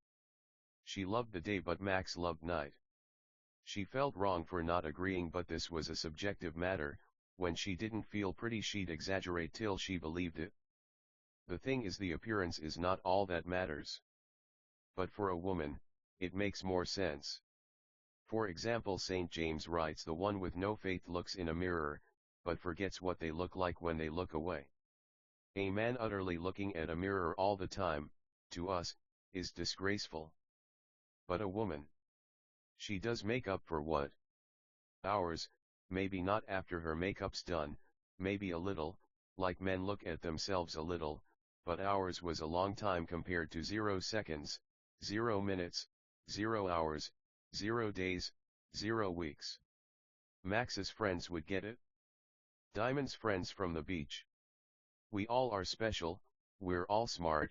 Don't let anyone tell you when you rapture or like say something exciting it wasn't, when everything faith, and nothing's really provable. Raptures, excitement, faith, hope, and love, are all we have. Mostly marriage. Max's alliteration. Diamond loved it a lot, and he loved her again. This chapter was going to be two NPCs who were married to talk about sex because again, there's no sex in heaven.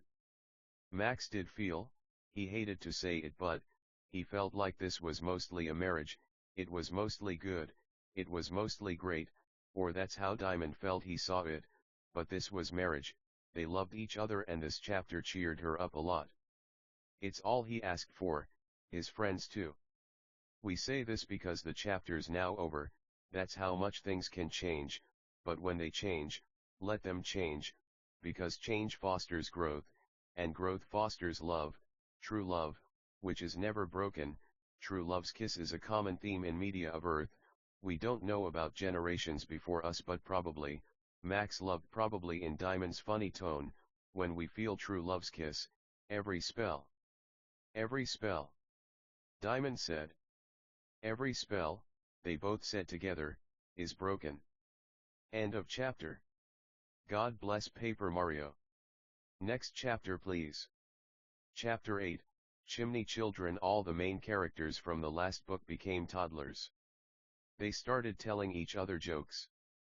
Oak said okay, so a tree walks into a bar. Gets hammered, leaves and gets in his car, the car turns upside down, a giant fake mustache gets put on it, it's Mario's mustache. Then he tells us all how awesome he is, we bow down, and we become Mario.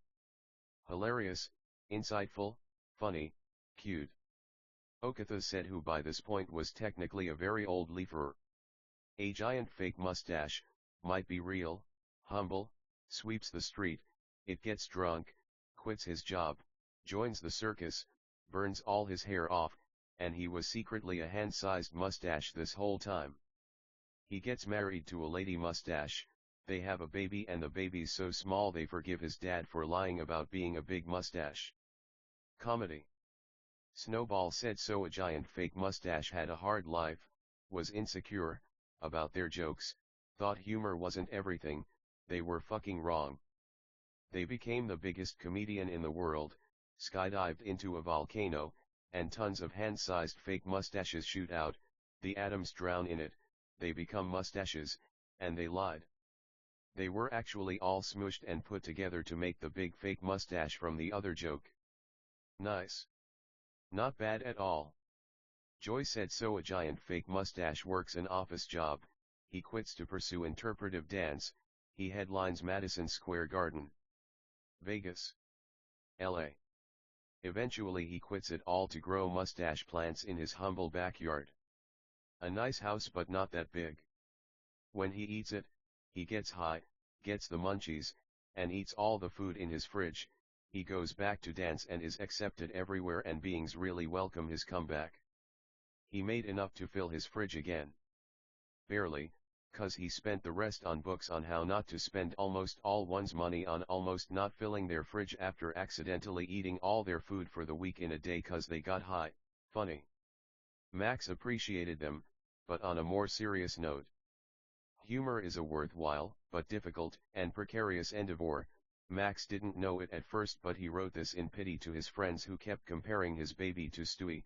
At first they didn't mean anything by it, they even made it a little woman not man, but we'll be the first to say we're not the biggest fan of Family Guy, we feel it's inappropriate, crude, rude, mean, and just indescribably bad. Evil. Fucking, we try to get along, it had its moments we guess, but it's not good and in a way it has never had a moment. Max didn't even think of comparing this to Family Guy at first, but he noticed toddlers talking about alcohol, idiots will still be offended, then act dumb when they realize these are actually infinitely old beings, that makes all the difference. Family Guy has lots of problems, the kid is way too young, mocks the overweight, women, Christians, Muslims, Jews, the disabled, church, the Bible, kindness, love, hope, faith. It's shameful to think such a disgraceful show, or like any fucking show like it, is really appropriate to watch. We plan to have the kids slowly age over time, but we feel this made a really nice point, so we'll leave it there. God bless. Anyway. Fuck all, man. Fuck all. Anyway. God bless again. Much love. And next scene please. Chapter 9, Anime Action. Anime is the ultimate form of pop culture. Anime is in a tier all its own over pop culture.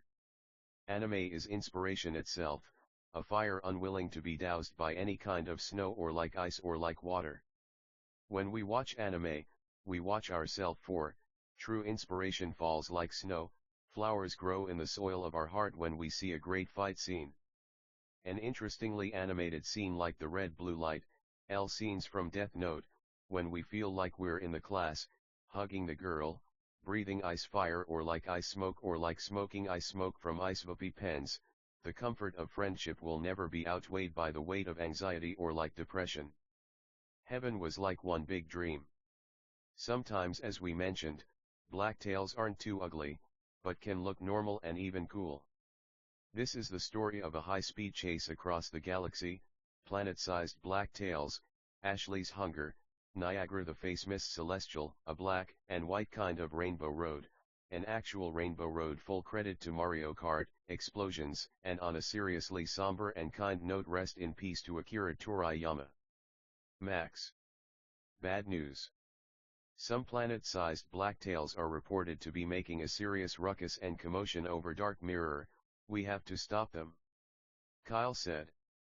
Kyle was a drill alien all called Kamina from Gurren Lagann. Preston, or Simone, was his brother, also from Gurren Lagann. Shit. Well, let's go, Max replied. They were at the beach. Space was black and white, such a bleak, ugly place this was. But so pretty at the same time. They were standing on a light road, black and white. It was tessellated with patterns of dragons and ouroboroses. There were very intricate and beautiful animations that flickered on it like a hologram. Racer was there, their friend, an infinitely old, infinitely young, race car. He ran on liquid light. Why,